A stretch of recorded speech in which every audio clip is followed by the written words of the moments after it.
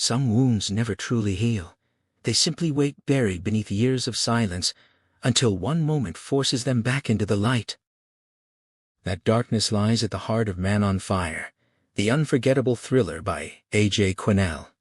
Inspired by the growing wave of kidnappings that plagued parts of Italy and Europe during the late 20th century, Quinnell imagined a broken man standing between innocence and unimaginable violence, a story not just about revenge, but redemption. First published in 1980, the novel went on to captivate readers around the world, selling millions of copies and earning its place among the great modern thrillers. By then, Quinnell had already built a reputation for hard-edged suspense and morally complex heroes, with works like The Mahdi helping establish him as one of Britain's most respected thriller writers. And the story's power reached far beyond the page, inspiring multiple adaptations, including the acclaimed 24 film starring Denzel Washington and Dakota Fanning, directed by Tony Scott. As you settle into this journey, remember that this is a third-person retelling of the story, not a word-for-word reading of the original book. The visuals in this video are created using today's technology. They may not always perfectly match every scene from the story, but they are designed to help you visualize the world and atmosphere as you listen. And as the story unfolds, you'll discover fascinating facts about the novel, its author, and the adaptations it inspired, along with behind-the-scenes details that reveal how this gripping tale found its way into popular culture. Now, step into a world where loyalty, loss, and vengeance burn with equal intensity. The story begins.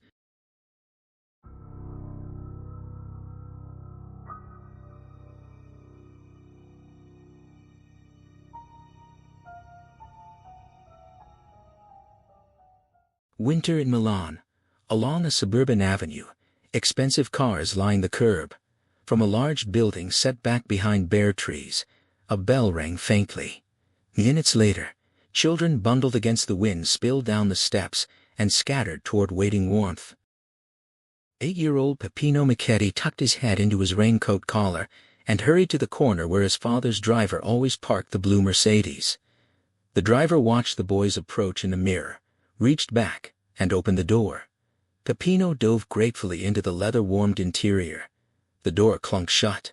The car pulled away. The boy struggled out of his raincoat, and only when the Mercedes reached the next corner did he look up and realize the man behind the wheel was not Angelo.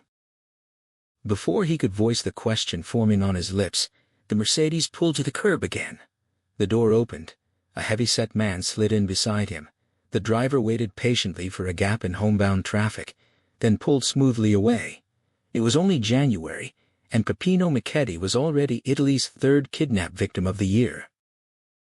In the Corsican port of Bastia, unseasonable warmth prompted one bar owner to set chairs and a table on the cobbled pavement. A solitary man sat drinking whiskey, watching the dock where the ferry to Livorno prepared for sea. He had been there 2 hours, calling inside often enough for refills that the owner finally brought out the bottle and a large plate of black olives. Across the road, a small boy sat on the curb, watching intently as the man steadily washed down olives with whiskey. Quiet season, few tourists. The stranger was the only thing occupying the boy's attention. Something about him sparked curiosity, a stillness, an air of isolation. His eyes did not track the sparse traffic. They simply looked across the road toward the docks and the waiting ferry. Occasionally, he glanced at the boy's eyes without interest set into a square face. A vertical scar marked one brow. Another traced his chin. But it was the eyes that held the boy set deep and wide, heavy-lidded, narrowed, as if against cigarette smoke, though he wasn't smoking. The boy had heard him order whiskey in fluent French, yet guessed the man was not French. His clothes, dark blue corduroy trousers, denim jacket over a black polo neck looked expensive but well worn. So did the leather suitcase at his feet. The boy had plenty of experience sizing up strangers, especially their financial worth. This one confused him. The man glanced at his watch, poured the last of the whiskey, swallowed it in one motion, picked up his suitcase, and walked across the street. The boy sat still on the curb, watching him approach. The body matched the face square, but only when the man drew close did the boy realize he was also very tall, well over 6 feet. His walk seemed curious for such bulk light, with the outsides of his feet hitting the ground first. The man glanced down as he passed. The boy turned and noticed that despite all the whiskey, the stranger walked naturally, steadily. The boy jumped up, ran across the street, and scooped up the half-dozen olives left on the plate. Half an hour later, he watched the ferry warp away from the dock. Few passengers. He spotted the stranger standing alone at the stern rail. The ferry gathered speed. On a whim, the boy waved, too far to see the man's eyes now, but he felt them on him. Then he saw the hand lift off the rail and give a brief acknowledging gesture. Warmer still in Palermo.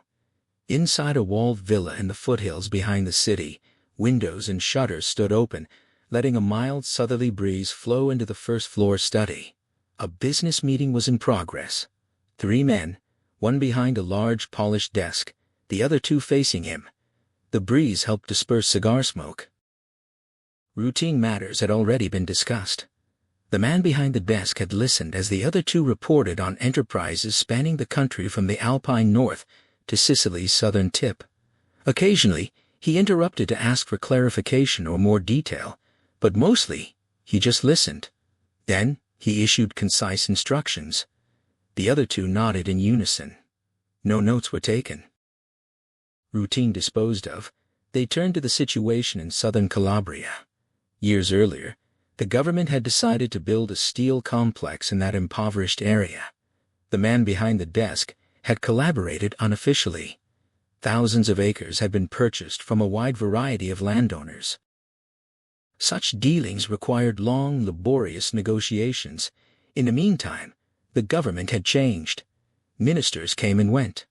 The Communist Party began questioning the project's feasibility. The man behind the desk felt irritated.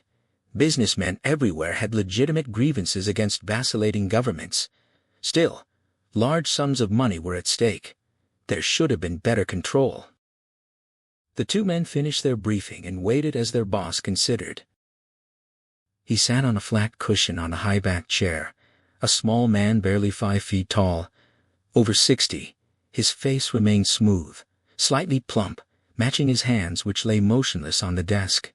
He wore a beautifully cut dark blue 3-piece suit that disguised his slight corpulence. His lips, thick for his face, pursed slightly in thought. In appearance, he was sleekly small. He reached his decision. He announced they would withdraw. He foresaw more problems. Don Mama would have to take full responsibility. The 2 men nodded. The meeting over, they rose and moved to the drinks cabinet. The small man poured 3 glasses of Chivas Regal. He offered a toast. The other 2 returned it in unison, addressing him as Don Cantarella. She looked out through the French windows and across the lake. The lights of the Hotel Villa d'Este on the far banks shimmered on the smooth water. A woman of classic Neapolitan beauty, with petulance showing in her mouth wide, full-lipped, dominating her face. High cheekbones, large slanted eyes, a cleft chin balancing a rounded forehead, heavy ebony hair hung straight, ending in one inward curve at her shoulders. The curves continued down through a slim neck to a narrow-waisted, long-legged body, full and high in the breast. She wore a simple straight dress tied at the waist, cut square across the shoulders, its richness in the knitted silk and dark blue printed pattern. Her skin had depth, like velvet under glass. Her beauty controlled her mind. From an early age, it had let her walk different paths than most women. A weapon, a vehicle to travel through life, an armored vehicle protecting her from discomfort and indignity. She had a good mind, and in a body even slightly less beautiful, it would have been free to expand and see beyond the circle of light her beauty illuminated. But when the vehicle moved, the shadows pushed back, and she could not see them. Such women must be self-centered. Eyes watch them. Ears listen. If the character is strong enough to survive until the beauty fades, it may emerge independently, but such transitions are rare. Fading beauty usually brings a grievance that nature should take away what it once gave. The door opened behind her. She turned as a girl entered. They could only be mother and daughter, the child, an embryonic cameo of the woman, still leggy and skittish, her face pale and animated, open in her innocence.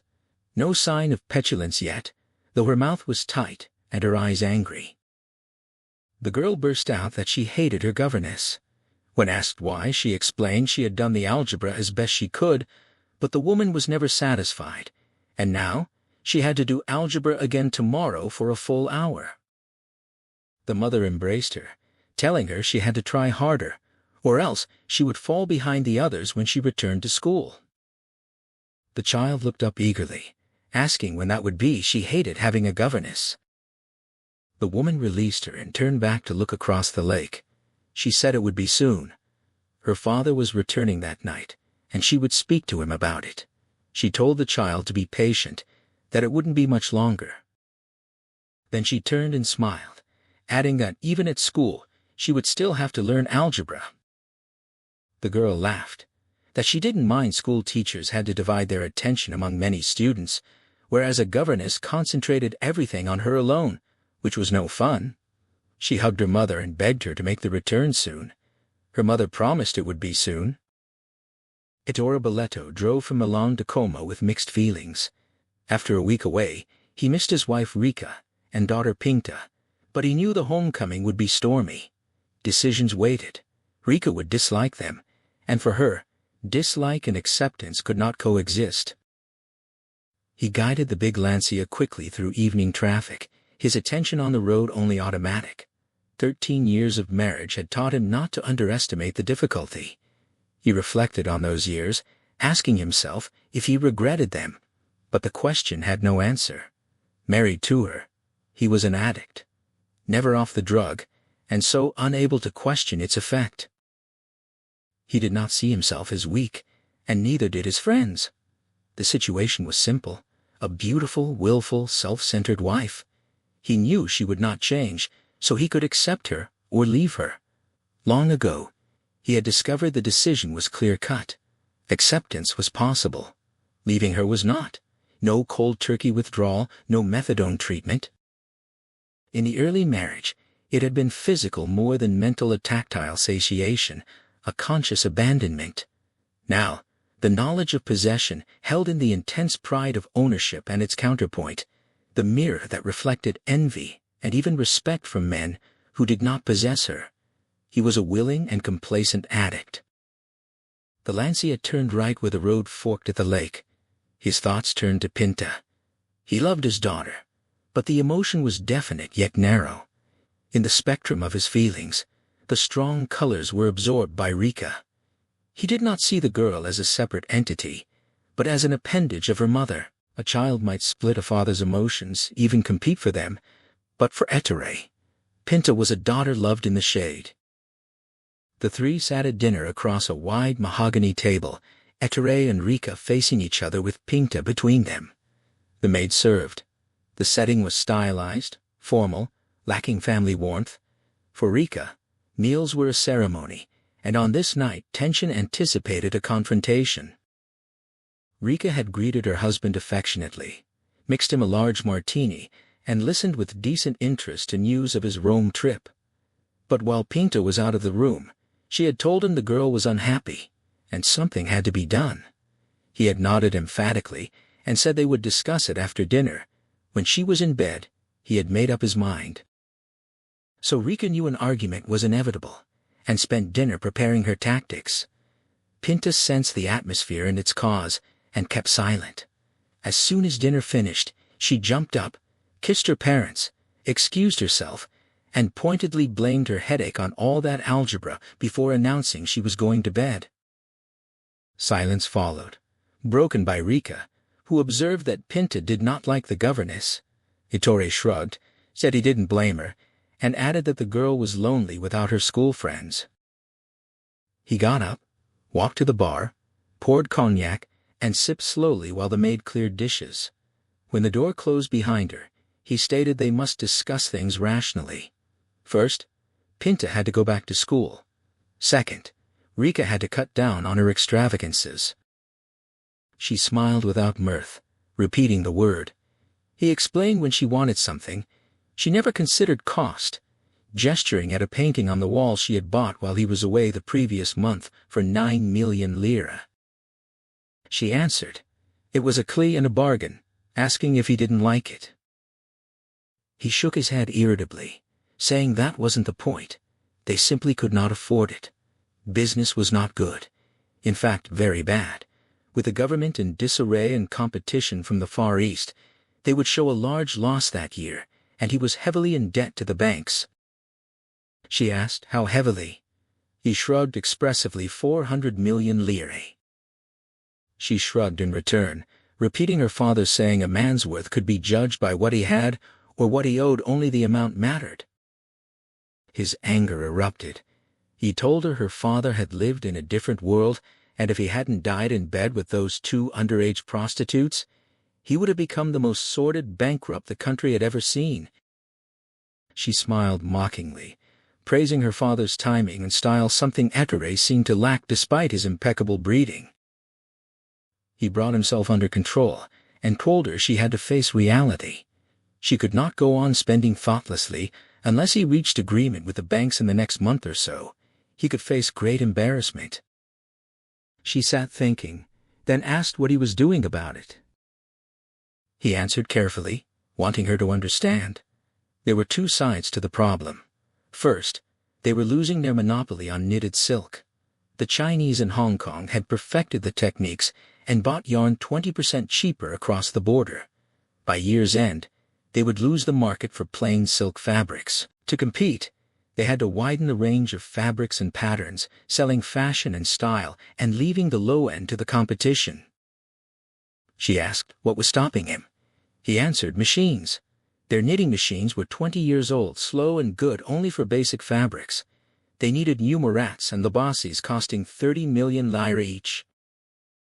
She asked if the bank wouldn't help. He turned back to the bar, poured more cognac, then explained the second problem. The mill was already heavily mortgaged, along with the house and the Rome apartment. He needed a new loan for the machinery, and it had to be guaranteed from outside. That was what he was working on. She asked if he had talked to Vico.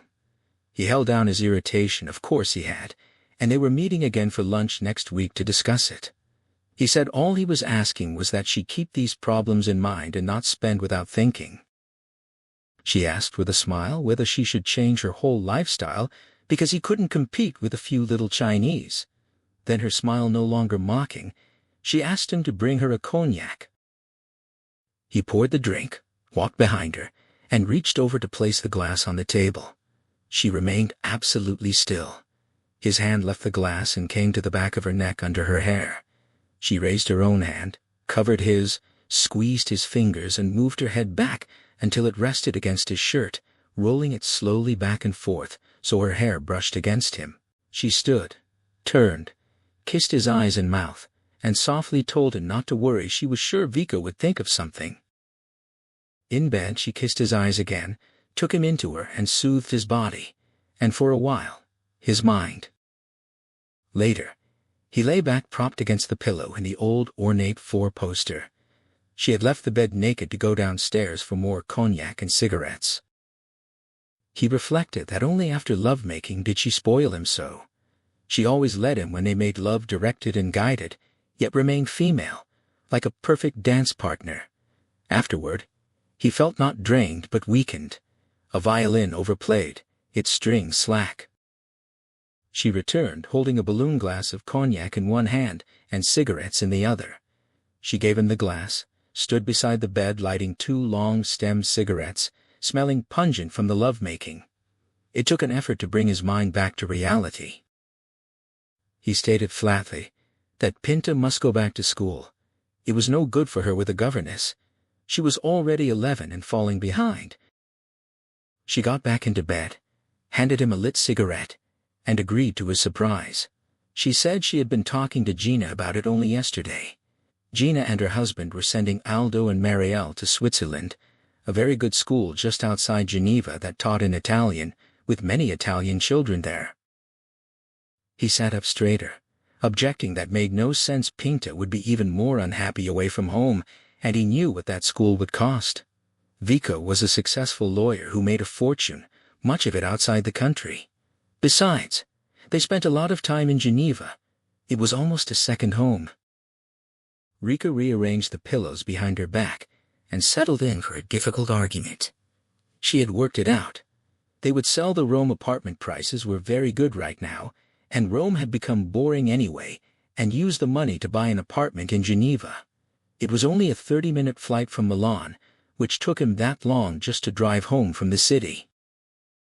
He sighed, but she continued. She got very bored at home in winter, and he was away so much or staying over in Milan. She could spend a lot of time in Geneva, be with Pinta on weekends, and he could fly over on weekends as well. She ended on a rising note of utter reasonableness. Ettore answered impatiently, reminding her that the Rome apartment was mortgaged. Selling it would send all the money to the bank, and the bank would not relent it to him, especially for property outside the country. He added that Geneva was the most expensive city in the world, with property prices double those of Rome. Even if he could do as she wished, all they could afford would be a very small place that she, of all people, could never bring herself to stay in, not even for a weekend. A long, cold silence followed while Rika digested this.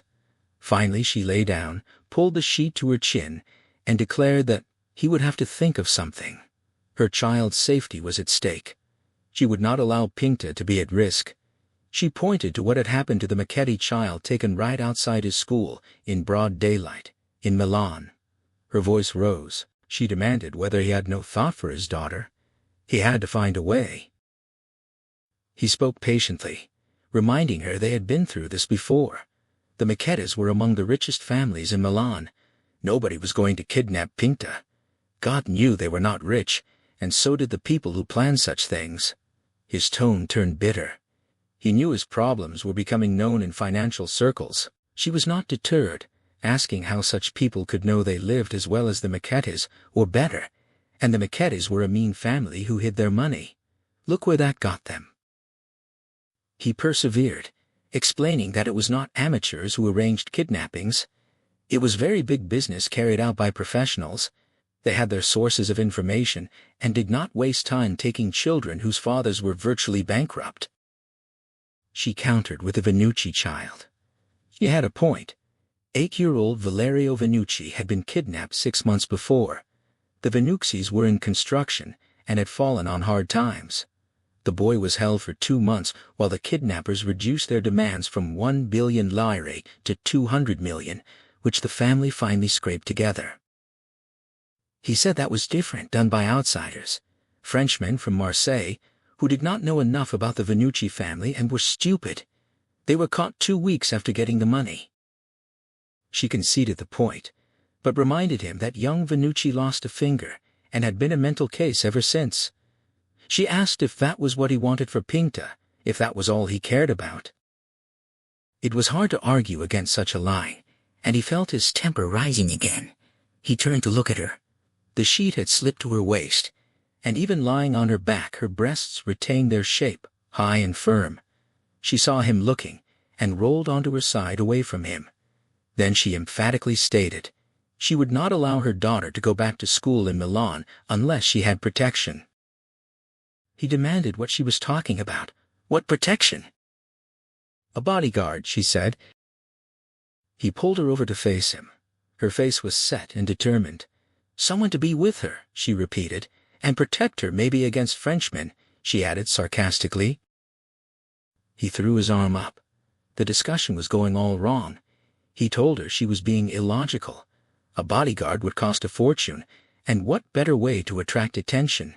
There were thousands of children going to school in Italy whose parents were richer than they were, and they did not have bodyguards.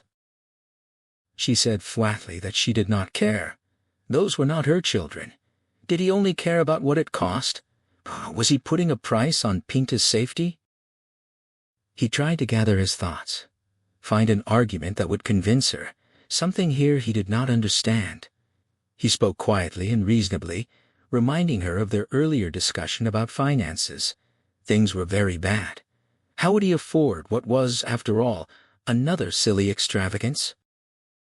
She glared at him, insisting that Pinta's well-being was not an extravagance, not a painting on the wall, a dinner party, or a new dress. Besides, the Eridos and the Carolines, even the Torellas, had hired bodyguards for their children. It was out in the open now.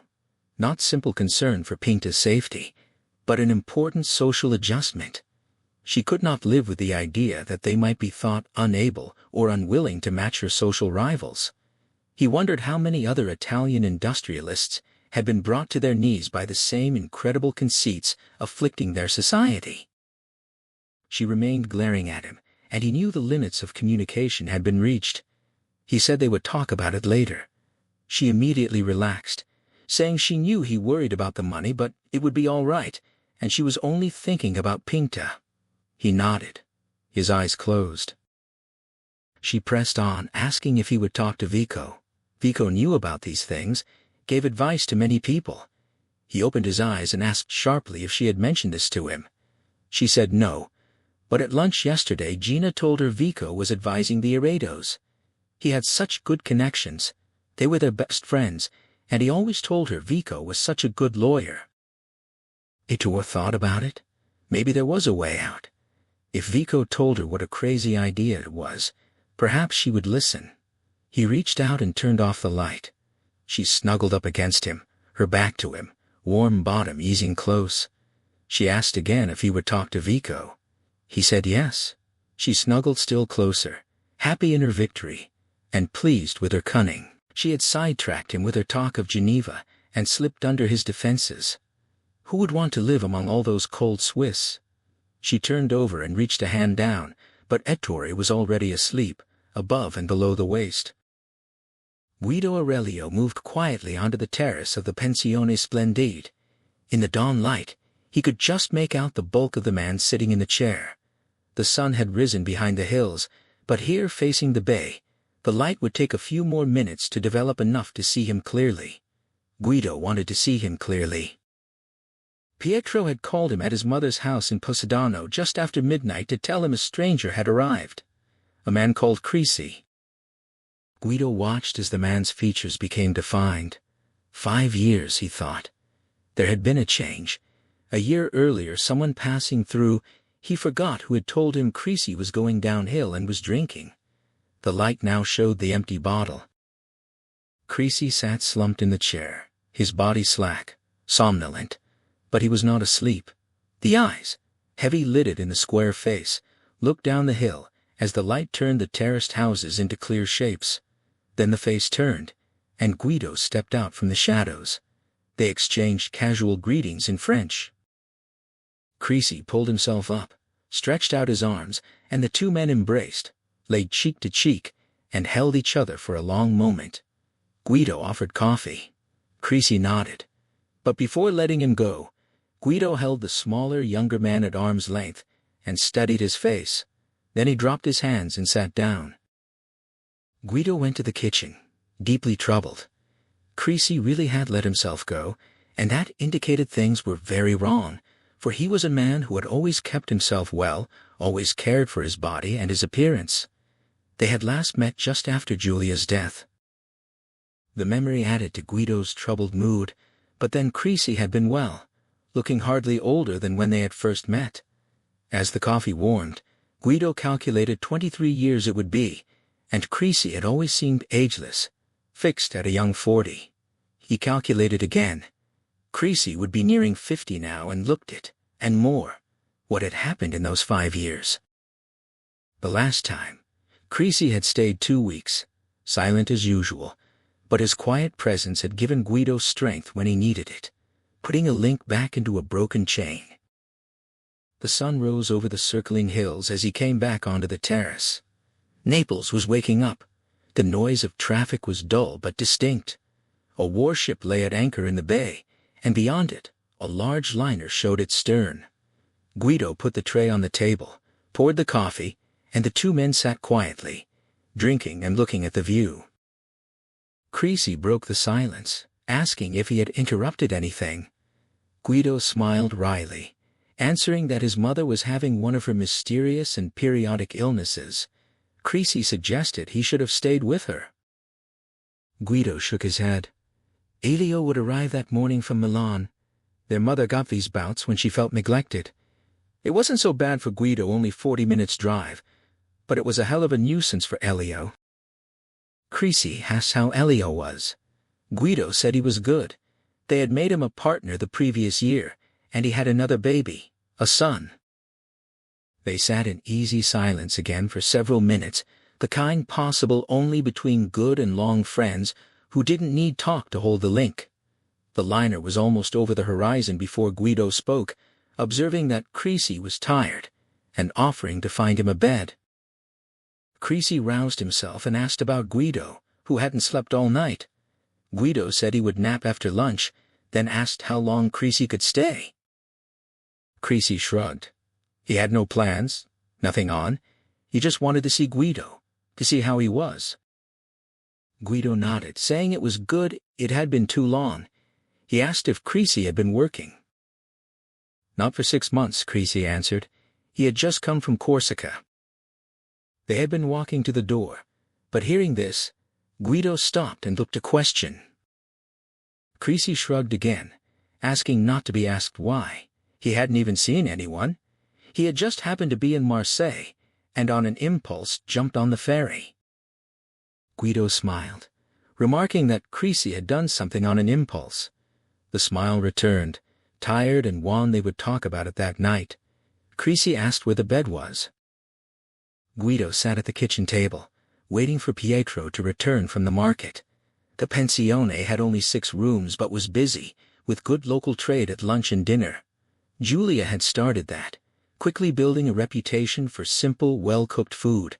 Her Maltese-style rabbit stew became well known, and she soon mastered the local dishes. After her death, Guido carried on and found to his surprise that he too had a touch. The clientele had stayed first, perhaps out of sympathy, later because of the merits of the food. Guido wondered what had happened to Creasy. He had never been easy to understand, but Guido knew him better than anyone. He doubted it could have been a woman. In all the years, there had never been a woman to affect Creasy in more than a passing way. Even 20 years before, when Creasy took up with a French nurse in Algeria, Guido thought she had been special, but after 3 months, she moved on. She had remarked to Guido that trying to reach Creasy was like trying to open a door with the wrong key. It went into the lock but wouldn't turn. Guido repeated that to Creasy, who only said maybe the lock was rusty. Guido also doubted that Creasy had been involved in any event that had traumatically marred him. After a lifetime of events that would leave few men unmarked, Creasy had always been just Creasy. He lay sleeping now in Guido's own rooms. After 10 minutes, Guido looked in on him. Creasy lay on his side, the sheet at his waist in the heated room, and Guido examined him covertly. The body was slack with a faded tan, and all the scars were old scars. The back laced with faint pale wheals curving around to each side of the stomach, small puncture marks under the left ribs, the backs of the hands mottled with marks of old burns. He knew that underneath the sheet, one leg had a badly stitched scar above the knee stretching almost to the groin. The face had not escaped a thin scar going vertically from the right eyebrow to the hairline, and another smaller one on the left side of the jaw. They were all familiar to Guido. He knew their histories. There was nothing new.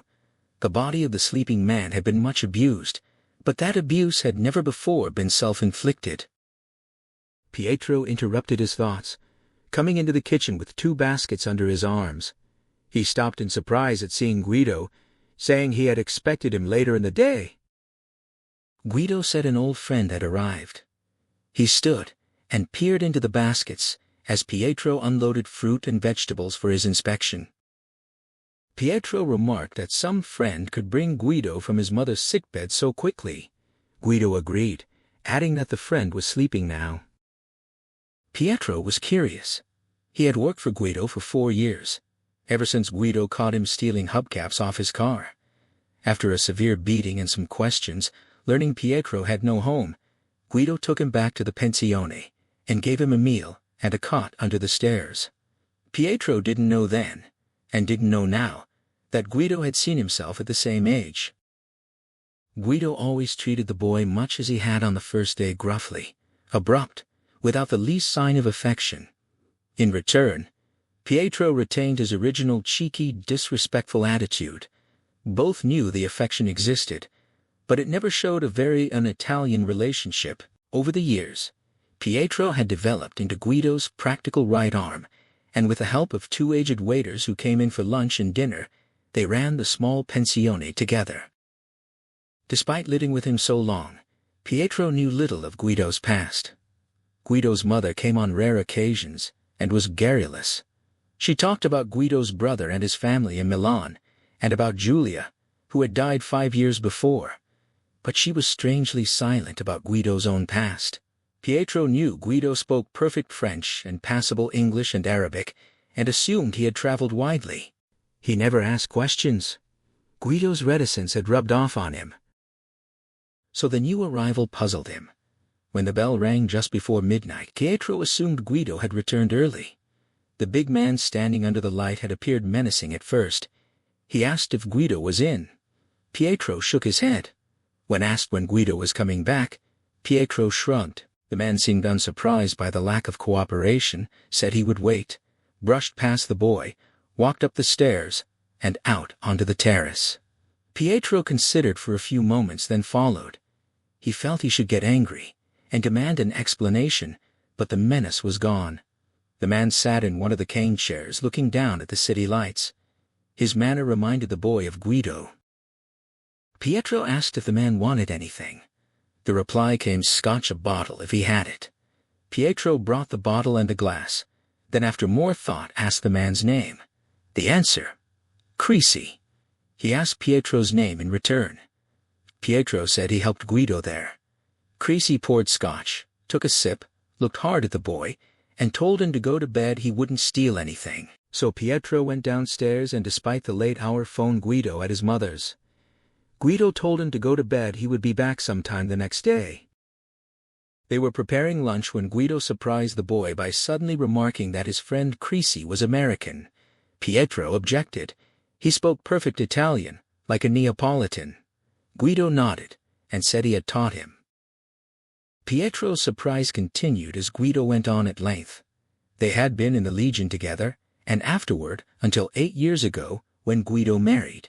Pietro asked if he meant the Foreign Legion, the French one. Guido confirmed it. The boy became excited, conjuring all the wrong images: sand dunes, remote forts, unrequited love. Guido said he had joined in 1955 in Marseille, smiling at Pietro's keen interest. He was in for 6 years. He stopped chopping vegetables, his normally impassive face softening slightly at the memory. It wasn't like Pietro thought it never was. They were good years. The best. It was Creasy's arrival, and the boy's obvious curiosity that triggered Guido's memory and took him back to 1945. 11 years old. A father dead in North Africa. A 6-year-old brother, always hungry, and his own hunger. A mother whose faith and fatalism were such that her only answer to catastrophe was to pray harder and longer in the church at Positano. Guido had no such faith. He walked the 50 kilometers to Naples. He knew the Americans were there, and so food was there. He became one of the army of scroungers, and discovered a gift for it. A keen intelligence. What he couldn't beg, he stole. He quickly established himself with a corner of a cellar to sleep in among 6 other urchins, and he learned the ways of the Americans, their weaknesses and generosities. He learned which restaurants they ate in, which bars they drank in, the brothels and women they sated themselves in. He learned the best time to beg when drink fueled their generosity, and the best time to steal when sex and desire diverted their attention. He learned every bend and corner of the narrow cobbled streets, and he survived. Once a week, he walked the coast road back to Positano, carrying chocolate and money and tins of meat. Elio no longer went hungry, and his mother prayed and lit candles in the church, her faith justified, her prayers answered. Hunger and necessity were poor teachers of morality. A society that cannot provide the basics of life does not get its laws obeyed. Guido never went back to live in Positano. Naples was his school, his breadbasket, the horizon of his future. First, he just survived. living like a rodent on the city's refuse. After the mere fact of survival, his intelligence took him on. By 15, he led a dozen others like him, organized into a gang that stole anything that couldn't be bolted or cemented down. Childhood simply passed him by. He knew nothing of children's games or childlike emotions. Right was first survival, then possession. Wrong was weakness and getting caught. He learned early that boldness was the key to leadership. Others watched and waited, and when they recognized boldness, they followed. The Americans liberated the city, and they liberated crime. Under the fascist first Italian, then German criminals had lean pickings. Without the protection of fair, democratic, and therefore pliable justice, they lost their power. Even the biggest and most highly organized criminals were shot or thrown into jail, along with many innocents. The Americans released the innocents and the criminals with them. Justice and crime returned to Italy hand in hand. By the early 1950s, the organization had clicked back into place. Prostitutes, many coerced by hunger, were brought under control. The bosses assigned districts, designated pimps, and took their percentages. Wartime damage was repaired. Martial aid funded reconstruction, and the bosses took their cut. Restaurants, shops, taxis, and landlords began making profits again, and the bosses protected them against criminals and were naturally paid for the service. Guido fit neatly into this pattern. With his well-organized gang of adolescents, he operated as an instrument in the reborn structure. He was recognized and rewarded as a coming young man. His particular asset was violence calculated, but seemingly mindless in execution. He had learned early that unexpected pain was the quickest way to get someone's attention. He used to tell his followers always to retaliate first. He was assigned an area behind the docks. His main job was to emphasize to local small businessmen that protection was necessary. Having provided proof, he then provided protection. He prospered, and as an additional reward was allowed to operate on the docks themselves. He and his gang practiced larceny on a grand scale. As supplies and equipment for post-war reconstruction poured through the docks, a gratifying amount was diverted and usually resold to its original consignees. With accumulated profits, he bought the building that housed the present pensione. It had been the house of a moderately wealthy merchant, spacious and well-built, with a fine large terrace overlooking the bay. The merchant died. His two sons had been fascists, and in the confused situation at war's end, they too died. The house passed to a nephew, who had also been a fascist but not confused. He decided to go to America, and with the money from the house was able to arrange the necessary papers. Guido bought the place in his mother's name, since he was still a minor. Then he partitioned the large rooms and turned it into a brothel for the exclusive use of American officers. It did well, and was known familiarly as the Splendide. Guido's mother, unknowingly but happily, banked the profits and lit candles in the church. By 1954, Guido had positioned himself to move up within the structure and foresaw a long rising career. But as the bosses above him prospered, they argued, and finally they fought. The nationwide structure had not yet become as solidified and disciplined as in peer fascist days. The old southern bosses had not yet imposed their authority. They had just begun to do so in Rome and the industrial north, but they left Naples for last. It was traditionally the least tractable city in Italy, and its criminals were no exception. Two factions struggled for power in Naples. Guido had to choose, and so made the first mistake of his budding career. He aligned himself with a boss called Vagnino, natural perhaps, as Vagnino's strength lay in prostitution and the docks. But Vagnino was old, had spent too long in prison, and lacked will. The war went badly for Guido and his gang, being low in the scale. They were in the forefront of the battle. Within a month, half his gang were dead or had deserted, and Guido himself was in the hospital, his back and buttocks pitted with lead from a shotgun blast. He was lucky. He could have been facing the other way. While he lay on his stomach, his mentor Vagnino, tired and careless, ate dinner in the wrong restaurant and was shot dead before finishing the fritto misto. At this point, the police made a belated show of authority. Newspapers and politicians demanded action. Deals were struck between the victors led by one Floriano Conti and the public prosecutor. Evidence was provided, and an assorted dozen low-echelon operators were tried and sent to prison. Guido was among them. Sitting stiff and sore in the caged box, he heard the judge sentence him to 2 years. He was 18 years old. Prison was a terrible shock. Not the hardships or indignity his upbringing had prepared him for that.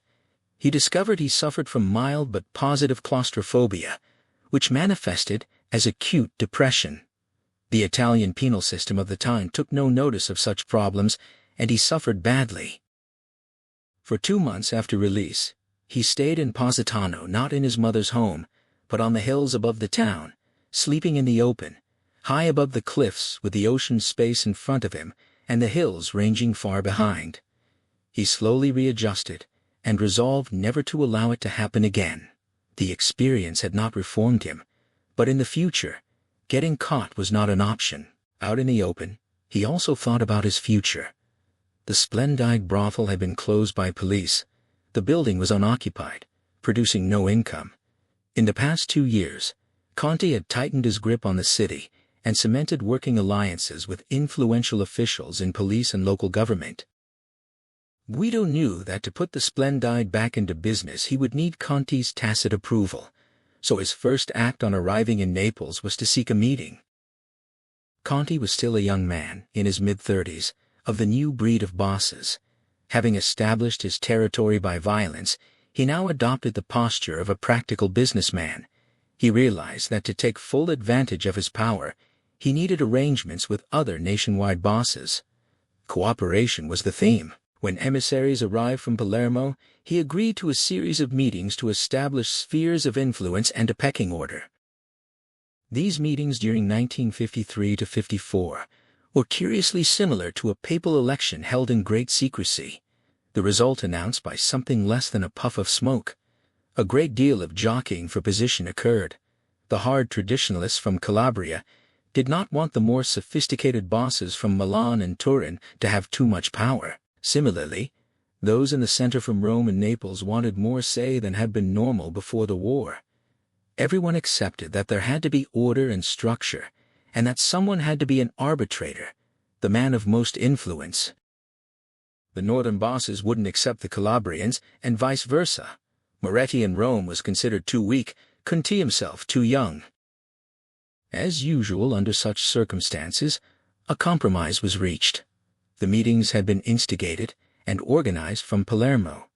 The boss there was Cantarella Small, dapper, a diplomat, quietly determined to re-establish Palermo as the fountainhead. He had read the signs properly. The compromise installed him as interim arbitrator. None present fully appreciated his cunning and political genius, and they would not realize that over the next 20 years those gifts would sustain and strengthen his position. The scene was set for a long period of relative peace and great profit for all concerned. Guido was surprised and gratified by the warmth of Conti's greeting, and impressed by the businesslike offices. The savagery of 2 years ago truly seemed past. Bygones were bygones, Conti assured him. Things were different now. Certainly he should reopen the Splendide. They would cooperate. Financial arrangements would be made. Guido left feeling confident. His confidence was misplaced. Conti had not forgiven. Guido and his gang had been the most lethal arm of the opposition, and Conti would not allow him to re-establish himself. But one of the first edicts from Palermo was that internal fratricide be kept to a minimum. Conti did not yet feel strong enough to defy the new arbitrator. He had an obvious solution: let Guido reopen his brothel, and at an appropriate time Conti would withdraw his protection. The police would do his job for him, and his connections in the judiciary would ensure Guido was put away for a long time. A modern, progressive solution. Guido did not explain all this to Pietro. He started his story at the point when he received a tip-off that his protection had been lifted, and the police were coming for him. He never knew who called him that night, but obviously Conti had his own enemies. It was a terrible moment. He realized Conti had not forgiven and reviewed his options. Bleak he could hide, but not for long. Either the police or Conti's people would eventually find him. He could fight, but couldn't win. Finally, he could leave the country. He never considered trusting himself to the courts. Prison was not an option. He wrote to his mother, giving her the name of an honest lawyer in Naples, and instructing her to have that lawyer rent out the property and ensure the proceeds supported her and Elio's continued education. He told her he would be away, perhaps a long time. Then he went down to the docks where he still had friends who could hide him, if only for a few days. His mother received the letter the next day and went to the church to pray. That same night, Guido was smuggled aboard an old freighter. 2 nights later, he was smuggled off in Marseille. He was 20 years old, with little money and no prospects. The next day he signed on with the Legion. Within a week he was in Algeria at the training camp at Sidi Bel Abbès. Pietro asked if he was frightened, if he knew what to expect. Guido shook his head and smiled briefly at the memory. He had heard the usual stories and thought it would be terrible, but he had no choice. No papers. He couldn't speak anything but Italian. Very little money. Besides, he figured after a year or two he could desert and come back to Naples. It hadn't been like the stories at all.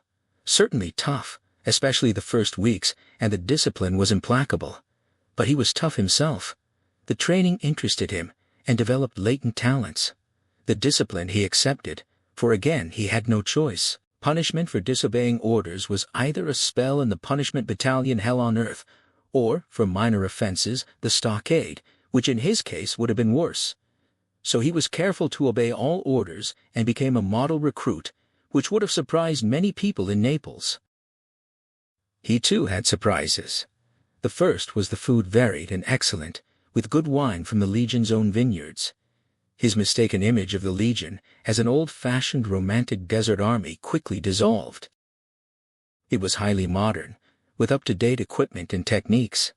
Its officers were the cream of the French army. Its non-commissioned officers, promoted from the ranks, were veterans of Europe's armies, battle-hardened worldwide. A large German contingent whose collective memory went back only to 1945. East Europeans who didn't want to or couldn't go back behind the Iron Curtain. Spaniards who might have been debris from the Civil War. A few Dutchmen and Scandinavians, several Belgians, some probably French, as French citizens were not accepted except as officers. Very few Englishmen, and only one American. The Legion was reconstituting after the shambles of Vietnam and Dien Bien Phu.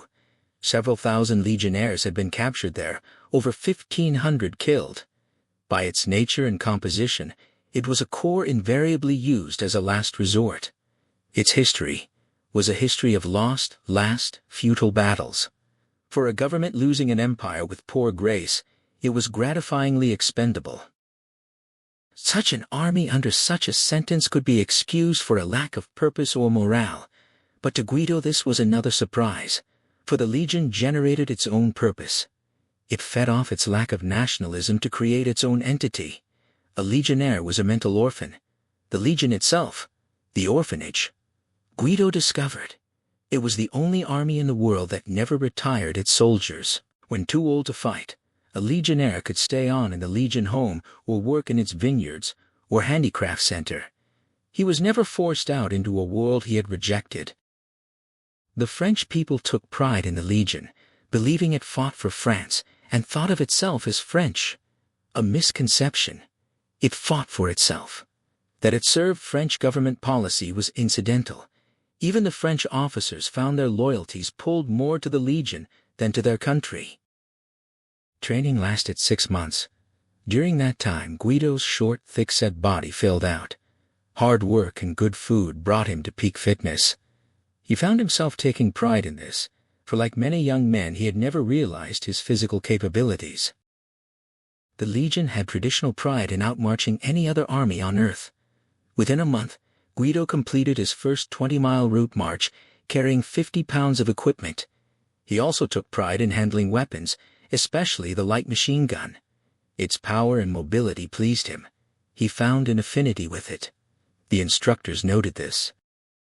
A period of mental adjustment. He had always been taciturn and self-contained, and this deepened. He made no friends among the other recruits, the only Italian in his intake. Struggling to learn French, he felt out of place.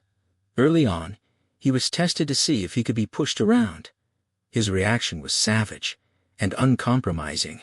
A big, mean, hard Dutchman needled him a point too far. Guido retaliated first, and the Dutchman took a painful beating. He had not broken discipline. The training ends allowed this. They wanted to know who could take it. After that, Guido was left alone. The instructors guessed the Italian might develop into a good legionnaire. After training, he volunteered for the elite 1st Paratroop Regiment based at Zeralda, 20 miles west of Algiers. The Algerian War was building into a major confrontation, and the Legion was naturally at the forefront. The 1st REP would become the most successful and feared unit in the French army. Guido was assigned to B Company. The company sergeant had just returned to active service after 9 months in a Viet Minh prisoner of war camp captured at Dien Bien Phu. He was the American Creasy. Several months passed before the two men recognized the empathy between them. A gap at first. Guido, an untried legionnaire, Creasy, a decorated veteran of Vietnam, and a top sergeant. But similarities of character, both taciturn and introspective, shunning normal contact, intensely private, in an environment where privacy was hard to find. The first time Creasy talked to him beyond issuing orders was after an action near a town called Palestro. A patrol of French conscripts had been ambushed by the Front de Libération Nationale. Many were killed. The Legion went after them, and the 1st REP caught up. B Company was dropped to cut off the escape route. Guido saw action for the first time. Confused by the noise and movement, he quickly settled down and used his light machine gun to good effect. The FLN unit was wiped out. That night, the company camped in the hills above Palestro. As Guido ate his field rations, Creasy came over, sat beside him, and talked a little. Only the gesture of a company sergeant letting a new man know he had done well in his first action, but Guido felt good with the contact. He already had deep respect for Creasy Universal and the Legion. Creasy was known as the complete legionnaire, expert with all weapons, a natural tactician. Guido knew Creasy had fought 6 years in Vietnam, and before that, had been in the U.S. Marines for how long nobody knew. His favorite weapons were the grenade and submachine gun. He always seemed to carry more grenades and spare magazines than anyone else. Shortly after Palestro, the company was again dropped behind a retreating FLN unit. This time the FLN escaped. Again at evening meal, Creasy brought his rations to sit with Guido. They talked about small arms and effectiveness. Guido always carried a pistol and 4 spare clips. Creasy told him it was wasted weight. A pistol was useful only if concealed. In combat, concealment was unnecessary. The submachine gun was the perfect weapon for close combat. Creasy advised him to forget the pistol and carry more spare magazines for his SMG. Guido was a willing pupil. Having decided he liked the life, he was determined to succeed. And in Creasy, he recognized the perfect teacher. He had heard the remark of legendary Colonel Bigeard after watching Creasy retake a position at Dien Bien Phu, the most effective soldier he had ever seen. So Guido took the advice to heart and modeled himself on his sergeant. By the time the Battle of Algiers started in January 1957, he had made his mark and been promoted to Legionnaire First Class. A year later, he too was an NCO, and the friendship between the two had grown into a recognizable pact. A slow process. Both had long emotional antennae that probed carefully, at first unaware of the process. Few words exchanged, these related almost entirely to military subjects. But as Guido's knowledge increased, the conversations became less teacher to pupil, and more discussions between equals. Both noticed the silences were never oppressive or strained, and this brought the surprising realization that each had found a friend. At that time, Colonel Dufour commanded the regiment. As the war's pace quickened, he recognized both men's ability and their friendship. The 1st REP was constantly in action, and Creasy and Guido were put together with their units whenever possible. They made a formidable partnership, becoming well known throughout the Legion. When it became obvious that de Gaulle was planning a political settlement, the white settlers, the Pieds Noirs, reacted furiously. They set up barricades in Algiers and defied the army. Many professional soldiers sympathized, especially the tough paratroop units who had borne the brunt of the battle. Gendarmes were ordered to clear the barricades. 2 paratroop units, including the Legion's 1st REP, were ordered up in support. Both dragged their feet. The gendarmes lost many dead and wounded.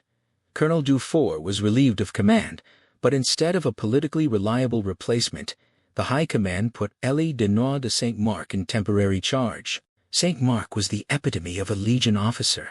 Tough, idealistic, uncompromisingly brave, worshipped by his men, able to lead them anywhere. He chose to lead them into the Generals' Rebellion of 1961 against de Gaulle. The 1st REP became the cornerstone of the generals' plans. They expected the rest of the Legion to follow, but miscalculated. Only the 1st REP under Saint-Marc acted against the government, even arresting the army commander-in-chief. The rebellion failed. On April 27, 1961, the 1,200 legionnaires of the 1st REP dynamited their barracks and fired all their ammunition into the air. The Pieds Noirs lined the route and wept as the Paras drove out of Zeralda, singing Edith Piaf's Je n'y regrette rien. The regiment was disgraced and disbanded. It had lost 300 men in the war for France, but de Gaulle was vengeful. Rank and file were absorbed into other Legion units. Officers fled to join the OAS, the underground extremist army, or surrendered to stand trial for mutiny. Senior NCOs were discharged, Crecy and Guido among them. They had done only what they had been taught: obey their officers. Pietro asked incredulously whether they had been kicked out even though they only followed orders. Guido shrugged. It was a time of great political passion. At one point, they had expected to parachute onto Paris itself and arrest de Gaulle. The French people as a whole were horrified with good reason. At that time, the Legion's strength was over 30,000 men. Nothing could have stopped them if the Legion had acted as a whole. He worked silently for a while, then continued. It was the first time the French realized what a threat the Legion could be to France itself. That was why, even today, the bulk of the Legion was based in Corsica and other locations outside mainland France. Pietro asked what they did then. Guido said he and Crecy stuck together. Their only training was military. He was still wanted by the police in Italy, and Crecy had nowhere to go. So they looked for a war, and found one in Katanga. Pietro repeated the name in question. Guido smiled, remembering how young Pietro was. He explained that Katanga had been a province of the Belgian Congo called Shaba now. When the Belgians pulled out in 1961, Katanga tried to break away. A different tribe. They held most of the mineral wealth. Many mercenaries went to fight there. They joined a French ex-paratroop colonel named Trinquier, who knew them from Algeria and was delighted to recruit such experienced men. So they became mercenaries. Not much change, really, except they missed the Legion. That shared sense of loss brought them even closer, their friendship developing into a bond rare between two people of the same sex. Their fighting skills soon became a byword among other mercenaries. They were so mentally tuned that they moved and fought as a single entity without apparent communication. They became particularly adept at laundering buildings, clearing the enemy in urban situations. They had their own techniques, giving each other cover, and moving from room to room or building to building in a rhythm so precise that other mercenaries would stand and watch in admiration. They brought the use of grenade and submachine gun to a fine art. When the Katanga secession failed, they joined other mercenaries in the Yemen under Denard, then moved back to the Congo as soon as Chambé returned from exile. Denard ran the French 6th Commando. Guido and Crecy fought throughout the messy, convoluted war until Mobutu triumphed. Then, together with hundreds of other mercenaries, they retreated to Bukavu, ending up interned in Rwanda under Red Cross auspices. They had to surrender their weapons. For Guido, the next 5 months were torment. Though they had plenty of room to move, the fact of restriction triggered his claustrophobia. To keep his mind occupied, Crecy taught him English, and Guido taught Crecy Italian. Guido found English hard-going, but Creasy proved to have a good ear for languages and quickly mastered Italian. They began speaking Italian together more and more until, about a year later, they switched to it completely from French. After 5 months in Kigali, they were repatriated to Paris. 2 weeks in the bars and brothels of Pigalle wiped out the bad memories, and they started looking for work. Mercenaries were not very welcome in Black Africa, and anyway, they thought a change of location might be stimulating. Apart from his months in the POW camp, Creasy had liked Indochina. When they received a tentative approach from a certain Major Harry Owens, U.S. Army retired, they listened with interest. The Americans were by then deeply involved in Vietnam and finding the going surprisingly tough. It was becoming apparent that sheer weight of manpower and ordnance might not be enough. The CIA had definite ideas on how to win the war, and with a huge budget, was busily recruiting and training private armies in South Vietnam and neighboring Laos. They needed instructors for Laos. Ex-sergeants of the Legion made excellent instructors. Creasy's experience in French Vietnam was an added bonus. So they found themselves in Laos, nominally working as loading supervisors for the CIA Front Company Air America, a charter firm supposed to ferry freight around Southeast Asia, but actually supplying equipment, food, and much else to the CIA's private armies. Creasy and Guido spent 18 months training Mayo tribesmen on the Plain of Jars. As things worsened for the Americans, the CIA responded by setting up intrusion units, mercenary groups that penetrated North Vietnam and Cambodia to harass Viet Cong supply lines. Creasy and Guido were promoted to such a unit, designated on the CIA computer at Langley Field as PUX-USP-40 Penetration Unit on American personnel containing 40 men. The computer considered it expendable. By late 1971, PUX-USP-40 had been expended to the tune of 30 of its original members. Creasy and Guido decided to take a long or perhaps permanent break. They had done 12 covert missions and picked up several wounds apiece. They had also accumulated a great deal of money. The computer had been generous. Meanwhile, Guido learned that the Naples police could be persuaded not to look for him if he returned, and that Conti, having prospered, had moved his base to Rome, leaving Naples to a viceroy with no great memory of events from 1953. The two mercenaries decided to take a trip to Europe so Guido could visit his family and check on his property. Then they would look around and see what offered itself. Guido found his Naples building in good repair, rented to the church as a dormitory for unwed mothers, a quaint link with its past. They stayed in Positano with his mother. Elio was in his last term at Rome University studying economics. Guido's mother, aging now, gave thanks in the church for her son's safe return and lit a dozen candles. Such generosity, she knew, would have its reward. Pietro, engrossed, asked if that was the end of his mercenary days. Guido said yes. The boy asked if they just stopped. Guido answered shortly that they went to Malta. He got married and came back here. Pietro knew he would learn nothing more for the time being. They worked on in silence. In half an hour, the first lunch customers would arrive. Ettore and his lawyer had lunch at Granelli's, sitting in the semi-privacy of an alcove table. They ate prosciutto with melon, followed by vitello tonato, accompanied by a bottle of vintage Barolo slightly too heavy for the veal, but Vico liked it, so that's what they drank. They discussed Ettore's financial problems. Vico was smoothly reassuring. Matters could be arranged. He would personally talk to the bank managers. Ettore must not be pessimistic. Ettore felt at a disadvantage. He always did with his lawyer. Vico Mensuti was urbane, handsome, immaculately dressed, and cynical. He wore a silk worsted suit with a faint pinstripe, tailored by huntsmen of Savile Row. His shirt was Swiss cotton voile, his tie Como silk, his shoes Gucci. Nothing synthetic about Vico, at least on the outside.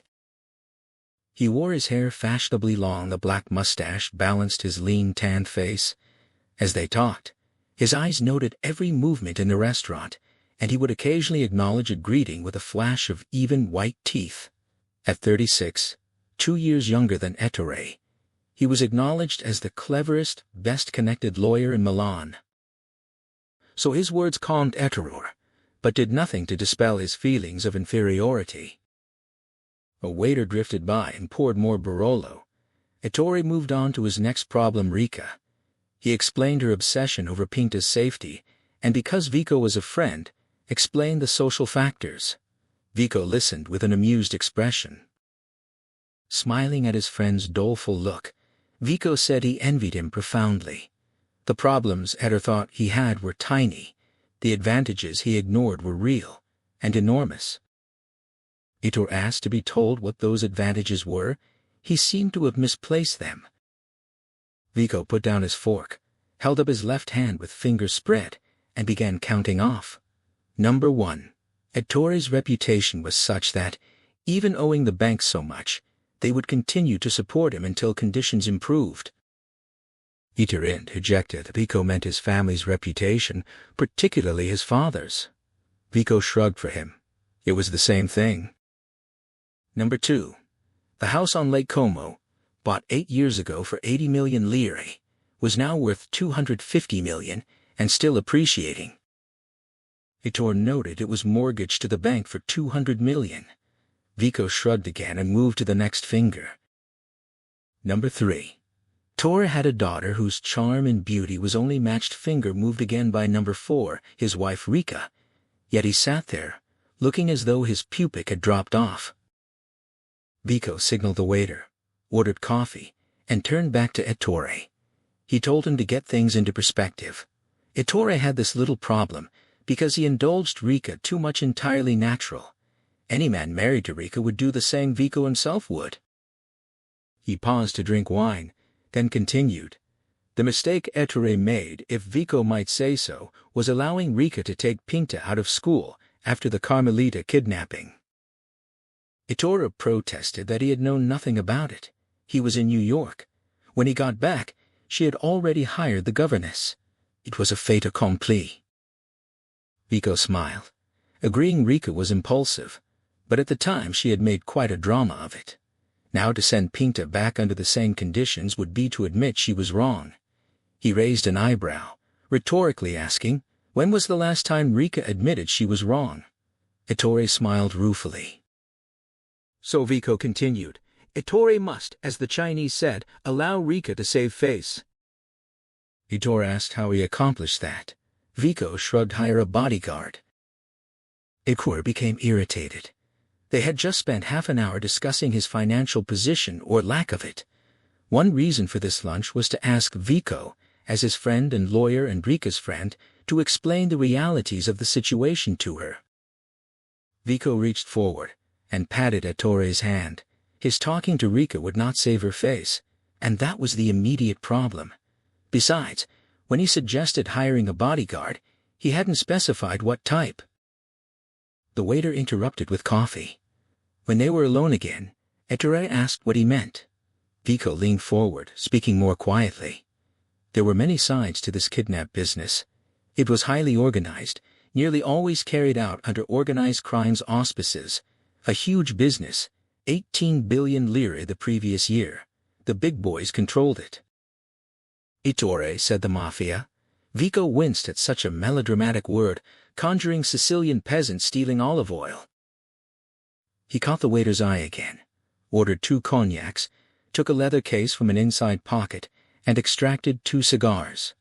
A small gold guillotine appeared from his fob pocket. The cigars were meticulously beheaded. He passed one to Ettore. The waiter returned with cognacs and a light. Vico favored him with a smile, puffed contentedly, and resumed. Most threatened families either sent their children abroad, usually to Switzerland, or arranged elaborate protection, specially guarded schools, bulletproof cars, and highly competent bodyguards. Ettore noted those were expensive bodyguards. Vico agreed about 30 million lire a year all told. Ettore raised his eyes expressively, but Vico continued unperturbed. Such bodyguards were supplied through specialized agencies. The best were international, with branches in several cities including Milan and Rome. However, a shortage existed due to all the terrorism in Europe. Red brigades, Red Army, Basque nationalists and so on. Really good bodyguards were hard to find, and prices were rising accordingly. Ettore interrupted, saying he understood, but that didn't solve his problem, just the opposite. Vico held up a hand, asking for patience. There was another aspect. As an additional purely financial consideration, many wealthy families took out insurance against having to pay ransoms. The government did not allow Italian insurance companies to write that kind of policy. They reasonably believed it might encourage kidnapping. However, foreign insurers were not so restricted. Lloyd's of London led the world in this coverage, collecting over £100 million in premiums the previous year. Two of their underwriting partnerships specialized. One even had a subsidiary that would negotiate with kidnappers. Very civilized and British. There were two conditions: premiums must be paid outside Italy, and the insured must never disclose he was insured for obvious reasons. Ettore, slightly bored, said it was very interesting but asked what it had to do with his problem. Vico pointed his cigar at him and asked if Ettore's factory was insured. Ettore said of course it was, and the beneficiary was the bank. Vico noted that when Ettore negotiated the premium, the rate depended on the amount of security provided. Insurers insisted on burglar alarms, but if a security service was provided, watchmen, even guard dogs, the premium rate was much reduced. The same applied to kidnap premiums. Because the rate was so high and the amounts very large, any saving was a major factor. He warmed to his subject. Consider a typical case. An industrialist took out kidnap insurance for 1 billion lire. The rate could be as high as 5%, 50 million. If, on the other hand, he hired a full-time bodyguard, the premium could drop to 3%, 30 million lire. So he saved 20 million. Ettore shook his head, pointing out Vico had just said a bodyguard cost 30 million lire a year. Where was the saving? Vico smiled. There existed premium bodyguards. They wouldn't do much to foil a kidnapping, but they allowed a lower premium rate, and they were cheap, about 7 million lire a year. Ettore said he didn't want to insure against a kidnapping that wasn't going to happen, but suddenly got the drift. Vico laughed at his change of expression. Now he understood. Hire one of these cheap premium bodyguards for a few months, then fire him for incompetence or something.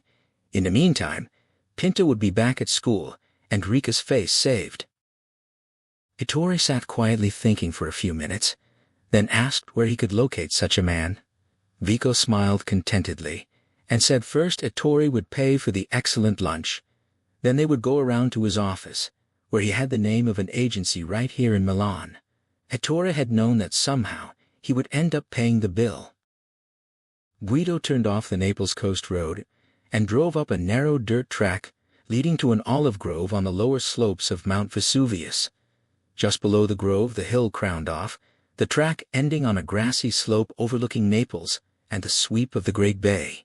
He turned off the ignition. Silence was complete. Late evening. The sun, blood red, was edging onto the horizon. He had been again to see his mother. The presence of her two sons had healed her. It would be at least another month before the symptoms reappeared. Guido had talked to Elio about Crisi's arrival 3 days before, and Elio had offered a possible temporary solution. Guido needed to think it out. The truth was that Crisi could no longer find a reason to go on living. He had reached the point where he could not generate even slight enthusiasm for a new morning. The night after his arrival, he had talked to Guido in his usual reticent, disjointed way, sentences related only by the silences between them, long pauses to think out and frame the next words. Guido had said nothing, just sat nursing a drink and letting his friend drag out his thoughts. The whole convoluted monologue was summed up at the end when Crisi said he just had the feeling he had lived enough, or too much. A lot had happened.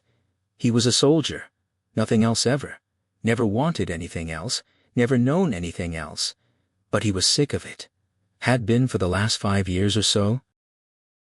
He had become embarrassed then.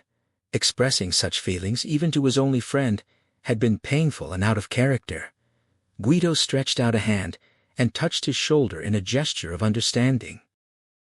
For Guido did understand completely. He had gone through the same thing after Julia's death. It had been 2 years before he could adjust to life without her. But the difference between them was fundamental. Guido had known a love and a happiness that sharply defined his outlook on life. Its clarity came partly from its unexpectedness. He had fought and killed, drunk and whored his way around the world with hardly a passing thought about the effect he had on others. He had long assumed that deep feelings, love, compassion, jealousy, possession were not inside him. His only feeling for any human being was for Creasy, and vaguely, his mother and brother.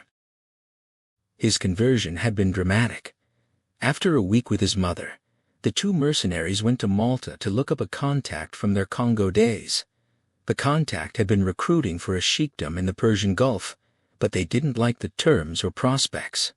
They decided to stay a few days and look around. They ended up on the sister island of Gozo, in a small hotel in a fishing village, warm and relaxing, friendly people.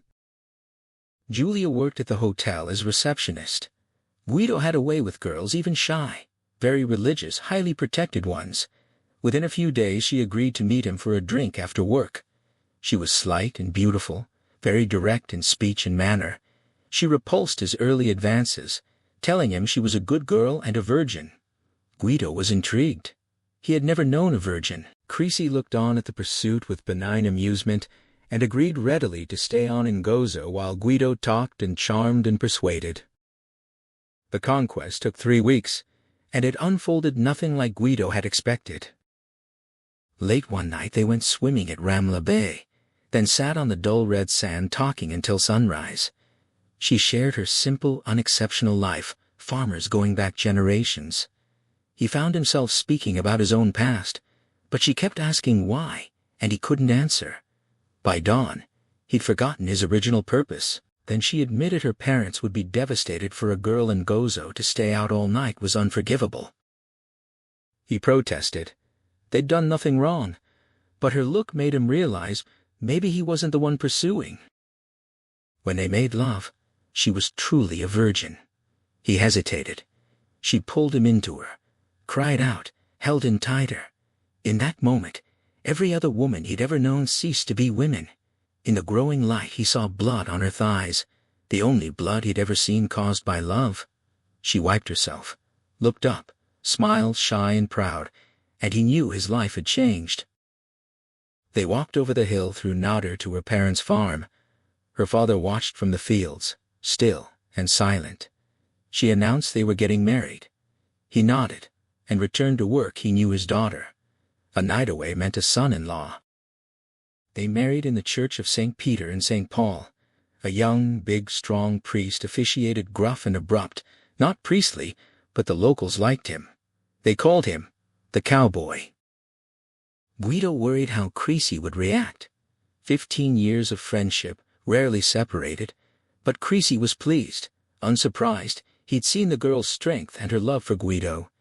He served as best man, silent, and gruff as the priest, then drank heavily at the feast, absorbing Guido's joy by proxy. Julia instinctively understood their bond. She saw Creasy as part of Guido. When they left for Naples, Creasy took them to the airport. He kissed her cheek. She held him a long moment, then pulled away with tears in her eyes. She told him their home was his home. He nodded, face strangely set, and offered a practical joke about Guido's snoring. Whistling shut him up. She smiled, unable to speak more. On the plane, Guido told her Creasy would find a war somewhere. Guido returned to Naples with his wife, bought back his lease, and opened the Pensione Splendide.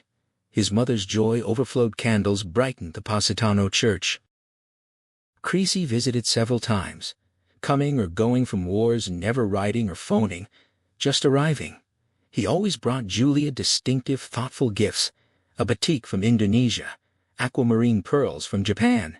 She treasured the intention behind them. He usually stayed a few days, relaxed, then announced his departure and vanished by morning. But once he stayed over a month, busying himself with small repairs. After dinner, the three sat around the kitchen table. Their conversation was compressed, whole sentences reduced to a word or two. She found much incomprehensible, especially talk of weapons. After each visit, Guido felt restless for days, then settled. On that last visit when Creasy announced he was leaving, she flatly invited him to stay for good, to make his home. Guido said nothing, he didn't need to. Creasy smiled his rare smile and said one day he might, fixing the wiring and painting monthly. They knew he meant it. Then Julia went shopping. A local football win sent fans convoying through the city, horns blaring. One car packed with 8 drunks lost control and smeared her against a wall.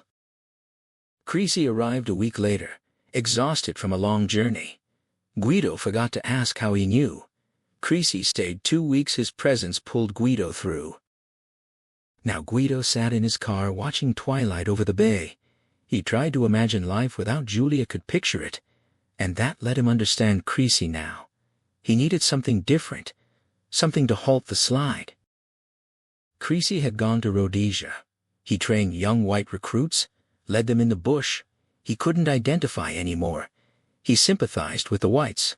They weren't bad people, just living in the wrong century, pioneers overtaken by time. But the war's futility stared him down. From Dien Bien Phu to Algeria to Katanga, back to Vietnam and endless circles, Rhodesia brought his whole past into focus. He saw his future as the same sequence, futile, an epitaph on his past, an adjective for his tomorrow. He lost interest. He drank heavily, let his body slacken. They took him off operations, made him an advisor. Charity. His pride picked him up and walked him out. He went to Brussels, then Marseille, then on impulse caught the ferry to Corsica, the Legion's base. An instinct led him there. Maybe the orphan could return to the orphanage. He arrived in Calvi, sat in the square with a drink. The barracks lay up the hill. Before he could decide, he heard Le Boudin, the Legion's marching hymn. A unit of recruits came around the corner, slow marching at 85 paces a minute. He looked at their young, scrubbed faces and felt 1,000 years old. When they passed, he finished his drink and walked to the station. Next day in Bastia, drinking by the docks, waiting for the Livorno ferry. He'd go see Guido. Maybe it wouldn't be futile. He watched passengers board, cross the road, past a boy. As the ferry pulled out, he stood at the stern. The boy waved. He waved back. "Goodbye, Corsica. Goodbye, boy." "A bodyguard," Guido said. Creasy looked blank. In the kitchen, Guido explained Elio's suggestion. His brother had prospered, qualified as an accountant, joined a Milan firm. One client was a security agency supplying bodyguards to industrialists. Great demand, shortage of trained men, excellent pay. Guido had demurred at first. Creasy was unfit, virtually an alcoholic, but Elio mentioned premium bodyguards, and Guido became interested, even though Elio admitted the pay was lousy. That didn't matter. Creasy had plenty of money. So Guido made the suggestion. Creasy repeated the word blankly. A bodyguard. Creasy called the idea crazy. In his current state, he couldn't guard a corpse. Guido explained the premium bodyguard concept again. Creasy remained unconvinced. Who would hire a drunk as Ben? Guido shrugged it off as a cost-cutting device. Creasy pressed. What if a kidnap attempt happened? Guido answered that Creasy would simply do his best. No one expected miracles. Creasy raised another objection. A bodyguard had to stay constantly close to someone, and he'd never been good at that. Guido smiled, and suggested he'd be the silent type. Some clients might appreciate it.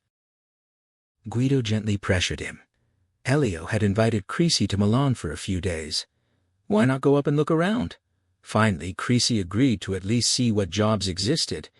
He went to bed shaking his head, muttering in disbelief about being a goddamn bodyguard. Guido wrote a long letter to Elio detailing Creasy's Legion career, his wars across Africa, the Middle East, and Asia, his familiarity with an extensive range of weapons, and his decorations. Italians were impressed by medals. He sealed it, and left it for Pietro to post, feeling more encouraged than he had since Creasy arrived. Driving toward Como, Creasy's new employer asked to see the gun. Creasy handed over the Beretta 84 without taking his eyes off the road. The Italian, Ettore, held it gingerly. He'd never touched a pistol before, and asked if it was loaded. Creasy's dry confirmation made Ettore hand it back quickly. Ettore had asked Creasy to drive so he could judge his capability. He was relieved to find Creasy drove smoothly. Finding a bodyguard to suit Rika's requirements had been difficult. She was delighted after her lunch with Vico, and immediately began planning. The bodyguard would get a large room at the top of the house. She and her daughter Pinta furnished it with a small table, easy chair, rugs. He would eat with the housekeeper and gardener in the kitchen. She listed his duties. Driving Pinta to and from school was most important. In between, he would chauffeur Rika to shopping and lunches. He'd need to be presentable, polite, respectful. She urged Ettore to hurry. The school term was starting, and she wanted to join him on an upcoming Paris trip. The first two applicants were unacceptable street toughs. The third was an obvious homosexual, which Ettore couldn't stand. He complained to the agency. They said bodyguards were scarce, you get what you pay for. Then they arranged a fourth applicant, an American. Ettore hadn't been encouraged. He expected a gum-chewing, crew-cut gangster. So he was pleasantly surprised when Creasy entered his office, scars on his square face, menacing eyes, but dressed smartly in a dark blue suit and beige shirt. Creasy carried a large manila envelope sealed with red wax, handed it over, and sat. His Italian was almost perfect, with a slight Neapolitan accent. Ettore offered coffee, something he hadn't done for the others. Creasy declined. Ettore broke the seal and read the file on Creasy's qualifications. When he finished, he studied the man for a long time. Creasy gazed back impassively. Ettore asked what the catch was. The flat reply, "I drink." Ettore asked how it affected him. Creasy answered honestly. It impaired coordination, reaction time, shooting accuracy. If Ettore were a rich man fearing attack, he wouldn't employ a man in Creasy's condition. But Creasy added that he only drank at night, and wouldn't be a nuisance. In the morning, he might feel bad but looked fine. As long as Rika didn't know about the drinking, Ettore saw no problem. He warned the pay was not good. Creasy shrugged. If top professionals tried to kidnap the girl, the service would match the pay. For amateurs, he'd probably frighten them off or kill them. Ettore doubted an attempt was likely. His wife was overreacting to recent kidnappings. Part of the duties would include transporting Rika. Creasy would have to become a little domesticated. He agreed, but warned he wasn't good at social chit-chat. He'd do his job best he could, that was all. Ettore smiled for the first time and asked if he could start immediately. He also asked if Creasy had a gun. Creasy confirmed the agency provided one. Ettore would need to give them a letter for the police permit, which would go on his bill. They walked to the door. Ettore said he was going up to Como tomorrow evening for the weekend. Creasy should be there at 6 with his things. No one was to know about the drinking problem, especially not his wife. They shook hands. Ettore couldn't be sure how long the job would last. 3-month trial period first. After that, they could review. Creasy might not even like the work. Entering the lounge, Creasy saw Rika by the French windows in a plain black dress, her face a white oval framed by ebony hair. Ettore introduced them. She offered a drink. Creasy requested scotch with a little water. While she crossed to the bar, Creasy and Ettore drove to the windows overlooking the lake. Creasy sensed Ettore's unease but didn't understand it. Rika brought the whiskey and a martini for her husband. She hadn't caught the name. Creasy. Not Italian? American. She frowned at Ettore, who quickly pointed out Creasy's excellent Italian. Disconcerted, she asked if he'd done much of this work before. Never, he said. Her frown deepened. Ettore interjected again about Creasy's extensive related experience. Creasy studied her with interest.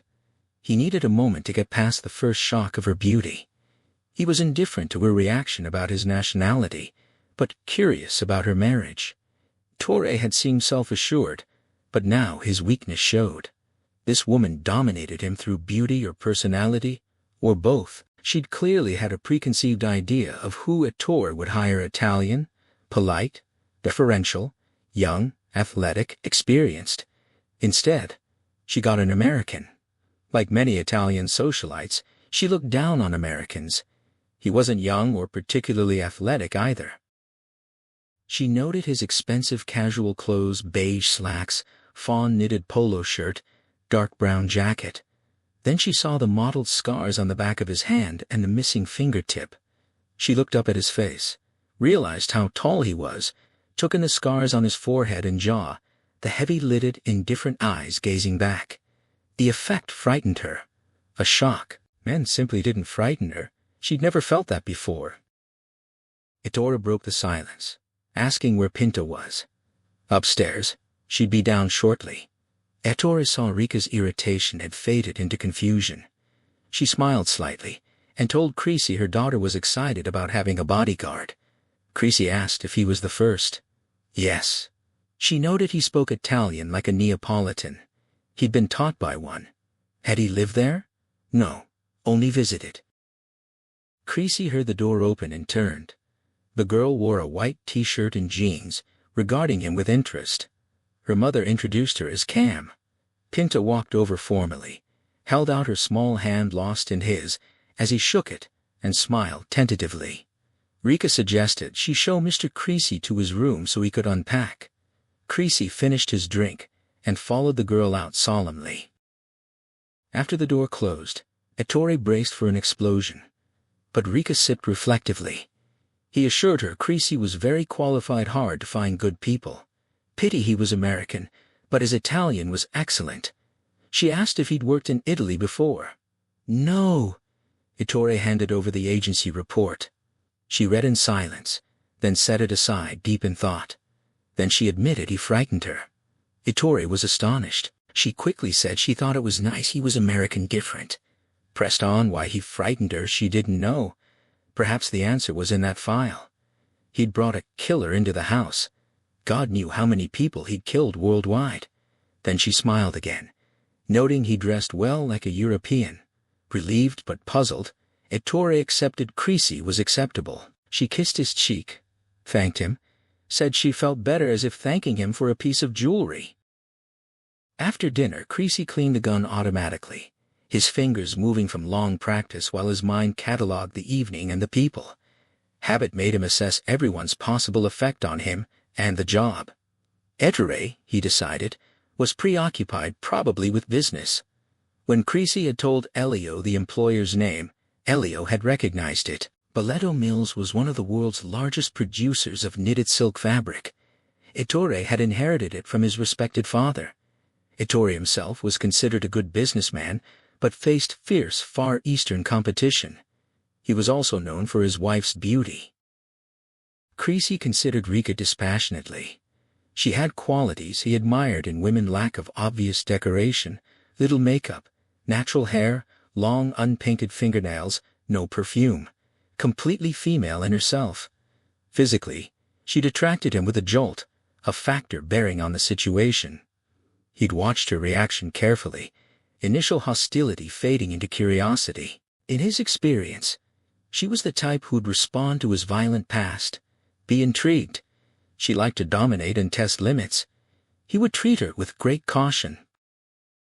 He finished cleaning, lubricated the trigger and magazine release. During dinner in the big kitchen, Maria and Bruno hadn't been talkative, and he hadn't encouraged them. Maria was stout, cheerful, curious mid-30s. Bruno was in his 60s, small, brown-faced, placid. The food was good Florentine home-cooking gnocchi verdi, then chicken marinated in oil and lemon juice. Creasy recognized the style and asked Maria if she was from Tuscany. She was pleased. He'd asked Bruno to show him the grounds in the morning. He emptied the magazine, tested the spring and the two spares, reloaded all three. Then he took the new shoulder holster and worked oil into the leather.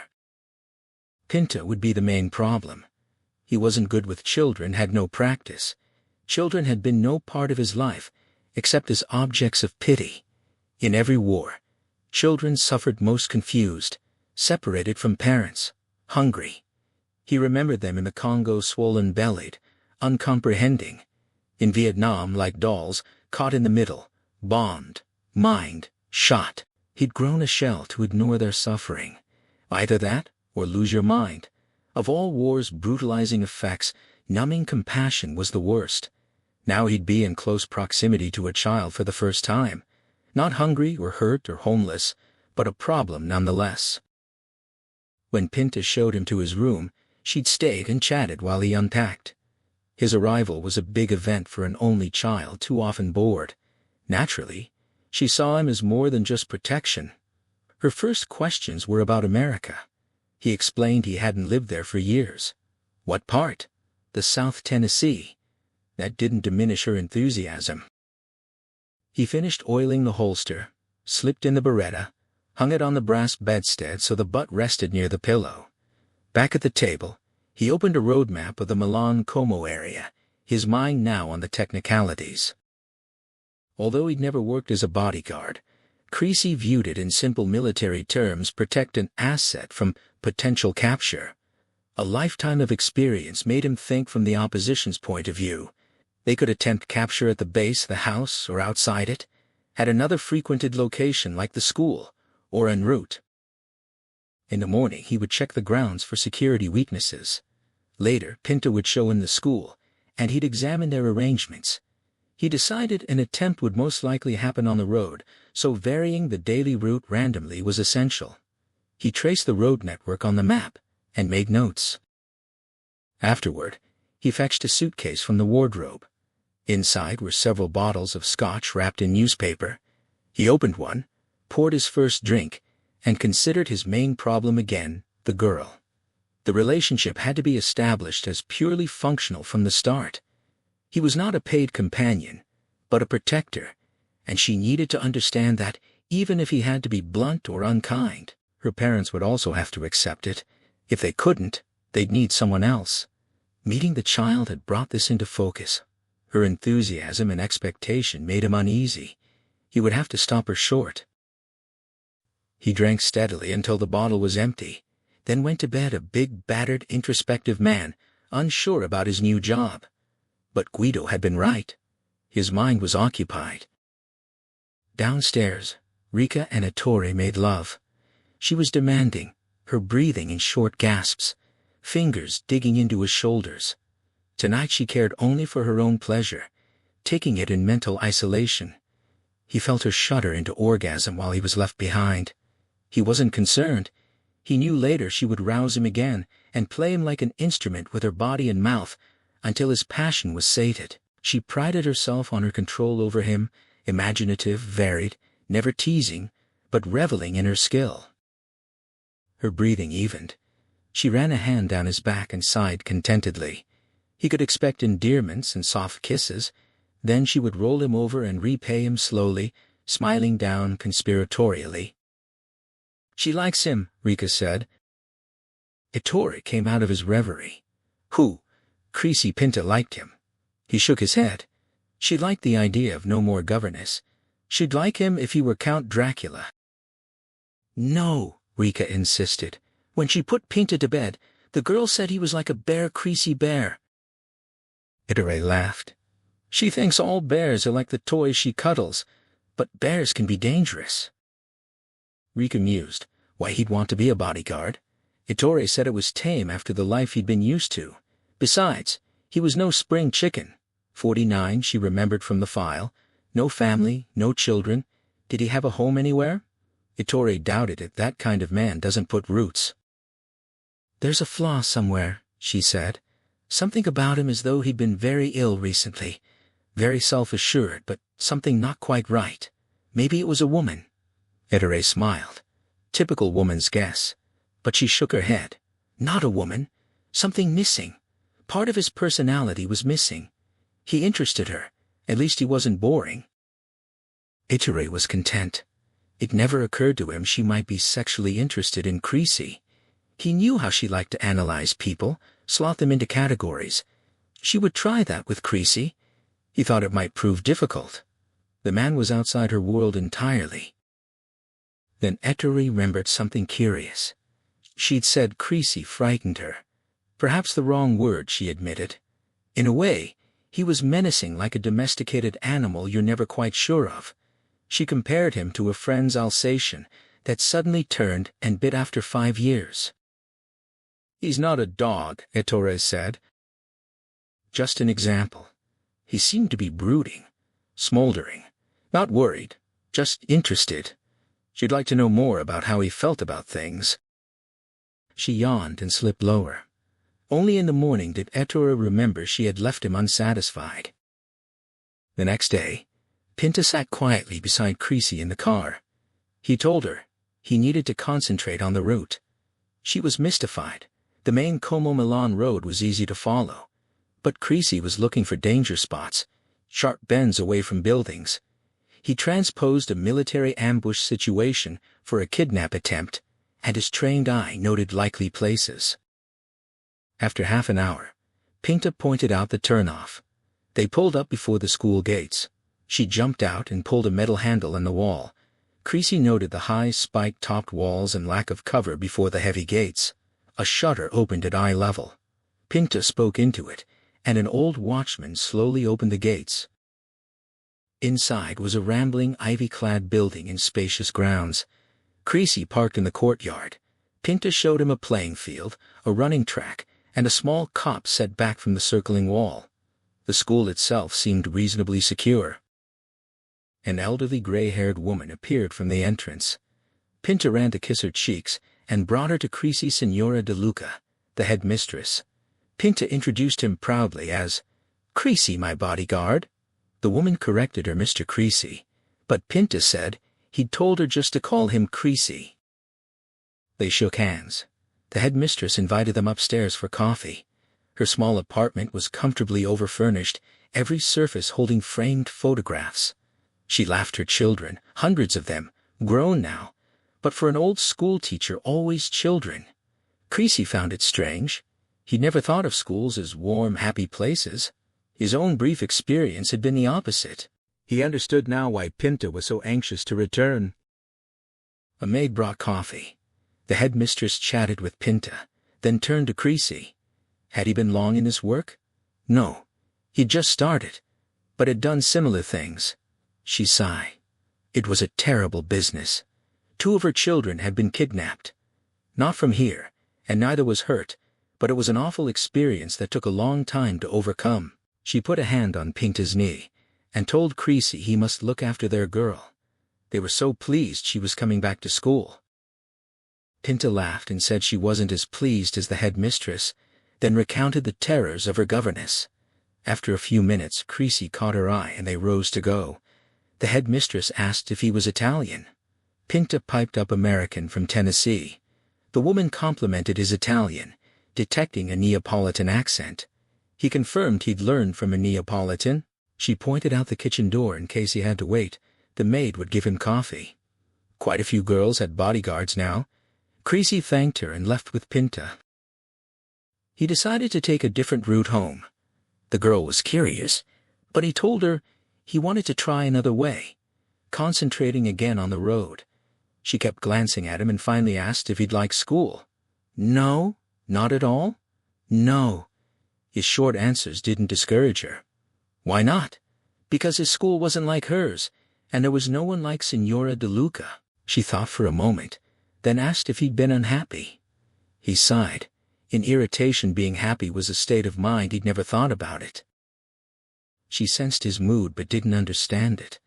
She wanted to share her happy feelings, but his taciturn withdrawal confused her. She looked at his scarred hands on the steering wheel and reached out to touch one. He jerked away sharply. Don't touch him while he's driving. Then he seemed to reach a decision. Don't ask questions all the time. He wasn't there for small talk. She didn't want to know about him. He was there to protect her, that's all. His voice cracked at her. She withdrew, hurt to her side, staring ahead, mouth straight, chin quivering. Don't start crying, he said in exasperation. It's all kinds of a world out there, not just simple happy or not so happy. Bad things can happen. She'd find out when she was no longer a child. She flared back that she wasn't a child. She knew bad things could happen. She'd had a friend who was kidnapped, and his finger cut off. She'd had to stay home for months, never going out, and now she had him with his silences and sour looks, and she wasn't crying. but tears were in her angry eyes. He pulled over and stopped. Only her sniffling disturbed the silence while he thought. Finally, he said it was just the way he was. He didn't get on with kids. Didn't like lots of questions. She had to understand that, or ask her father to find someone else. Her sobbing ceased. Abruptly she got out and into the back seat. She told him to take her home, Mr. Creasy, emphasizing the Mr. She wouldn't look at him, just sat straight-backed and angry. He drove on, ambivalent. He didn't want to hurt her, but he wasn't hired as a nursemaid. Her parents ought to realize she needed a friend. He was the last person for that role. Sunday after dinner, Creasy was reading when a tap came on the door. He wasn't feeling good. He'd drunk more than usual the night before, stayed in his room except for meals. He'd been expecting Rika or Ettore. It was Rika.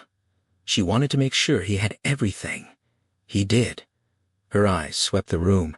She asked if the food was all right. Maria said he'd hardly eaten all day. The food was good. He'd just been off color. She came farther in and asked if she could talk. He indicated a chair and sat on the bed, admiring how she moved controlled and smooth like a dancer.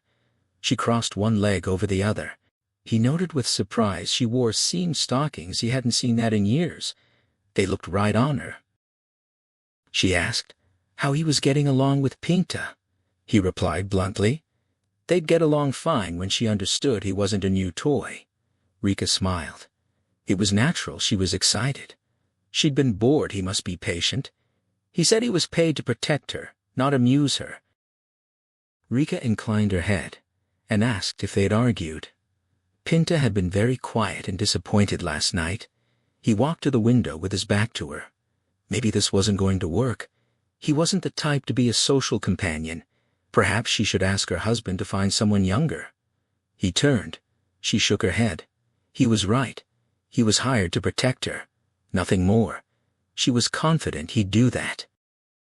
She noticed the gun hanging from the bedstead. She hadn't realized he had one. It made the whole thing so serious. He said nothing. She supposed she'd thought he'd be a karate expert. Then she remembered the report, unarmed combat instructor. He confirmed yes, but armed combat was more effective.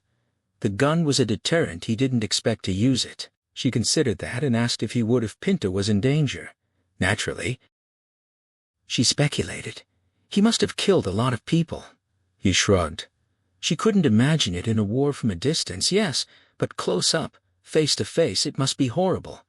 He said you get used to it, and that wasn't great preparation for being a child's nursemaid. She laughed and agreed. They hadn't hired a nanny. She abruptly changed the subject. There was a spare radio downstairs.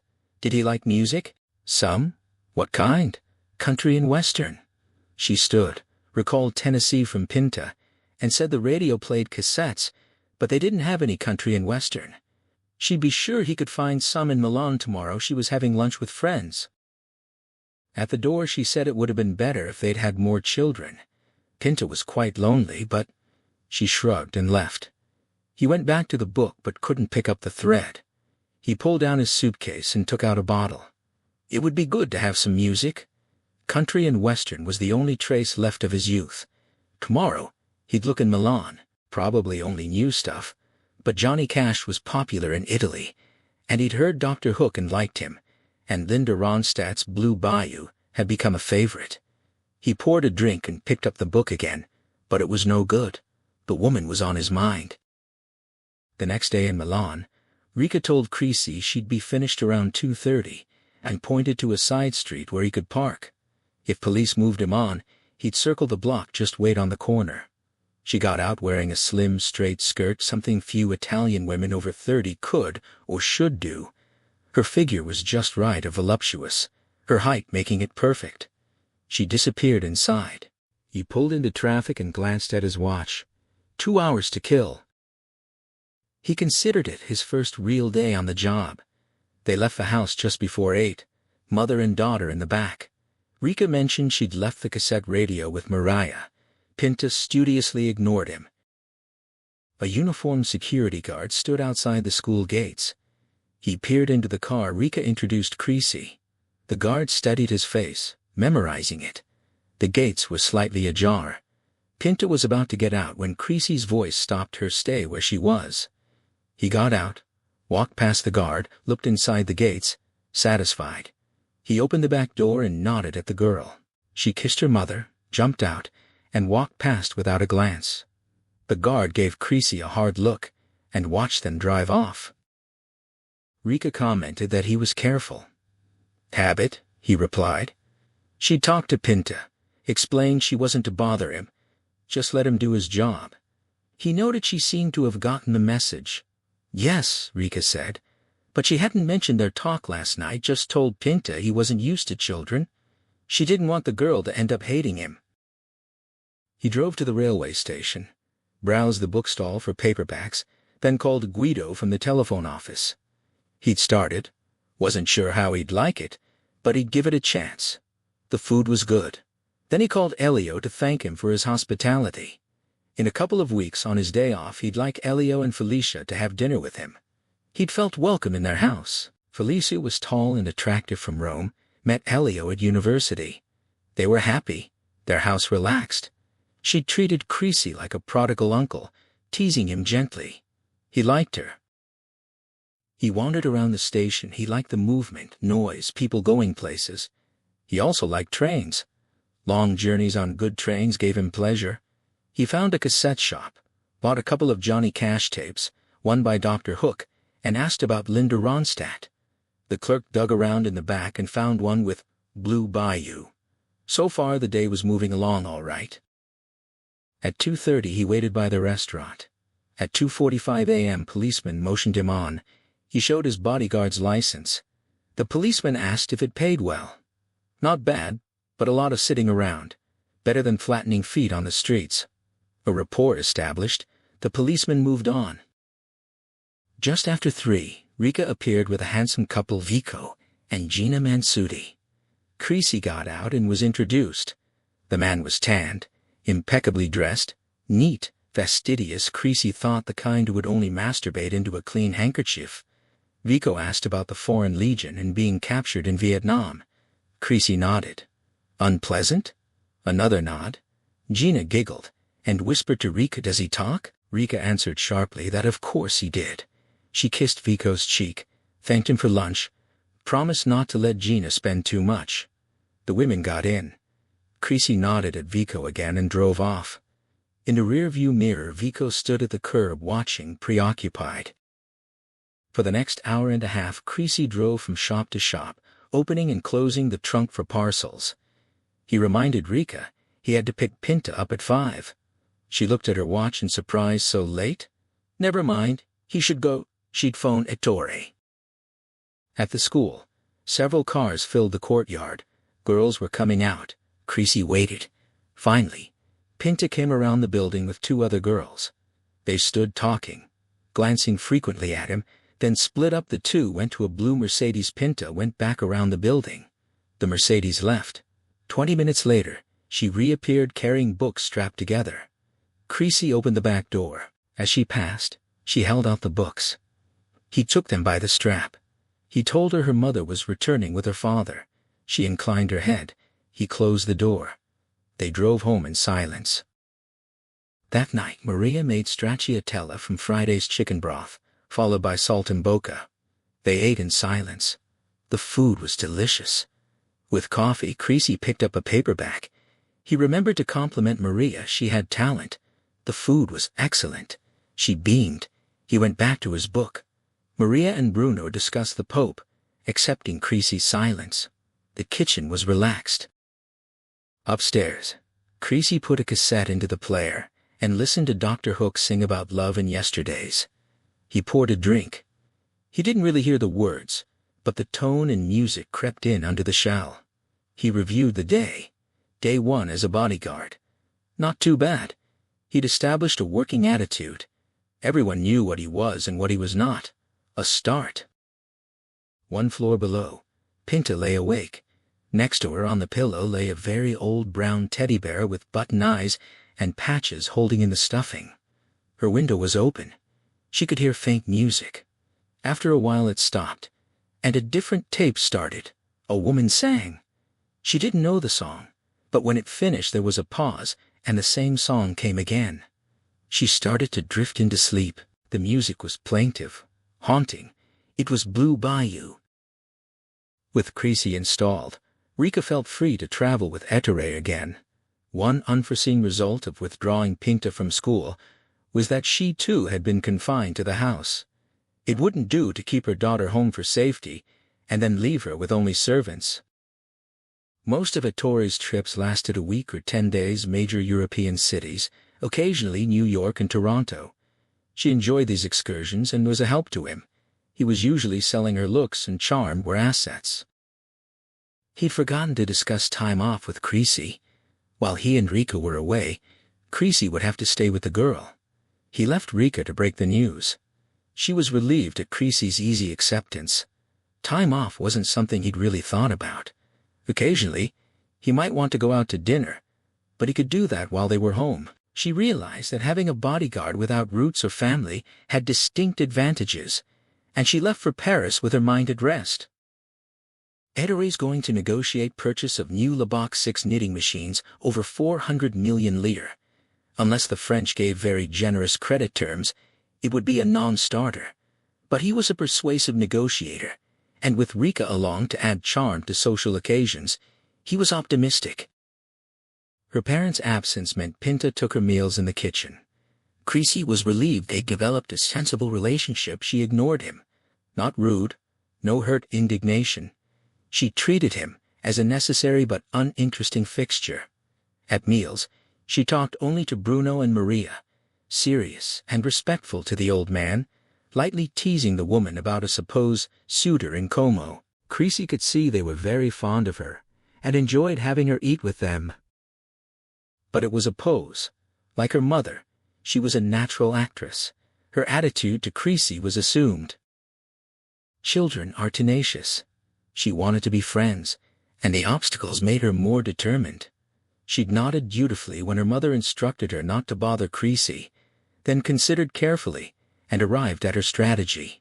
She was intelligent and warm-hearted, mature beyond her 11 years from her parents' lifestyle and lack of siblings used to adult company, and an accurate observer of their behavior. But she also had keen, stimulating curiosity and constant delight in new discoveries.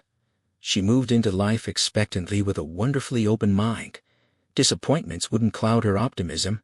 Like a small puppy, all energetic curiosity, jumping back at something strange, then inching forward again, nose twitching. So she jumped back when Creasy rounded on her in the car, and now she edged forward cleverly, from an angle slightly outside his vision. She judged him right. Any frontal attack would be instantly repulsed. She would wait and watch for any weakness in his defense. She was sure it was there. Nobody could be as disinterested in life as he appeared, so she waited, chatted lightly to Maria and Bruno, and seemingly ignored him. Over the days, Creasy's state of mind solidified into tolerance of his current position. Without consciously thinking, he held himself in abeyance, his brain slipping into neutral. No decisions necessary, no plans, no emotional issues. The job was undemanding, conditions comfortable. He didn't consider how long he could go on. For the moment he was reasonably content, feeling he'd stopped or at least slowed on a path that had confused and upset him. No external responsibilities, no ties, no demands. He could take each day as it came, not expectantly but not with total resignation. His drinking eased slightly. Still a malign factor dulling him, sapping his body's strength, but occasionally now in the mornings, some scotch remained in the bottle. It was no longer desperate drinking but more an overdone habit. Still, he knew if he wanted to arrest his physical decline before it was too late, he'd have to cut back sharply. Something to think about but not strenuously. The routine settled. Creasy drove Pinta to school in the mornings and picked her up at 5. In between he had free time. Occasionally he went into Milan for books or cassettes, but usually he returned to the house, helping Bruno on the large grounds. He liked using his hands, building things. Guido once joked it was a guilt complex from spending most of his life blowing things up or knocking them down. In the Legion there'd been opportunity for both destruction and construction. The Legion had a history of civil engineering, especially road building. In early Algeria, they built roads like the Romans to pacify the country, continuing the tradition in Africa and Vietnam. Legionnaires trained for this work, and Creasy enjoyed it. Bruno struggled to keep the large grounds tidy. He'd concentrated on the front garden and lawn down to the roadway. Behind the house, the ground rose steeply up a pine-covered rock-strewn hill largely overgrown. A wooden fence surrounded the property but was badly disrepair. Bruno had asked for funds, and a laborer at Torre promised but never acted. Creasy worked on this fence, buying timber with his own money. He'd tell Etter it was a security need, though even repair the fence wouldn't stop a determined intruder. He spent several hours daily on the job it would take weeks to finish.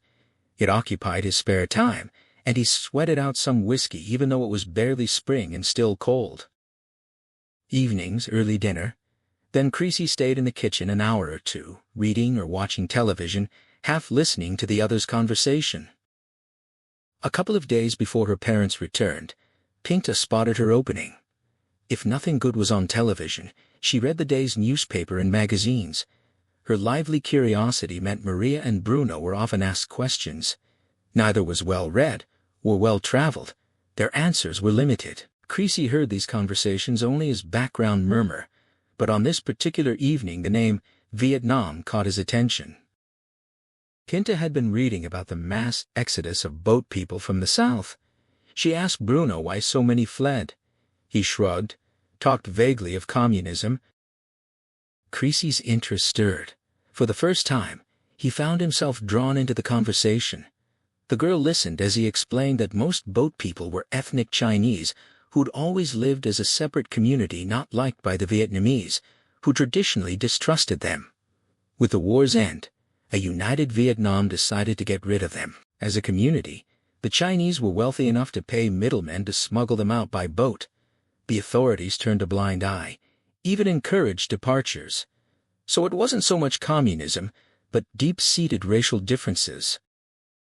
Pinta astutely drew a comparison to labor migration in Europe from poor countries to rich bad feelings Italian workers faced in Switzerland and Germany.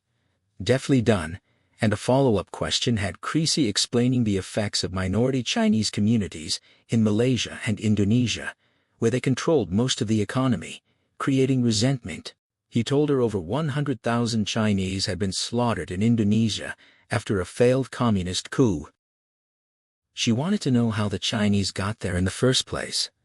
He explained the great labor importing by early colonial powers. The Chinese made good plantation workers, clearing jungle and building roads. Local populations were less inclined to work as hard. Many examples Asians in East Africa imported to build railroads who stayed to take over retailing and distribution. Tamils in Sri Lanka imported from southern India to work tea plantations. Examples all over the world, usually creating rifts that led to hatred and bloodshed. Abruptly he stopped talking and picked up his book, an uncharacteristic monologue. She didn't press him or say another word. Instead, she talked to Maria. A few minutes later Creasy stood, said a gruff good night, and went upstairs. As the door closed, Pinta smiled inwardly. First step, Creasy Bear. The next day to school and back she didn't say a word. After dinner she watched television. Creasy didn't exist. He was relieved. The night before, upstairs, he'd felt disturbed, the feeling he always got after doing something out of character. But if he'd realized the girl's strategy, he'd have been even more disturbed, though forced to admire it from a military point of view. Reconnoiter the target carefully, note points of weakness, make a diversionary attack to draw fire, then quietly slip in the back way and effect a capture. Pinta would have made an excellent guerrilla leader. Creasy took Elio and Felicia to dinner at Zagone's in Milan. Maria had recommended it. She'd worked there as a waitress when she first came north, and the Florentine owner vouched for the food, though it was expensive. For Felicia, it was an occasion. 2 young children kept her home most evenings, but tonight, a trusted neighbor was babysitting, and she was determined to enjoy herself. Maria had phoned for the reservation. She'd obviously been a good popular waitress, because the owner gave them personal attention and a good table. He told Creasy that Maria was being modest. She'd helped in the kitchen too, and was a fine cook. The Bolettos often ate there, which was how they'd hired her. He joked that after Maria's cooking, the meal would be an anticlimax. It wasn't. First a light pasta penne alla carrettiera, followed by lamb braised with wine, peas, and rosemary. They were a relaxed trio. It was Creasy's first night out since starting the job, and Felicia's obvious enjoyment was infectious. Elio was surprised at Creasy's mood, a distinct change from a month before. Not loquacious or beaming, that wouldn't be Creasy, but he took Felicia's good-natured teasing easily and even cracked a couple of dry jokes. Felicia wanted to know all about the Boletto household, especially Rika. Was she really as beautiful as her reputation? Creasy affirmed it. By any standards, naturally beautiful. Felicia asked with a disarming smile if he was attracted to her. Creasy nodded without hesitation. Any man would be. Just a fact of life. He pointed to her plate. Taste buds attracted to fine food or a special wine, same thing. What about the girl? Like her mother? Creasy considered carefully. In looks, she'd turn out equally beautiful, already beginning to show, but her character might be different, more extroverted, curious about everything. But who knew? Full blossoming might change her. Great beauty often brought inhibitions. Creasy found himself thinking about the girl. Since the night he'd explained about the boat people, she'd asked one or two other questions directly and openly, keen to widen her knowledge. Just the day before, driving to school, she'd asked from the back seat about human rights, a big issue in the papers with President Carter expounding. He'd answered that it meant individual freedom and the right to life's basics within a community. She'd probed with well-put questions until he'd amplified that oversimplification, and they'd arrived at school with him, talking about left and right-wing regimes and the meaning of democracy. He'd expected her to take up the subject on the way home, but she'd remained silent. His thoughts were interrupted by Vico Mansuti approaching their table with two other men. Vico recognized Creasy, was introduced to Elio and Felicia, and turned on the charm, white teeth gleaming beneath the wide black mustache. He complimented Creasy's taste in restaurants, asked about the meal. They all agreed it was excellent. With a final flash of teeth at Felicia, he rejoined his companions. Minutes later, Zagone offered them a liqueur, compliments of Mansuti. Felicia called him charming.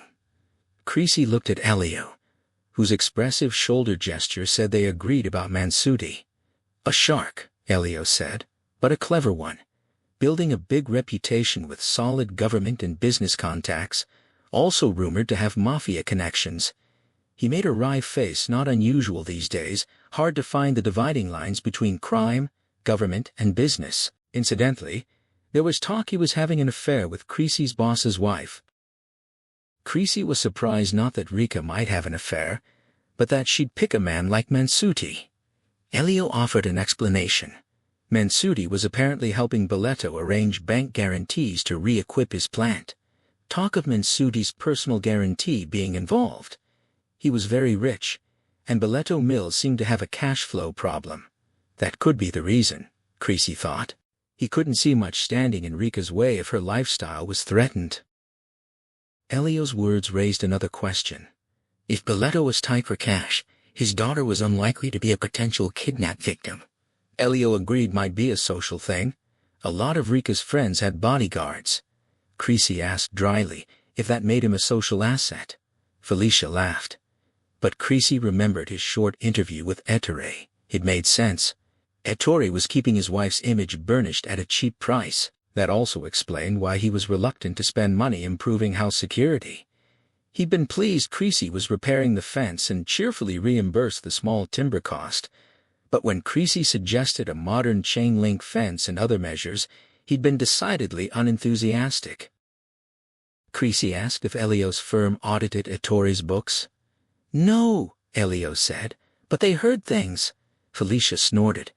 Accountants were the biggest gossips in the world, worse than housewives. A little mafia all its own, but using pocket calculators instead of pistols. Elio nodded benignly. Perhaps she was right. They exchanged information more freely than they should, But for their own protection, Italian businessmen were very secretive, especially with the tax laws. An accountant's ammunition was information, so they scratched each other's backs. Besides, it made up for staring at columns of figures all day. Zagone appeared with more complimentary liqueurs. By the time they left, Felicia was slightly drunk, walking between the two men with an arm linked through each. They paused at Mansuti's table. The three men stood, exchanged introductions. One of Vico's guests was an Englishman dressed like a banker, pinstripes and waistcoat. Vico made a point of telling him Creasy was the Boleto girl's bodyguard. Very experienced, he said, smiling. Creasy felt irritation. He was a private man and didn't like being discussed by strangers. Outside, Felicia kissed his cheeks, thanked him, made him promise to come for Sunday lunch soon.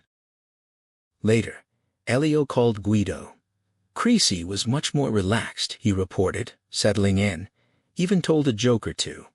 Guido was surprised, hadn't expected it to go that well. It was a relief.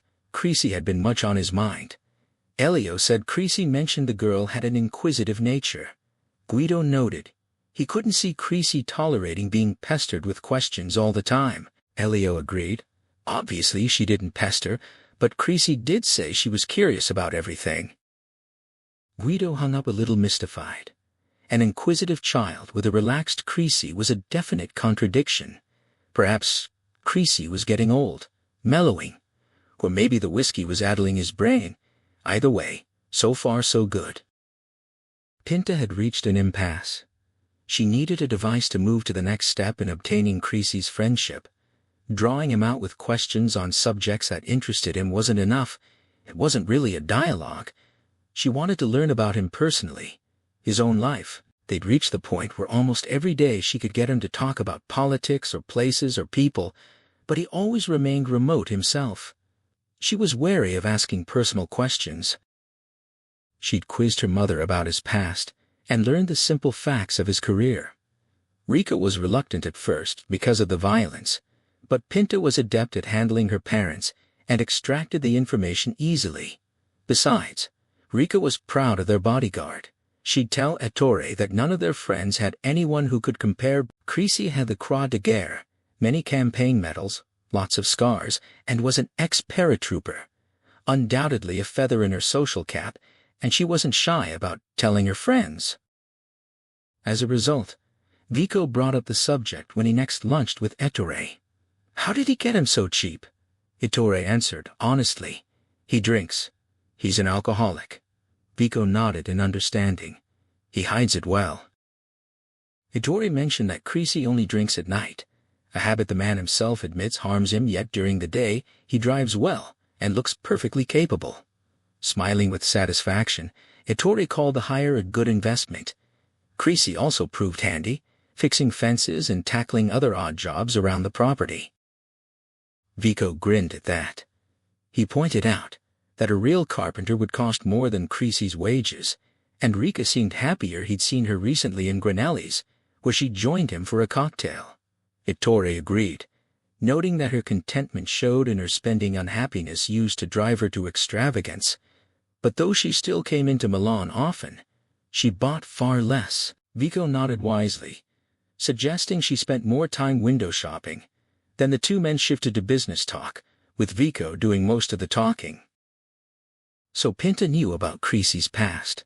She'd been dropping into the kitchen after dinner, even when her parents were home. One evening, after a newspaper article about the Foreign Legion in Zaire, she asked about it. He explained the Legion's founding and history. She pressed gently. Hadn't he been in the Legion once? He looked at her sharply, demanding how she knew. Innocently, she said she'd overheard her mother telling a friend on the phone soon after he arrived.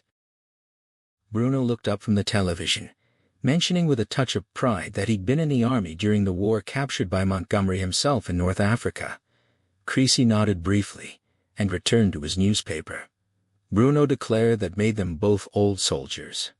A trace of a smile touched Creasy's lips as he agreed. Then he stood and went to his room. Later in bed, Pinta decided a direct approach to resurrect his memories wouldn't work. She could hear faint music from his room. She now knew the song he always played at night, One afternoon while he fixed the fence, she'd slipped in and checked the cassette player Linda Ronstadt's Blue Bayou, always the last tape he played. The breakthrough came by accident. Her parents were in London for a week. One barely lit morning, Bruno announced a nightingale had nested behind the house with 2 chicks. She begged him to show her. Scrambling eagerly up the steep slope, she stepped on a loose stone, turned her ankle, and fell hard against a rock outcrop. Creasy, off to the left packing his tools, heard her cry out. He found her on her back, clutching her side, face twisted in pain. Bruno had scrambled down to cushion her head. Creasy felt her ankle, his thick fingers surprisingly gentle, swollen, but likely just a sprain. He pulled up her t-shirt, exposing an abrasion below her ribs. Probing very gently, he asked if it hurt badly. She admitted it wasn't too bad, but lower down hurt more, pointing with her chin to where she'd hit the rocks, her voice quivering as she fought tears. He judged she'd only bruised herself, ribs probably fine. Maria arrived, puffing up the hill in high anxiety. Creasy stopped her fussing, calmed her down, and decided to take Pinta into Como for an X-ray just to be sure. Maria was to stay in case her parents called. He told Bruno to stay with Maria. The old man's agitation wouldn't help the girl. Then, careful not to pressure her side, he carried her down to the car. Maria would later remember his gentleness and reassurance. Surely such a man couldn't be as uncaring as he seemed, but Creasy's attitude was automatic. He dealt with wounded people often, knew the first rule was to calm them. X-rays confirmed nothing broken. The doctor bound the ankle, gave pain pills, and agreed there was probably some internal bruising under her ribs but nothing serious. Back home, Creasy reassured Maria and Bruno, carried the girl upstairs and left while Maria put her to bed. Then he called the Savoy Hotel in London in case Rika or Ettore phoned while he was out. Maria would certainly overdramatize. Rika answered. He told her about the fall, said she needn't rush back just to sprain and bruise. The child could likely go to school in the morning. Yes, he could give Pinta their love. He hung up, then went upstairs to check on the girl. She sat propped against 2 pillows, a battered stuffed brown bear beside her. He sat at the foot of the bed, asked if she felt all right. She nodded shyly. He asked if she always slept with the bear. Another nod. What did she call him? No name, she replied, her jet black hair stark against the pillow, face very pale, huge eyes solemn. A long silence. He stood abruptly, said the pills would make her sleepy, and if she woke with pain to take 2 more. At the door he turned, reported he'd spoken to her mother, and they sent love. She thanked him, and said good night. He answered gruffly and left. The pills made her drowsy. She switched off the light, hugged the bear, and soon slept. She had lied, the bear did have a name. In London, when Ettore returned to the hotel, Rika told him about the call. He was rushing to dress for dinner with his agent. From the bathroom door while he showered, she relayed Creasy's assurance that Pinta was fine. Ettore asked if she wanted to go back. There was a night flight. She shook her head. Handing in the shampoo, she remarked how nice it was to have a man like Creasy in the house while they were away. Maria would have panicked. She'd have felt obliged to return, and tonight's dinner was important. Ettore agreed, stepping out to towel off. Roy Haynes was excited about the new range. If he decided to promote it, they could have a very good season. Rika rubbed his back with a towel, asked how the promotion would work. The press and shows, well executed but expensive. Haynes needed confidence. Ettore would press at dinner. She smiled at his reflection, said she'd handle the pressing very subtly. They ate at Parks in Beauchamp Place. Ettore avoided Italian food in London, preferring to vary his diet when traveling. The restaurant, with fresh flowers on huge plates, was one of Rika's favorites. Roy Haynes, big and bluff, and well-traveled, was another. She turned her full charm on him without hardship. Haynes, already decided to give Boletto's line a big promotion and double the order tomorrow, kept his counsel and let her flatter him. After dinner, he'd take them to an elegant gambling club, then give them the good news. For Rika, Evenings like this were what life was about, useful and appreciated. In the early hours, lying between crisp linen sheets, she looked back on a well-spent day, morning shopping at Harrods, afternoon on Bond Street, her hair done at Sassoon's, then tea and thin cucumber sandwiches at the hotel, Creasy's reassuring call, a delicious dinner, good company, gambling where her favorite numbers 17 and 20 favored her. Finally, Roy Haynes mentioning almost as an afterthought that at tomorrow's meeting he'd greatly increase his order and fully promote the new line. She stretched languorously. The only slight cloud Ettore had drunk a bit too much and hadn't managed the lovemaking. Never mind before he got up. That would be remedied. At the thought of morning her mind clicked awake. With Creasy's call and everything else she had forgotten, she turned and shook Ettore, who was nearly asleep. She snuggled against Ettore, remembering she'd forgotten to tell him a man had called about an appointment tomorrow at 11 in his office. When she asked what it was about, he answered sleepily that it was just a financial matter, a friend of Vico's. She pressed whether it was important. He mumbled something unintelligible and was asleep moments later. The next morning, Pinta hobbled down the front steps. Creasy opened the back door, but she hesitated and said she'd sit in the front instead, more room for her foot. Driving out the gates, he asked if she'd slept all right. She had, though the pills made her drowsy. She'd woken only once turning over.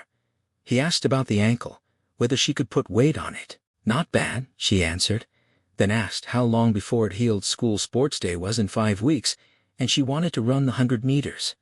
He said there should be time, advised her not to favor it too much, put as much weight as she could.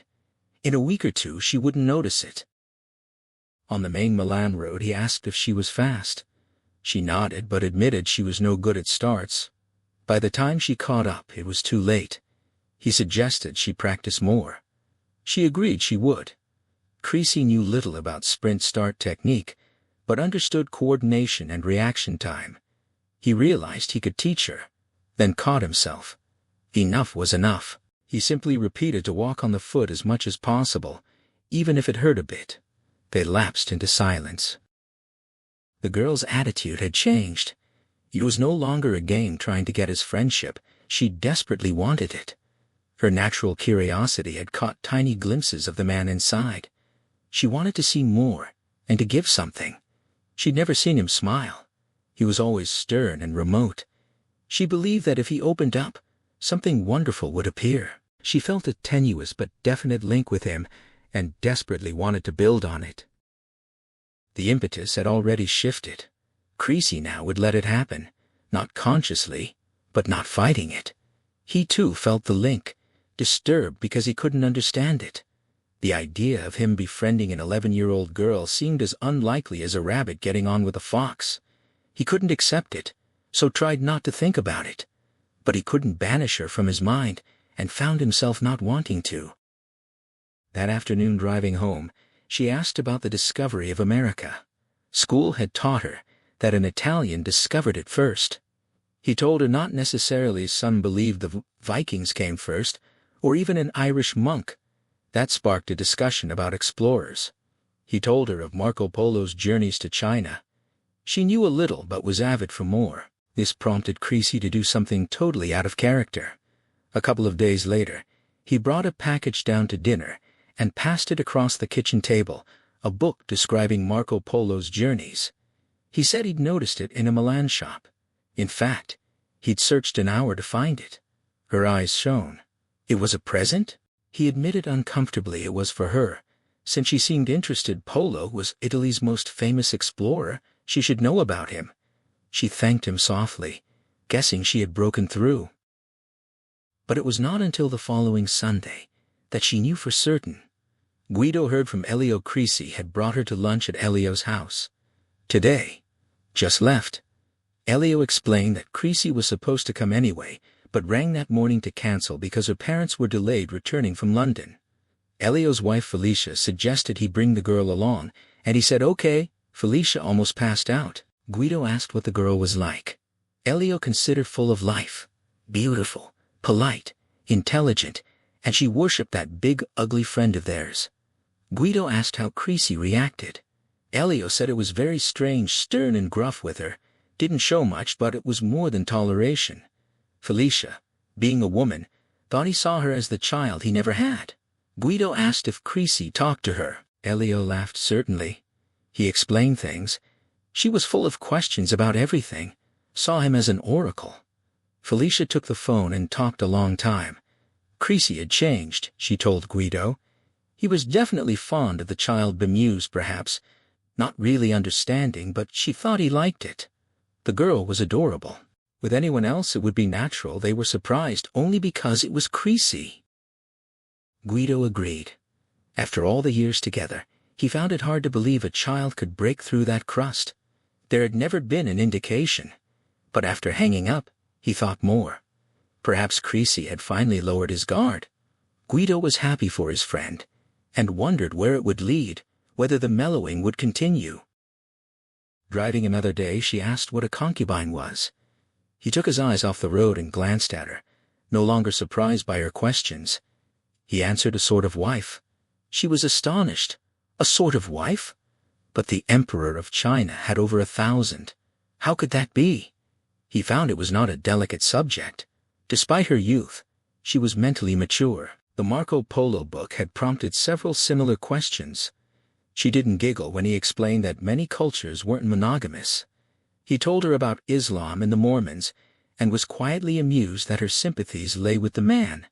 She thoughtfully remarked, "It must be difficult having many wives." Perhaps she was thinking of her mother. Enrica was as much as any man could handle. Multiplying her 1,000-fold staggered the mind. Creasy always answered her questions fully, speaking as to an adult. He didn't have the artifice to talk down to her. He often found her responses provocative. His first exposure to a fresh, unconditioned mind. He found himself viewing controversial issues through her eyes, which was stimulating.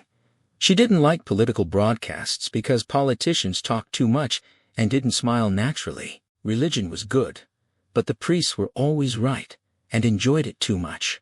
She loved school, but was only good at subjects when she liked the teachers. She was fond of Maria and Bruno, but they exasperated her because they weren't interested in things. The whole world was a vast, unexplored, fascinating territory. She perceived she was placing her foot on the first step of discovery. Creasy became her guide. Her mother lived in her own limited world. Her father treated her as a child in manner and conversation. Creasy was a revelation. She quickly realized the importance not just of listening, but of commenting on what he said, so she always responded. And after a while a dialogue developed spanning two opposite backgrounds in several generations. The watershed had been the Sunday lunch with Elio and Felicia. She knew Creasy had opened the door, and she passed gratefully through. It was acceptance. She was happy, but careful, responding slowly at first to Elio and Felicia, constantly looking to Creasy for a lead. But he had been relaxed, unconcerned, not like a parent, but like someone bringing a friend to meet friends. So she relaxed too, played with the children, helped Felicia in the kitchen, and joined in teasing the men. It was a wonderful day. Since then she had been easy with Creasy, understanding him and opening him up with a delicate mental crowbar. He even started answering questions about himself. She first asked about Guido, whose name had come up over lunch. She learned of their friendship and the years they'd been together. She noticed that when Creasy talked of Guido, the hard lines of his face softened. She decided she would like to know him. For Creasy, it was a catharsis. Talking to Pinta came easily, maybe her lack of experience, her uncluttered mind. He talked and felt better for it. Even the bad things, the pain of war, the brutalizing. She had led the way consciously, as if testing him. Driving home from that lunch, she reached out and touched one of his hands. She asked what happened to his hands. He didn't jerk away as before, but glanced down at the mottled scars. His mind went back to 1954, the end at Dien Bien Phu surrender, humiliation, then 3 weeks of forced marching to a POW camp, every day dragging one foot after another. Little food and much death. When a man fell and couldn't get up, the guards shot him. Many fell, but Creasy stayed up, survived, and carried a young wounded officer on his back. After survival, interrogation. The suave Sorbonne-educated Viet Minh captain sat small and immaculate across a wooden table from the huge, gaunt legionnaire. Questions, many questions, and a shake of his head to refuse answers. The Vietnamese captain Chang smoked gauloises, stubbing them out on the backs of creasy strapped-down hands.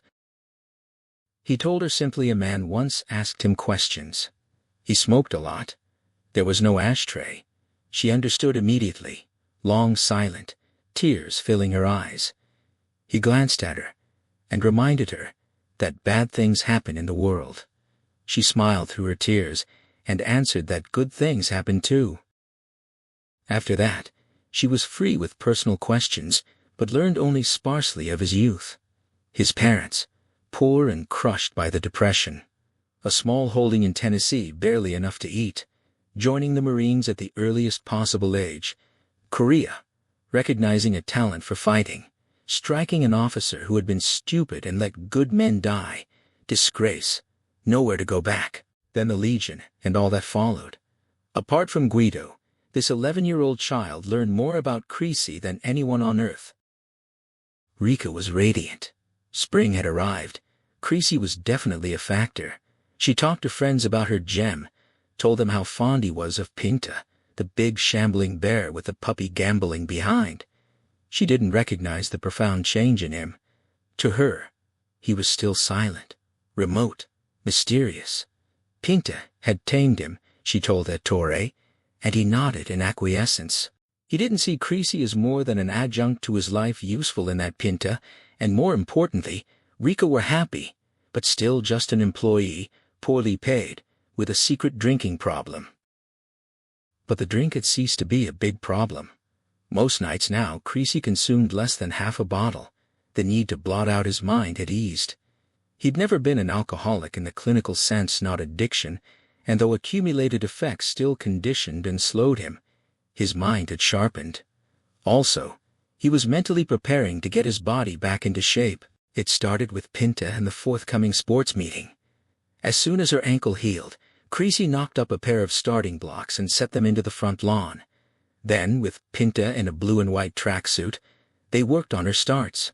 He taught her about reaction time ears, hear the bang, pass the message to the brain, then the brain sends a go signal to nerves in legs and arms. The secret was cutting down that transmission time. He taught her to concentrate on the sound itself, not to anticipate it, but to react automatically. He clapped his hands to simulate the starting gun. After an afternoon's practice, she was coming out of the blocks like a startled deer. Every day, he told her, an hour of practice, and on the big day she would win. That night, he lay in bed listening to Johnny Cash, thinking about her. So alive, so quick, her body tuned and fit. It made him think of himself. He decided that after the 3 months, when he was confirmed in the job, he'd locate a gym in Como or Milan and spend a couple of evenings a week getting fit. If he left it much longer, it would be too late. He recognized what the girl had done to him, a vacuum filled. He had changed his course. She had a life ahead. He would watch her develop, play a part in her moving mind. No deaths, no destruction, no mutilation, not futile. Johnny Cash finished. He reached out and changed the tape. Linda Ronstadt sang Blue Bayou. Downstairs, Pinta smiled as she heard the music. Rika came out of the hairdresser's and looked for the car. Dull, overcast day, Milan traffic heavy. She spotted the car parked about 30 meters away, Creasy standing beside it. As she walked toward him, a flurry of movement across the street caught her eye. 2 men jumping from the side door of a Volkswagen van. They ran toward a man unlocking a white Fiat. She saw guns in their hands. As the first shots rang out, she came to a stunned halt. The man turned, reaching under his jacket. Then Creasy reached her, an arm around her waist, sweeping her off her feet into a shop doorway. She found herself on the pavement under his heavy body. More shots. She screamed as glass shattered above them.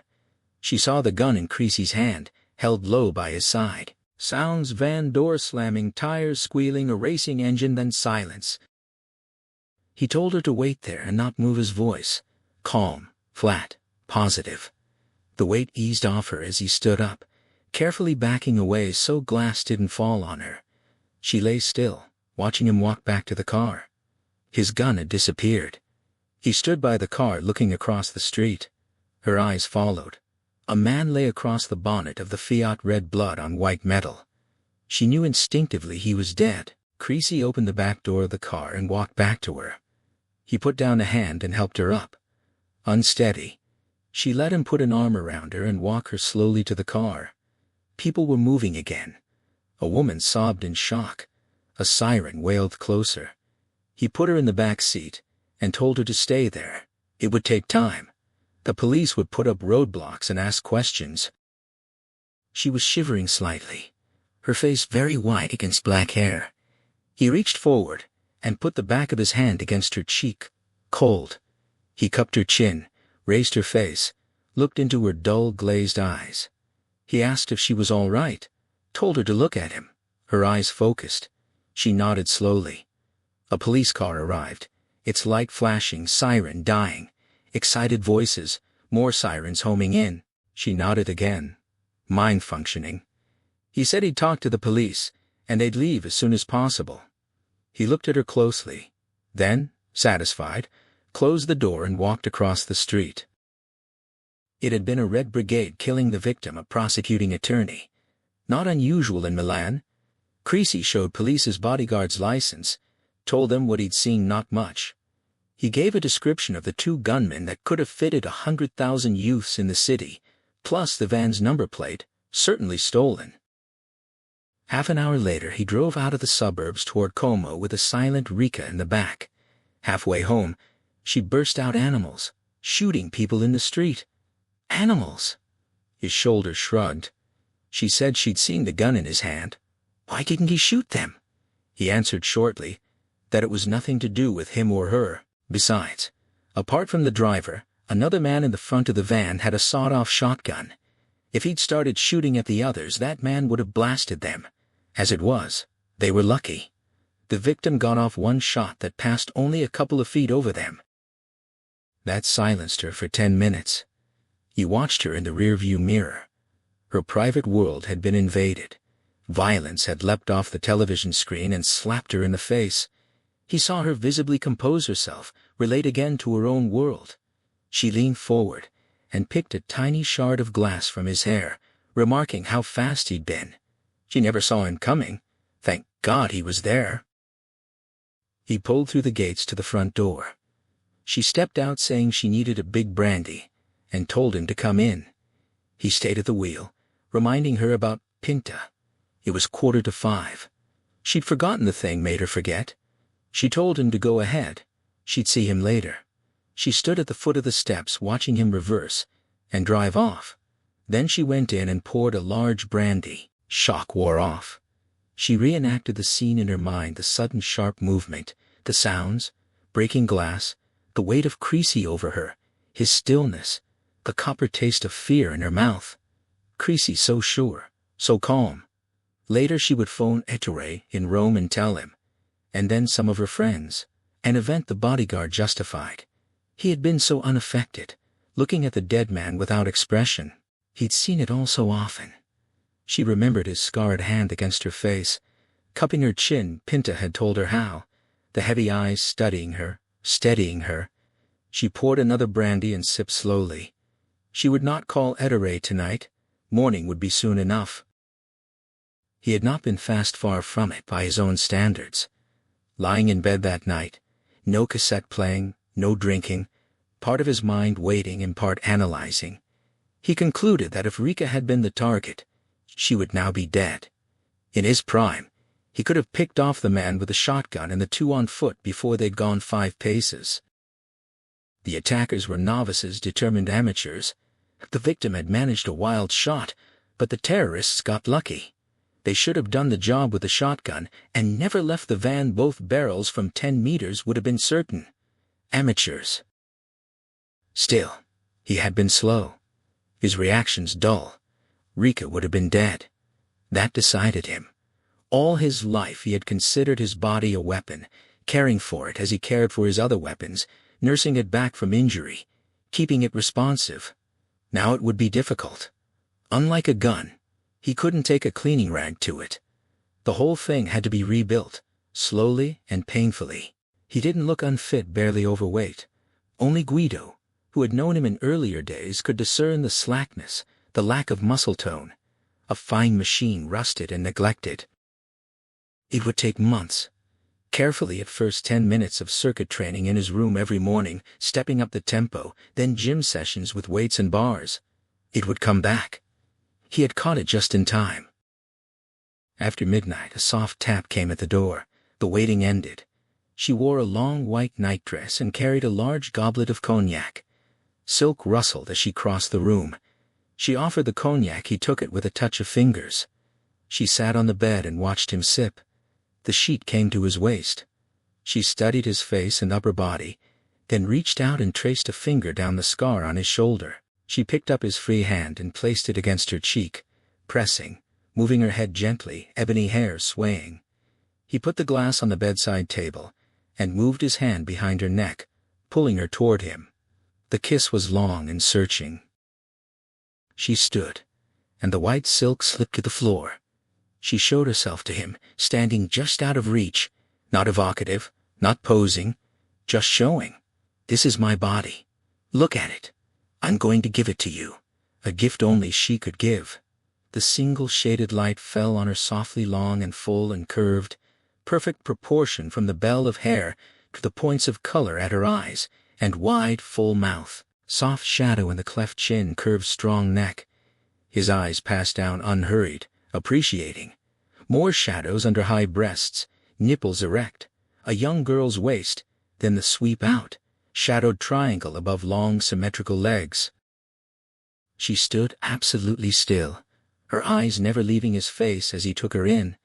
He understood at that moment how any man could be captured and drugged by such beauty. It saturated the mind. He looked up again into her eyes, and she moved back to him, still standing, but close. He ran a hand slowly from her waist to the soft flesh behind her knee. Her skin trembled slightly at the contact. She moved again, sitting on the bed, pulling away the sheet. Her turn to look. Again she traced a scar with her finger from his knee almost to the groin. Then the black hair swung down, and her mouth and tongue followed the finger and moved higher. Sudden. His breath forced out as moist warmth took him in. A hand came up over his chest to his face and mouth. Long fingers felt his lips and probed between them. He felt cool air as she lifted her head and slid up beside him. Her mouth joined her fingers, her tongue moved alongside them. She raised her head and looked into his eyes, hair falling to the pillow, darkening both their faces. She positioned herself and lowered, never shifting her gaze. Moist warmth again, like her mouth, but different. So slowly first contact, just joining, pausing, then warmth moving down and clamping tight, soft belly against his, her release of breath, pleasure, breasts moving on his chest, rippling tremors. For a while he was passive, receptive. Then his arms came around her, one over her shoulder, holding her tight, the other lower to her undulating bottom, resting lightly, shaping the curve, steadying the rhythm. Then he twisted, holding her close and pulling her under him. She closed her eyes, senses lost. She had wanted to control, to lead, but that was gone. She felt his mouth on her face, on her closed eyes, then her lips, a quickening of movement and breathing. His grip tightened. Instinct told her he was near. She wanted it together, and thrust up to him, but would be late. She felt the spasms in him. Her back arched. She opened her eyes, and above her, inches away, saw the dull blue grip of the pistol jutting from its oiled holster. She came to the top suddenly, shuddering against him, and together they lay a long time, no words, just feeling, mostly his hands over her, feeling and molding like a blind man seeing with his fingers. Occasionally he kissed her face, tracing its contours with his lips. She rose at first light, picking the silk nightdress from the floor. She looked down at his sleeping face, shivered slightly, and slipped it on. She would not come again. In the night she had felt like a child, giving away her will and all her emotions. It frightened her, and she knew he wouldn't call her, wouldn't need to. Since she had entered the room, they had not spoken a word. Driving to Como, Pinta asked why they didn't use his gun for starting practice. He explained it wasn't that kind of gun. She persisted. It made a bang, didn't it? Yes, he said, but it also fired a bullet. She suggested aiming into the air. He told her what goes up must come down, and a bullet dropping from over a mile could be dangerous. She saw the logic, and turned her attention to the local newspaper, looking for a sports shop ad. Instead, she found the horoscopes. She asked his sign. He looked puzzled. She clarified his stars. His birthday. April 15th, he said. She calculated that was in a few days, on Sunday, the day after the sports meeting. She'd ask Maria to make a cake. How old would he be? He turned sternly and told her to say nothing, no fuss. He was past the age for celebration, but they must do something, she insisted. Her parents would be away. She suggested a picnic in the Alps. He agreed, but only if she won on Saturday. She called that unfair. He said it was extra incentive. No win, no picnic. She smiled, and said she'd win anyway. He growled that after all this effort, she better. Her parents were in New York. Pinta was greatly disappointed. Rika felt guilty, but knew Ettering needed her, and there would be other sports days. So when Creasy parked in the school courtyard, Pinta asked him to come watch. He hesitated. Many parents around, he'd be out of place, perhaps unwelcome. She pleaded that no one would mind. He looked at her anxious face, nodded, and got out. It was obviously a social occasion, a big striped marquee, richly dressed parents standing with drinks. Pinta ran off to change. Creasy stood aside, uncomfortable. Signora De Luca approached with a smile. He explained about Pinta's parents being away. She was sympathetic, saying it was natural for a child to want parents on such a day. She took his arm, told him today he was a surrogate father, and led him into the marquee for a drink. She gave him a cold beer and introduced him to a few parents. He still felt uncomfortable, and was relieved when everyone moved off to watch the first events. It was a warm spring day. The girls, many maturing, were an attractive sight in their tiny running shorts. Creasy looked on approvingly. But when Pinta appeared for the 100-meter start, he didn't see her in that light. Many others did. She was the most beautiful and vivacious girl on the field, but to Creasy, she was simply a child and a friend. He watched critically as they prepared for the start, feeling a twinge of anxiety. He willed her to do well. He need not have worried. The training paid off. She left the blocks well ahead of the others, and broke the tape 5 yards clear. She continued running to where he stood, and threw her arms around his neck, shouting that she won. He smiled down at her proudly, and told her she did well, no one else was in it. For Pinta, it rounded off a perfect day, the first time she had seen him smile. She wished him happy birthday as he laid the tartan blanket on the grass. He looked up in surprise. She held out a small package. He asked what it was. A birthday present, she said, just to say thank you for helping her win the race. He told her he'd said no fuss. She plunked down on the blanket anyway. He put the package down and went to the car for the picnic hamper, confused, unused to saying thank you. He remembered she'd gone shopping with her mother in Milan earlier that week. He hoped it wasn't expensive or silly. He didn't know how to pretend or say the right things. The package lay untouched as she opened the hamper. She was in tune with his mood and recognized it. Maria had taken trouble over the picnic cold roast chicken, eggs wrapped in veal and ham Florentine style, small flat pizza called giardiniera, crusty bread with pepper cheese, a selection of fruit, and 2 bottles of dry white wine wrapped in newspaper, still chilled. They'd picked a spot above Lake Maggiore High's summer grazing land studded with pine clumps. To the north and west, snow-capped mountains rose toward Switzerland. Before them, the Po Valley swept to the horizon. Soon the blankets scattered with plastic plates and tinfoil. He poured wine into 2 beakers, and offered a French toast, "A votre santé." She asked what it meant. "Cheers," he said. She replied with yamsing, laughing at his surprise. It was Chinese, she explained. He remembered the Marco Polo book. She absorbed everything. They talked about different languages. He told her a joke, a Texan on his first European trip, dining on the SS France with a Frenchman who spoke no English. At each meal the Frenchman said bon appetit. The Texan assumed it was an introduction and replied, Harvey Granger. On the last night the Texan met another American, complained that the Frenchman kept introducing himself as bon appetit. The American laughed and explained, embarrassed. The Texan sat down to dinner, smiled, and said bon appetit. The Frenchman beamed back and replied Harvey Granger. She laughed and clapped her hands. He reached out, picked up the package, and unwrapped it. Inside a small box was a solid gold crucifix on a thin gold chain. Her laughter stilled as she waited for his reaction. He knew why she'd given it. They'd talked once about religion for him, a subject of massive contradiction. Raised Catholic by fatalistic parents, he'd heard God will provide while God hadn't. Poverty condemned his mother, who died of pneumonia without money for proper care. His father followed a year later, eased by alcohol. At 14, Creasy was taken in by neighbors, used as cheap field labor. He ran away at 16, joined the Marines at 17.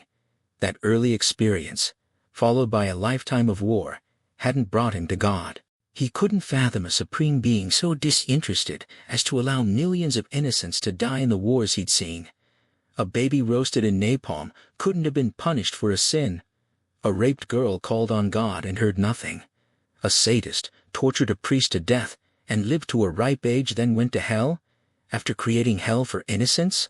He saw no logic. But he'd seen the hierarchy, the panoply and wealth. The Philippines when the Pope visited beautiful churches in a sea of poverty. Bishops convened in Manila to meet the Pope days later on a flight to Hong Kong. Half a dozen bishops sat first class drinking champagne. No logic there either. Yet he'd seen the other side missionaries in the Congo and Vietnam who worked lifetimes for no material reward, never tasting champagne. He remembered driving with Guido to a mission hospital outside Leopoldville. They told 4 Belgian nuns they must leave. The Simbas were coming within 24 hours. They couldn't be protected. The nuns refused. Their duty was to stay with patients. He pressed them, graphically describing what they could expect. They stayed. One was young and attractive. Reluctant to drive away, he beckoned her over, told her she would suffer worst and longest and die. He saw fear deep in her eyes and also resolve. But go with God, she said, smiling serenely. Their unit was forced to retreat. A week later, they regrouped and fought back. He and Guido were first to reach the hospital. A generation of viewing barbarity hadn't prepared them for what they saw.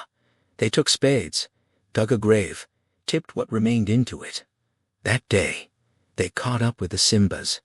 Creasy killed more than his share, many more long into the night. Guido driving Creasy on the mounted machine gun. Perhaps he killed more than had raped and mutilated that young nun. Who knows? God's will? God's revenge? Logic? He'd heard the argument that faith must be tested. But who was testing? The bishops with champagne? Vatican officials? Yet some met the test. So could they all be fools? He'd met enough to know intellect and faith could coexist, but he didn't understand how. He'd tried to tell Pinta some of the contradictions. She surprised him. You can never know. If you know for sure, you don't need faith. Yes, the ultimate contradiction, faith to be ignorant. She had a simple view herself she'd believe until someone proved beyond doubt it was all rubbish. When he asked how she'd know it was proved, she smiled impishly. It will be announced on television. Now, she told him she bought the crucifix herself, with her own saved money. He said nothing, just looked at her. She asked if it could hurt, at least keep it until the announcement. He smiled back, lifted the chain, and dropped it over his neck. He thanked her, reached out a hand to her shoulder and squeezed it, joking that he suddenly felt very holy. She laughed and jumped up, telling him if he ever met the devil, he must hold it up in front of him. He smiled wryly. It would make a change from holding a machine gun. Tinkling bells intruded. A herd of cows came over the rise, driven to upper pastures. They moved toward the picnic spot, a dog bounding ahead to investigate. Pinta offered a piece of ham in friendship, gratefully accepted, then ran off to play with the dog. Creasy poured the herder a beaker of wine. An afternoon to remember. The two men sitting, talking casually, cows grazing around them. the girl and dog chasing among the herd. The herder remarked he had a fine girl, puzzled at the look that crossed Creasy's face. At sunset, they packed the hamper and walked back to the car in twilight. Fresh air and exercise made Pinta drowsy. As the car wound down toward Como, she yawned, slipped lower in her seat, finally tucked up her legs and rested her head on Creasy's lap. He drove home very slowly, occasionally glancing down at her sleeping face. In the fading light, his scarred features and brooding eyes relaxed in rare contentment. He was at peace. The day of the piano lesson had arrived.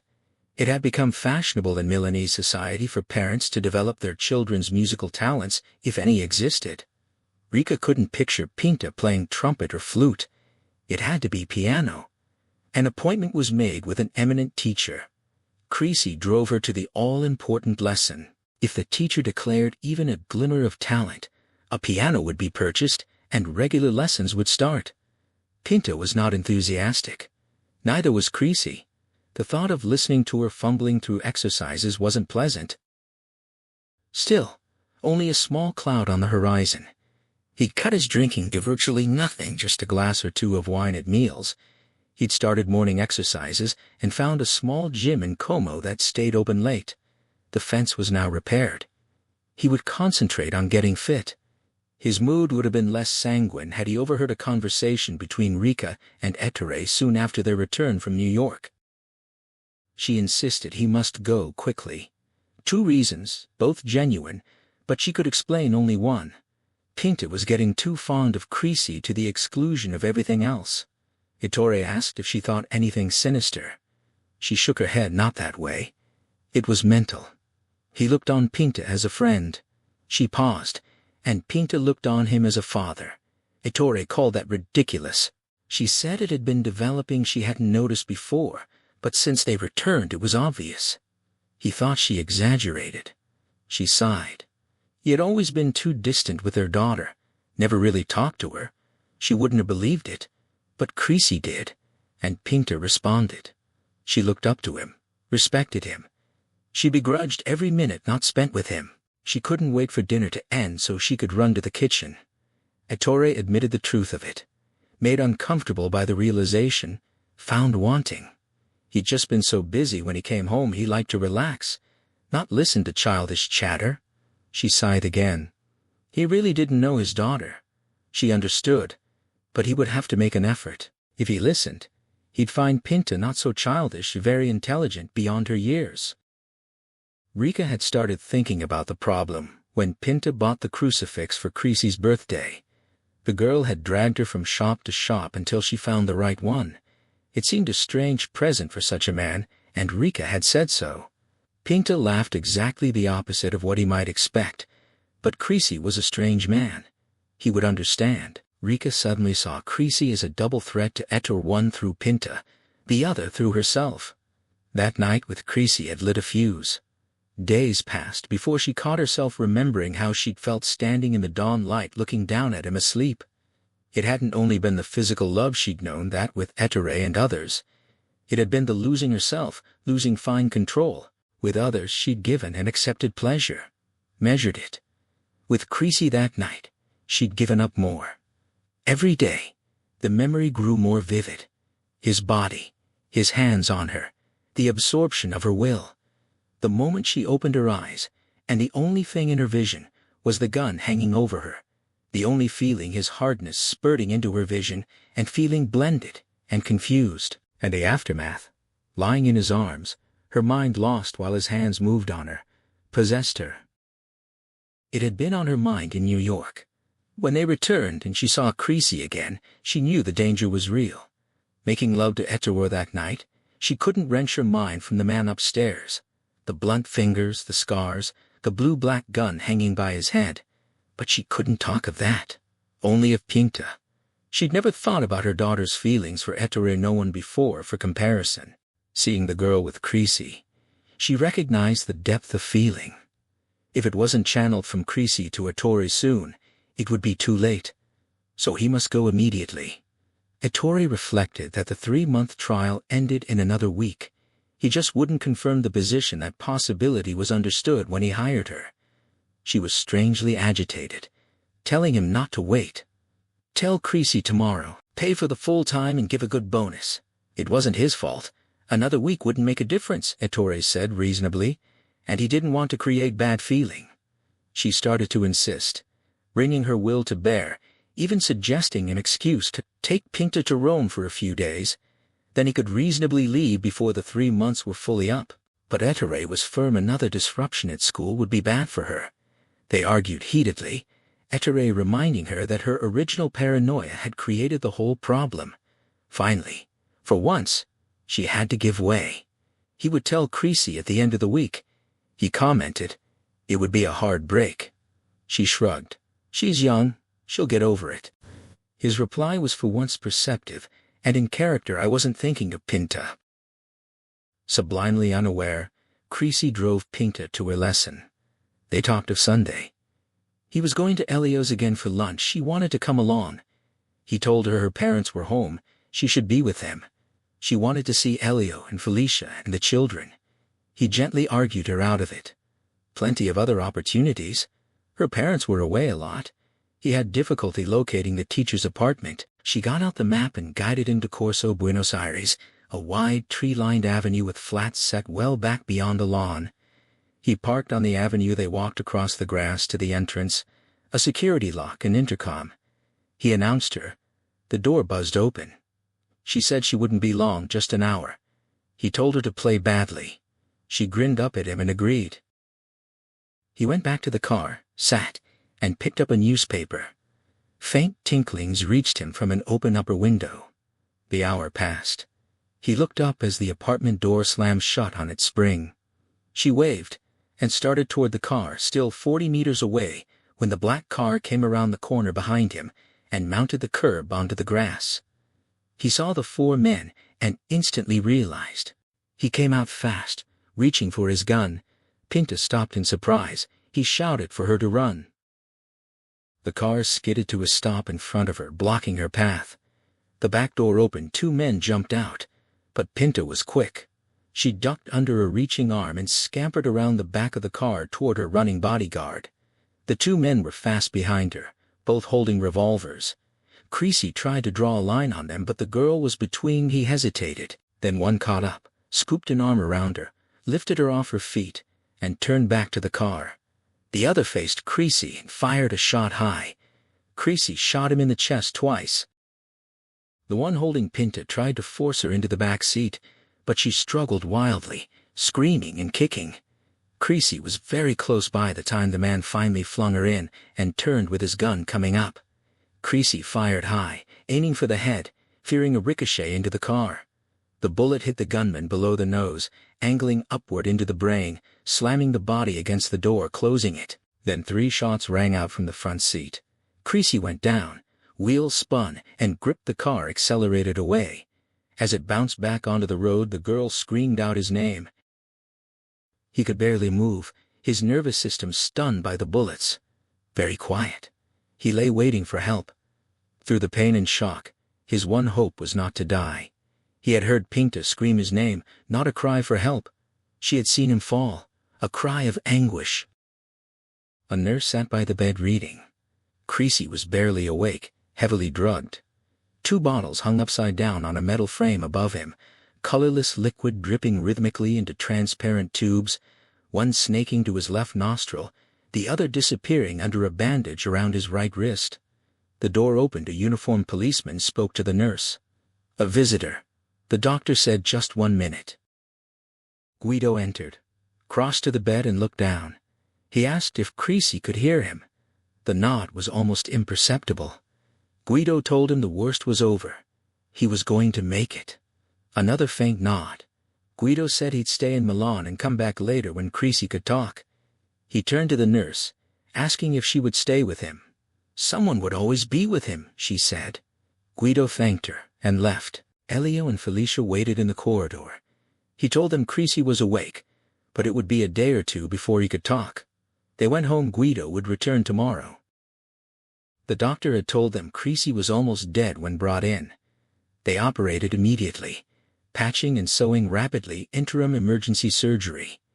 If he lived through post-operative shock, They'd build his strength and operate again more thoroughly. In the meantime, touch and go. For 2 days Creasy was on the edge, then he came through. He must have a great will to live, the doctor remarked to Guido. The next day Creasy could talk. His first question to Guido was about Pinta. Guido said they were negotiating such matters, can take time. Creasy asked about his condition. Guido explained carefully, and clinically 2 hits, stomach and right lung.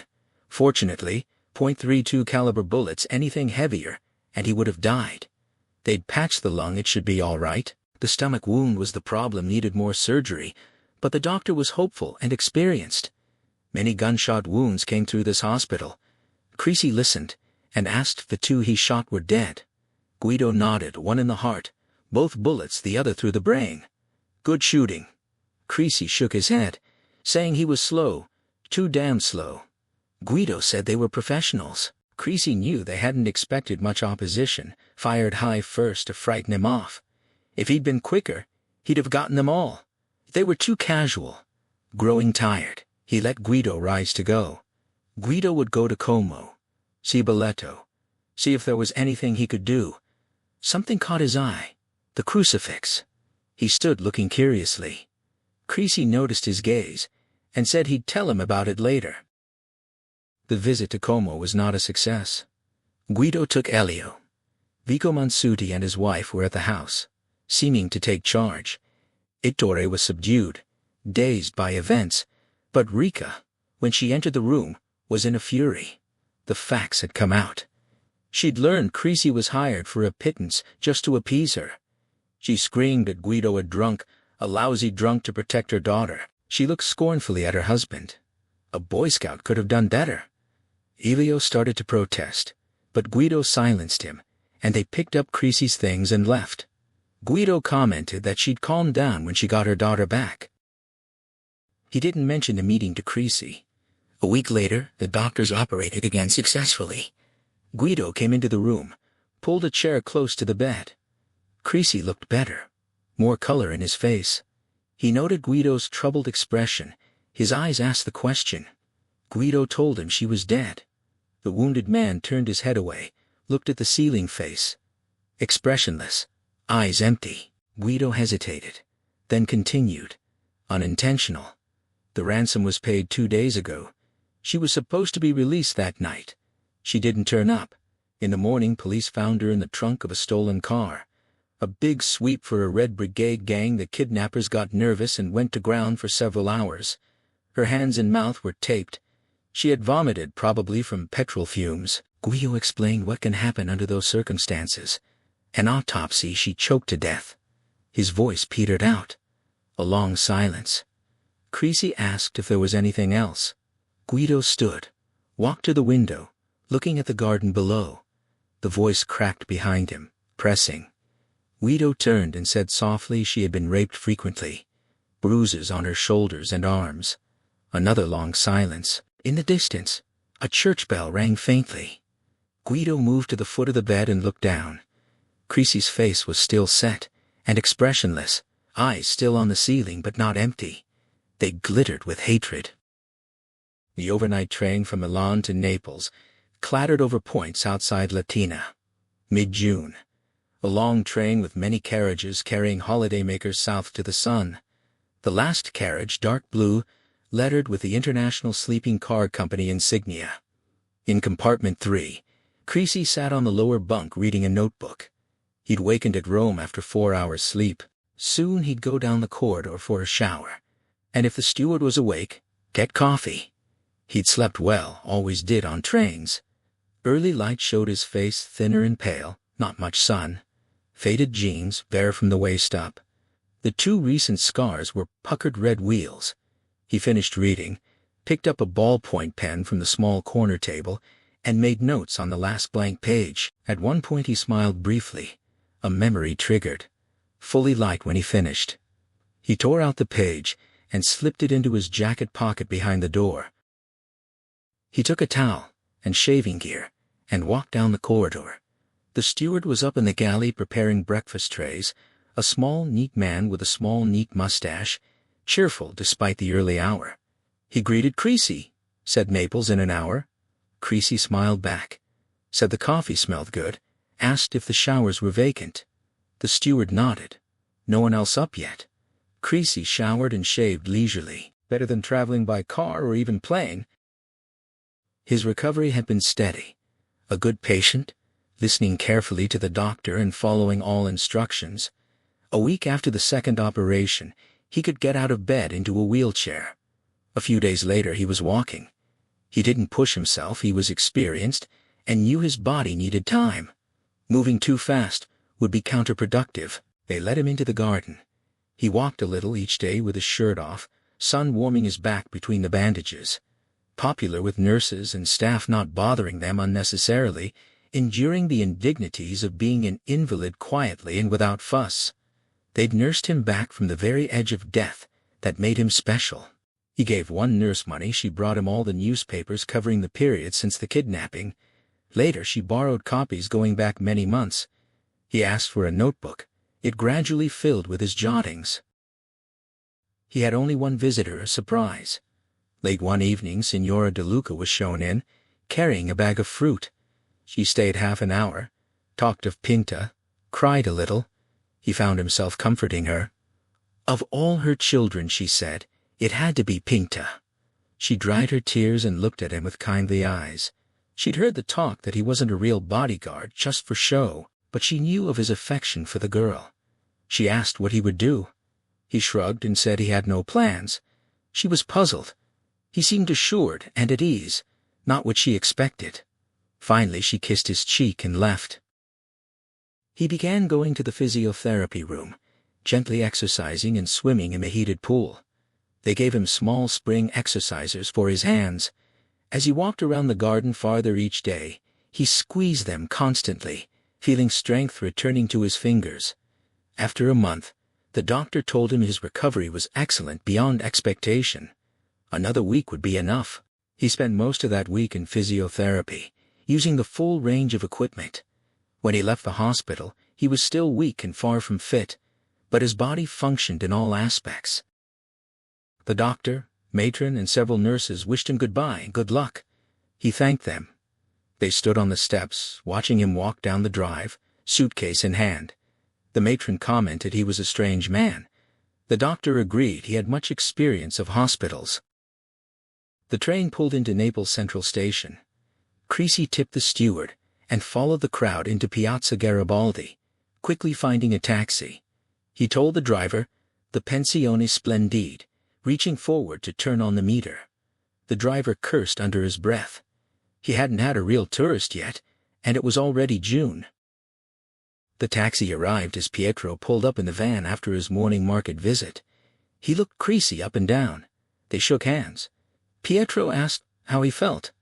Creasy said okay and offered to help with the baskets. Guido was sitting at the kitchen table drinking coffee when they walked in. They exchanged greetings in French Cava, and Guido studied him carefully, then stood, and they embraced. Guido said he didn't look half bad. They patched him up well. Creasy answered that there were good mechanics up there, and they both smiled at the familiar phrase. After dinner, the two men talked at length on the terrace in the warm night. To Creasy it seemed a long age since he'd last sat there. He quietly explained what he intended to do. He didn't invoke moral issues, not justice or punishment. Guido knew him too well for that. It was simply revenge. They had killed someone precious to him. He would kill in turn. Guido asked if it was an eye for an eye. Creasy shook his head slowly and said with great emphasis, more than that, more than an eye. Every bloody piece of them. Guido remarked that he was really fond of the girl, half question, half statement. Creasy thought carefully before answering, searching for words. It was so important that Guido understand. He reminded Guido what he was. 5 months ago he'd sat here and seen nothing ahead. He took the job only to keep from blowing his brains out. He smiled wryly at Guido's look. It was true. He'd really thought about it. Things felt over. Pointless to go on. The girl changed that. He didn't know how. She crept up on him, day by day, slipping into his life. He shook himself at the memory. Guido remained silent, intrigued. He repeated that Guido knew what he was, never had any truck with kids, just a nuisance. Then this one came along, so fresh. His life was over, all behind. Then he kept seeing things through her eyes. For her, nothing had existed before, as though the whole world suddenly appeared one morning just for her. The monologue stopped. He sat looking down over the lights and the dark sea. Then softly she loved him. He looked up. Not like that. Not physical. Better than that. Guido said nothing.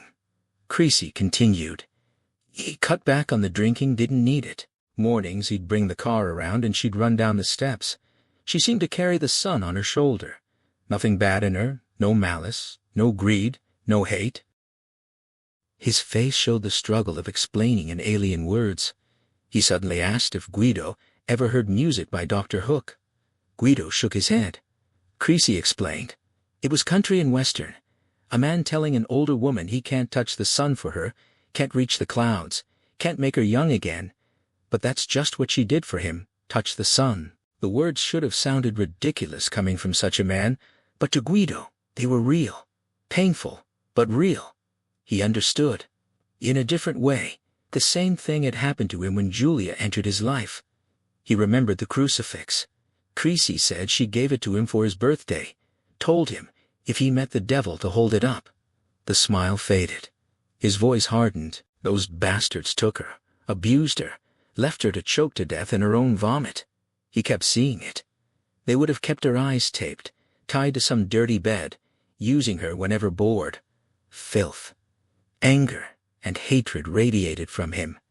He asked if Guido understood why he was going after them. Guido stood and walked to the railing, very moved. He'd seen the depth of Creasy's feelings. At last, someone had turned the key, no matter the lock had been rusty. He said he understood it happened to him when he loved Julia. Different but the same. In a way he envied Creasy. When she died, he wanted revenge. But against who? A kid driver, an accident that unbalanced him.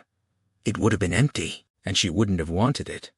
But he knew what Creasy felt. Creasy joined him at the railing and said he needed help. Guido nodded, put a hand on his shoulder, and promised anything he could do, but he wouldn't kill again. He'd given that up, promised her. Anything else? Creasy said he wouldn't ask or want that he'd do the killing, but helping could put Guido in danger. Guido smiled. Possible. But that was no stranger. He looked quizzically and asked if Creasy knew who did it. Creasy nodded. He was certain. He got a good look and had been researching.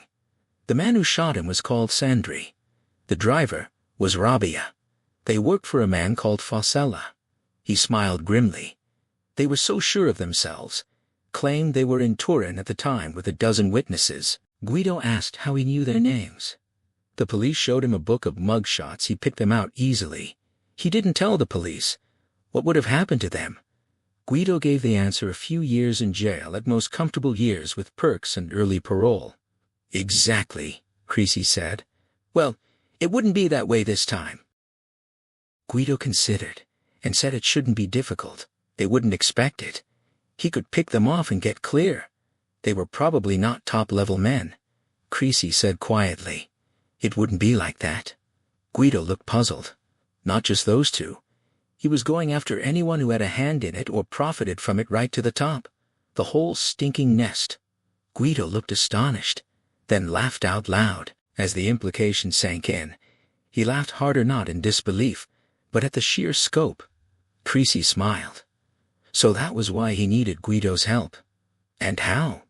Guido asked if he understood their setup. Creasy nodded reasonably well. Two main bosses in Milan, Fosella and Abrata. Fosella pulled the kidnap, so he was in line after Rabia and Sandri. Conti in Rome would get a cut, so he got it too. Finally, the fat cat in Palermo, Cantarella, who got a piece of everything. Now he got a piece of the killing. Guido laughed again, quietly. He knew Conti and wouldn't be at all sorry. He'd explain why later. He asked how Creasy got all this. Creasy shrugged. A lot was in old newspapers. He had plenty of time to go through them. They were so arrogant they practically advertised. He also read a book by a journalist called Andato, the Other Country That Dug Deep. A wonder he was still alive. Guido shook his head. Not after the book was published. They only killed outside their circle to protect a secret, and once the book was out there, was no more secret. He considered, then said he could help. He still had a few old connections. He'd check the setup. Creasy asked about connections. Guido smiled. He'd never told Creasy how he came to join the Legion. Now, it was very ironical. He'd explain later. Meanwhile, how else could he help? They went into the kitchen for coffee, sat at the table, and went into details. Creasy had worked out a careful strategy. Guido was impressed. He made notes about transport and accommodations. Finally he sat back, sipped coffee and surveyed his friend over the cup. He said it was good, very good. He understood that Creasy would have to improvise after Milan, but by then, he should have good information. But did he really know what he was up against? Creasy told him to explain. Guido arranged his thoughts. Guido explained that the Mafia was even more powerful than most people believed or wanted to believe. They defied the police, sometimes controlled them, even subverted courts. They bribed politicians at all levels from village councillors to cabinet ministers. In some areas, particularly the South and Sicily, they were literally the law, punishing and rewarding as they saw fit. They practically ran prisons from within. The authorities had made efforts over the years. There was a big trial in Reggio about corruption and forced land purchase for the new steel complex, but he waved his cup in an eloquent gesture. The weapons the authorities had: police, carabinieri, courts. Prisons were often corrupt and infiltrated. There were a few good policemen and brave prosecutors and judges, but the system was too weak. Only Mussolini in the 30s had any success, and only because he used fascist methods a lot of innocent people suffered along with the Mafia. After Mussolini, they came back stronger than ever. They could call on thousands of informers, even contacts inside the police forces. They had their own groups in every city and town of any size, and as you went south, in every village a whole army of strong-arm men. He poured more coffee and told Creasy of his early associations in Naples, and particularly of Conti. Then he sat back and waited. Creasy agreed. It wouldn't be easy, but he had several points in his favor. First, like Mussolini, he could use tactics the police couldn't. Terror, for example. These people used it as a weapon but weren't used to facing it themselves. Second, he'd get information as he moved along, one to the next, information the police couldn't get because they couldn't use his methods. Guido took the point. Creasy would get them talking. Third, Creasy continued, unlike the police, his aim wasn't to collect evidence and bring them to court. His aim was to kill them. His voice went quieter. Fourth, he had more motivation than the police motivation a policeman or judge couldn't have. They were doing a job, had wives, families, careers to think about. He didn't. He'd come at them in a way they'd never experienced. Guido thought about it. Distinct advantages, perhaps crucial. He asked about weapons. Creasy reached into his jacket pocket and asked if Leclerc was still operating out of Marseille. Guido thought so. He could check with a phone call. He took the sheet of paper and read the list Creasy had drawn up on the train, whistling softly. He commented that Creasy was really going to war and asked if Leclerc would have all this. Creasy said Leclerc could get it. He'd been offering most of it to the Rhodesians a couple years back. Creasy was called in for advice. Leclerc did good business. Did Guido think he'd play it straight? It was just peanuts to him. Guido said he should. Creasy pulled him out of that mess outside Bukavu. He should be suitably grateful. Creasy cautioned that Leclerc was a sharp bastard and had made a lot of money since selling arms instead of using them himself. Being rich could change people. Guido might have to lean on him. Guido asked for suggestions. Creasy told him to mention a Technicolor funeral. Guido smiled at the memory that should do it. He waved the paper and asked when Creasy would need the stuff. Not for 2 months. It would take at least that long to get fully fit. He'd pick it up in Marseille himself. He'd worked out a way to get it in. The question of fitness raised another point. Creasy needed somewhere quiet. Guido thought for only a moment. Why not Malta? To Giulia's family on Gozo. They still had the farm. It was very quiet.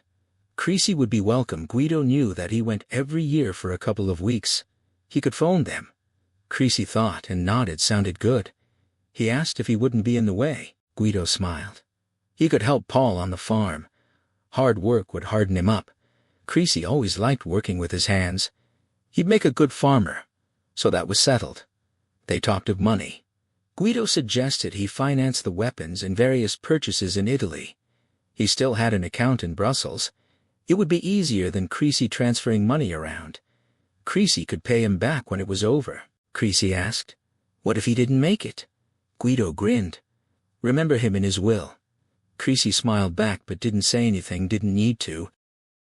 They talked on into the night. Decided Creasy would leave in 2 days on the ferry to Palermo. He wanted a quiet look at Cantarella's base. From there, he'd take the train to Reggio di Calabria and pick up the ferry to Malta. Almost dawn when they finished, but they hadn't noticed the tonic of old times. When they finally rose, Guido picked up his pad and flicked through the pages, checking nothing forgotten. He said the main thing now was for Creasy to get fit. Creasy stretched, yawned, smiled grimly, and agreed. Fighting fit. The Malatiland was not a beautiful example of marine architecture. It sat squat and belligerent in the water, disdainful of sleek lines or raked funnels. Its job was to transport cars, trucks, and people the 2 miles between Malta and Gozo. Creasy stood on the top deck, suitcase at his feet. The Italian ferry from Reggio had been delayed 12 hours by a strike, arriving in Malta's Grand Harbor early morning. It saved him from spending a night on the big island. He was eager to settle in and start his program. The ship passed the small island of Camino with its old watchtower above the cliffs. The water below was vivid blue above a sandy bottom, the Blue Lagoon. He remembered swimming there 8 years before with Guido and Julia. Pollution had been minimized here by tides and currents. The water was still clear, the shoreline uncluttered. He looked ahead toward Gozo, steeper and greener than Malta, villages crowning the hills. An island of intensive agriculture, fields terraced down to the water's edge. He had liked Gozo on his previous visit, unique in his experience for having no class in its society. The poorest fisherman knew he was as good as the richest landowner. A man who thought himself better than others should avoid Gozo. He remembered the people as noisy and cheerful, and once they knew you, friendly. The noise started now as they turned into the small harbor of Magar, passengers bustling forward to be first off. He walked up the hill to a bar with the unlikely name of Gleneagles, an old oblong building with a narrow balcony facing the water. Guido told him to phone Julia's parents from there. They would pick him up. The interior was high-ceilinged and cool, a barn of a place, with paintings of local landscapes on the walls and an assortment of locals propping up the bar. He left his suitcase by the door. The sight of pint mugs of beer reminded him he was thirsty. He gestured at the draft pump. The bartender, short, balding, round-faced, asked, "Pint or half?" "Pint, thanks." Creasy eased onto a stool and put a pound in front of him. The beer was cool and amber. He drank deep. When the bartender brought back his change, Creasy asked if he had the phone number of Paul Schembri. He received a blank look. He repeated, "Paul Schembri, a farmer near Nader. He must know him." The bartender shrugged and said Schembri was a common name, and there were lots of farmers on Gozo. He went down the bar to serve someone else. The American felt no irritation, only quiet approval. This barman had to know Paul Schembri on an island this small, yet Gozo guarded its private truths like a clenched fist. Strangers received warmth, but no information until their identity and purpose were proven. A Gozitan would deny his own brother until he understood who was asking.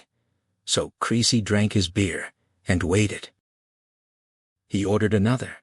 Then, when it arrived, he let slip the name of his referrer, Guido Aurelio, and announced he was meant to stay with Paul Schembri. Recognition clicked into place behind the barman's eyes. The farmer, near Nader. Creasy confirmed with a nod. The barman studied him, then smiled, a rare room-lighting expression.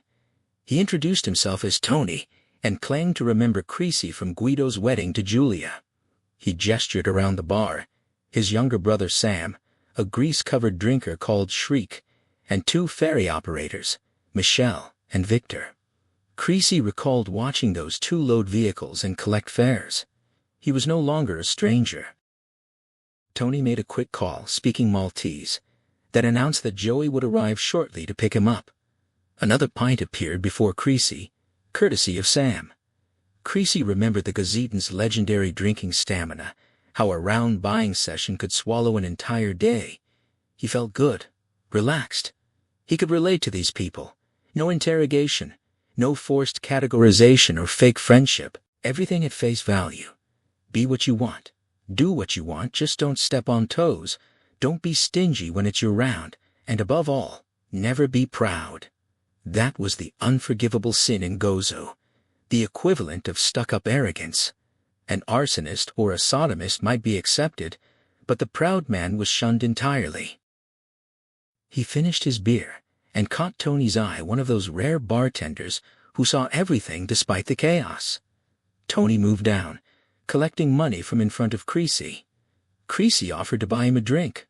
Tony refused initially too early, but 10 minutes later, after visible internal debate, he smiled, muttered, "Why not?" and poured himself a beer. Creasy would learn this was Tony's ritual, always turning down the first offer, then spending anywhere from 10 minutes to half an hour arguing with himself, always ending in that smile and the inevitable, "Why not?" Unsurprisingly, the barman's nickname was exactly that. A battered Land Rover pulled up. A young man loped in long-legged, open-faced, black curly hair, work calloused hand extended. Joey, welcoming Creasy to Gozo. Creasy vaguely recalled Julia's younger brother, who would have been only 10 at the wedding. Joey feigned dramatic thirst and received a beer from Tony. He asked if Creasy was in any hurry.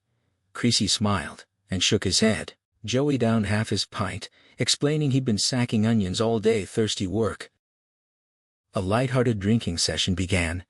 English served as the island's second language, with occasional lapses into Maltese for emphasis, a sing-song tongue rich in Arabic and Italian. Creasy's knowledge of both allowed him to catch many words.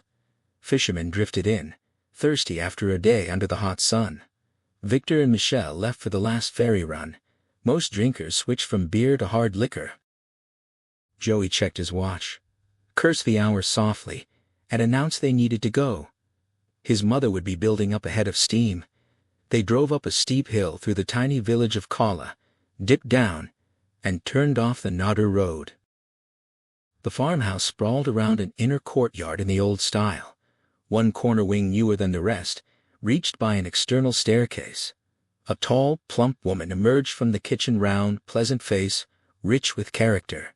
She smiled, embraced Creasy, kissed his cheek, and welcomed him after so long. Then she glared at her son. Joey winked at Creasy and explained innocently that Creasy had been thirsty. She scolded gently, told Joey to take the suitcase upstairs, and led Creasy into the kitchen. He remembered the huge arched room with the family's true heart, with formal dining and lounge reserved for special occasions.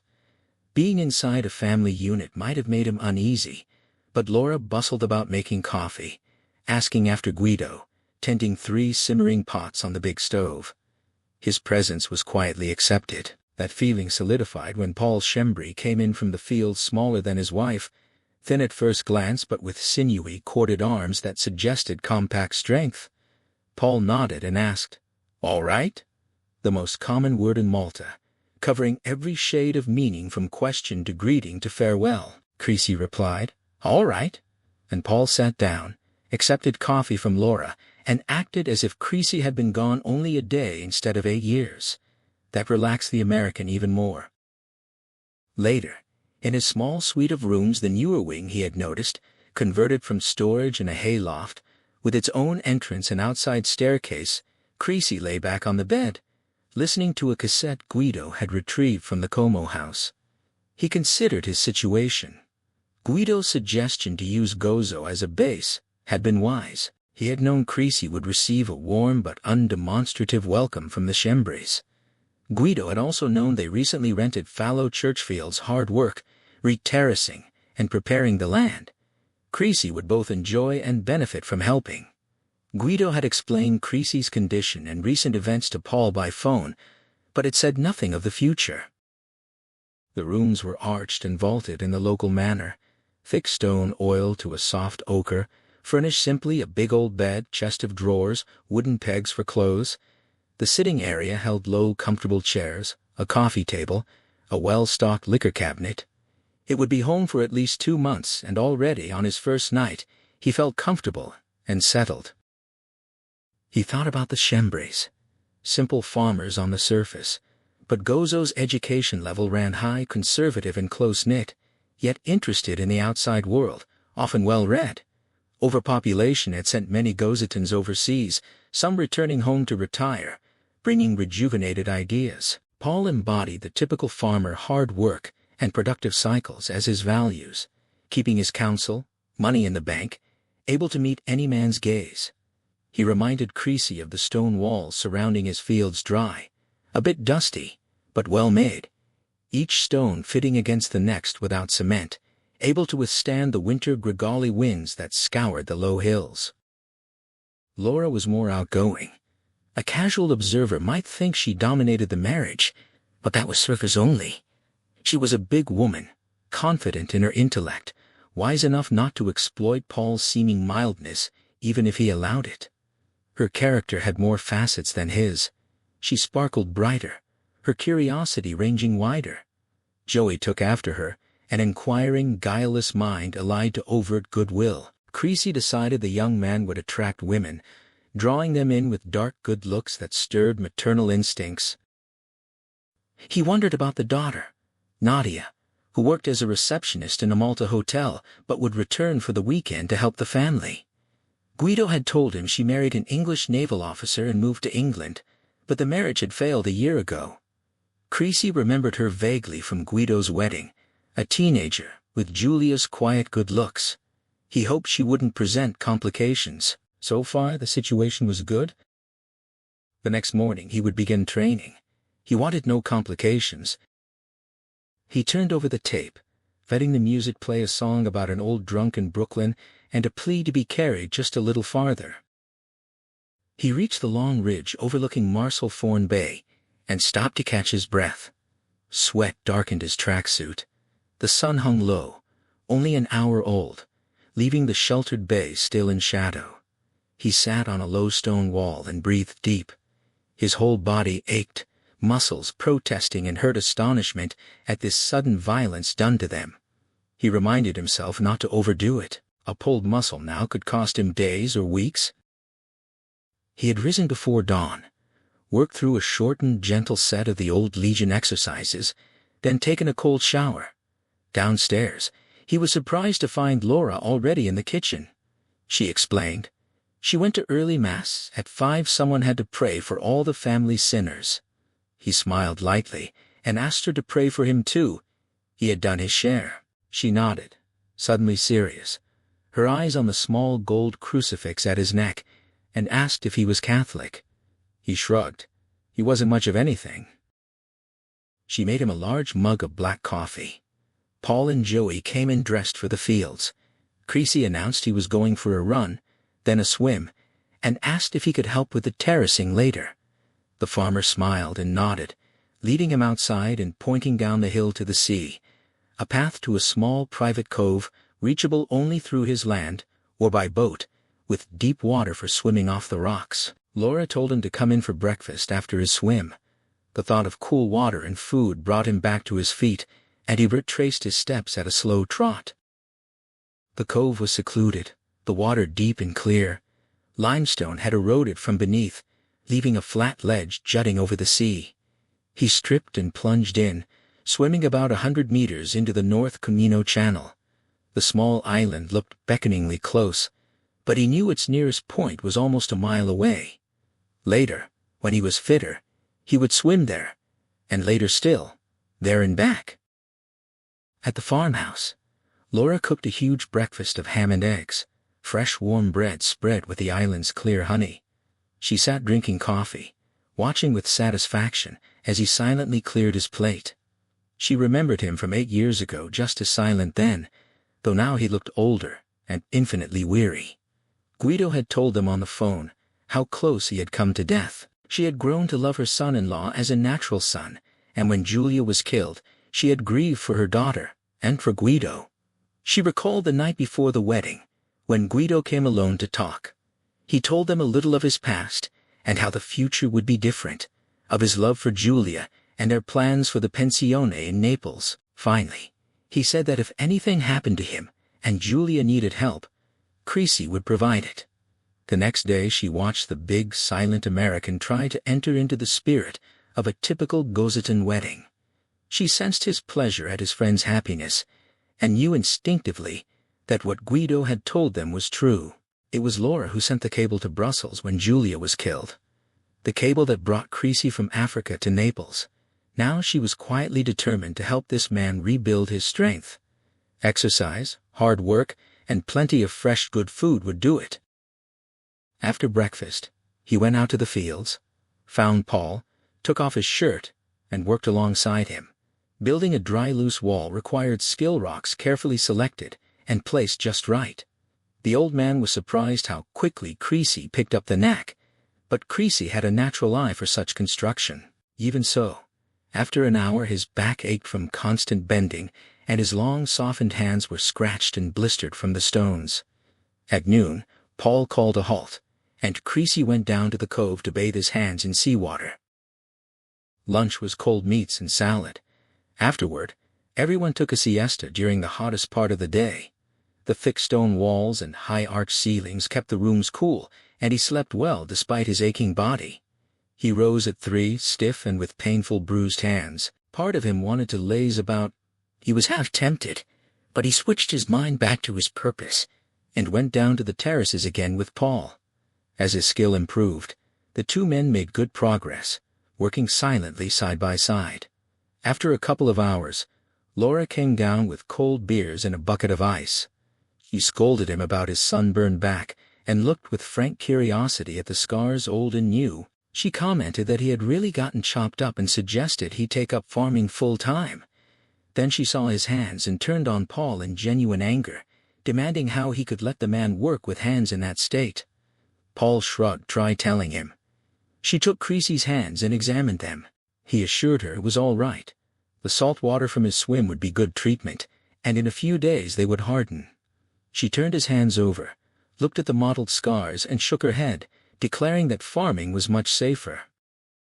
The next 3 days were the hardest. Each night he fell into bed totally exhausted.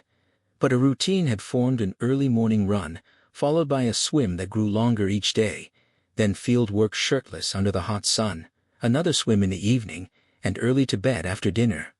He exercised when he first got up and just before sleep. Those first days were agony, especially in the mornings when he had to loosen stiff, unresponsive muscles. He guessed it would take about 2 weeks to hit full stride, but the pain acted as a stimulus. It constantly reminded him of his purpose, and of the girl, and what they had done to her. His hatred more than matched the pain. Paul and Joey saw it one evening as they sat on the outside patio after dinner, drinking coffee and brandy, looking out over the dark sea toward Comino and the lights of Malta beyond. The lights reminded Creasy of his arrival in Naples so many months before, and the changes that had affected him, the growing friendship with Pinta, and those last weeks, when he had been truly happy. His mind went to the last day, then to Guido telling him in the hospital about her death. Paul turned to say something, but when he saw Creasy's face, the words died in his throat. He saw hatred rising from the man like mist from a cold sea. Creasy abruptly stood, bid them good night, and went to bed. Joey looked at his father, his normally cheerful face troubled and somber. He observed that Creasy was burning up inside a fire in there. He had never seen anyone look so sad and so angry at the same time. Paul nodded in agreement. The man had it under control, but it was there, and someone would be burned by it. Joey shook off the mood and grinned, announcing he had his own fire for something else, Barbarella's on a Friday night, with tourist girls who would be lonely and grateful. His father good-naturedly warned him not to be too late, or he would be useless tomorrow. There were still 3 fields of onions to pick. Joey walked through the inner courtyard, avoiding his mother, who would lecture him about foreign girls' morals. From Creasy's open window he heard soft music, a song from a couple of years before, Blue Bayou.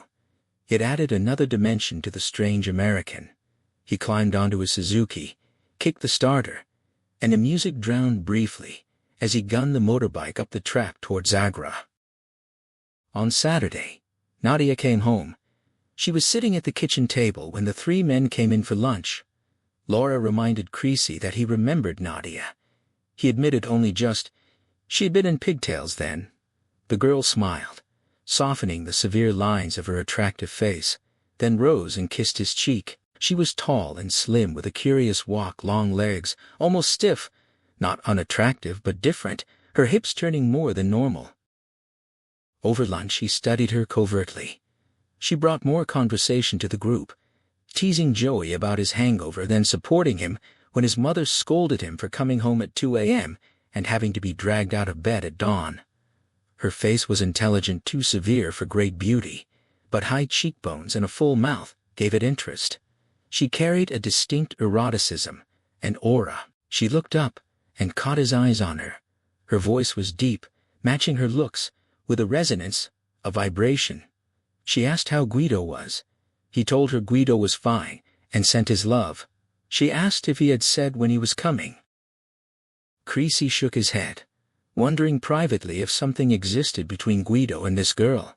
She resembled Julia closely, a bit taller and slimmer, with the same grave eyes contradicted by a quick smile. It would have been natural for Guido to be attracted, and 5 years had passed since Julia's death, but then he remembered she had been back in Malta less than a year, and besides, Guido would have told him. Their friendship was that kind of situation. After lunch, when the men retreated to their rooms for siesta, Nadia stayed behind in the kitchen to help her mother with the dishes. They worked silently for a moment before Nadia admitted she had forgotten the way Creasy was, sort of intimidating. Laura agreed. He was a hard case, who didn't say much, but noted he had settled in and was proving a big help to her father. She thought a moment longer, then added that she liked him. She knew what he was, and her father believed Creasy was getting fit for a special reason and would go off to commit a lot of violence. He was a violent man, yet they all liked him. Nadia dried the dishes in silence, then asked his age. Laura estimated he must be near 50, a few years older than Guido. He was lucky to be alive. The scars on him were terrible. Nadia stacked the plates and mused, almost to herself, that at least he was a man. She repeated it under her mother's curious, sad-tinged look. Laura confirmed there could be no doubt about that. It was not a strange comment for Nadia to make. She appraised all men in a special way, an instant first judgment forged by hard experience. Her husband had been handsome, witty, intelligent. She had entered marriage with joy and expectation, a fairy tale courtship of dances and parties and the excitement of overseas horizons. Then slowly came the realization that something was wrong and the crushing of a dream. He had long suppressed homosexual tendencies. The marriage, for him, had been part of that suppression, a losing war he had fought since puberty. The last battle was his marriage to Nadia, lost through delaying actions, self-accusations, and miserable lurches into a world he could finally no longer deny. They had talked it over, tried to fight it together. She couldn't understand, felt her womanhood insulted. She might have rationalized a threat from another woman, at least she would have had the weapons of her own sex. But against this enemy she felt helpless. The end came suddenly and sickeningly at a party at the naval base in Portsmouth. Too much drinking, him gone, and then finding him drunk and naked with a young midshipman, no longer caring, finally accepting what he was. She left the next day and flew back to Malta. The homecoming was terrible, but she told Paul and Laura everything, and they were mercifully strong and understanding, sad for her and for themselves, one daughter dead, the other scarred deep emotionally. She applied for an annulment, but such matters took forever. The local priest, nicknamed the Cowboy, had married them. He forwarded the papers to the Vatican, and in his rough, blunt way, tried to comfort her and explain the delays, witnesses, depositions, faceless judges who might take years to decide. The priest saw her pain and felt great sadness when she came to confession, asking forgiveness for the sins she had committed, the men she had slept with. First a young fisherman from Mengar, she needed to know a man. Later, occasionally, Tourists she met at the hotel, faceless like her judges, staying 2 weeks, acquiring a suntan and the rarity of a local girl. She had not come to terms with it. She knew people talked, pitied her, and she hated that. She wanted a normal life, family, children, respect. Even if the Vatican judges granted an annulment, decided her marriage had never existed in God's eyes. What then? She was 26. Would a local man marry her after all the talk in such a small community? Go abroad? That prospect didn't appeal. She needed her family's steadiness and support, the house where she was born and grew up, the land itself. It didn't lie or change or dress in false clothing. That was why she had come home, even from Malta. Whatever she did, it would be done in this house where she felt secure. In the late afternoon, she took her swimsuit and walked down the path to the cove. She saw clothes lying on the flat, overhanging rock, and Creasy swimming out in the channel. She sat and watched as he swam about 200 meters out, then turned and came back. She asked if he had been crossing to Camino. He answered that he would next week when he was fitter, sitting beside her and panting from exertion. She looked at the recent scars on his stomach and sighed, pink and lighter than the rest of his angry sunburn. He asked if she was going to swim. She told him yes, and to turn his back while she changed.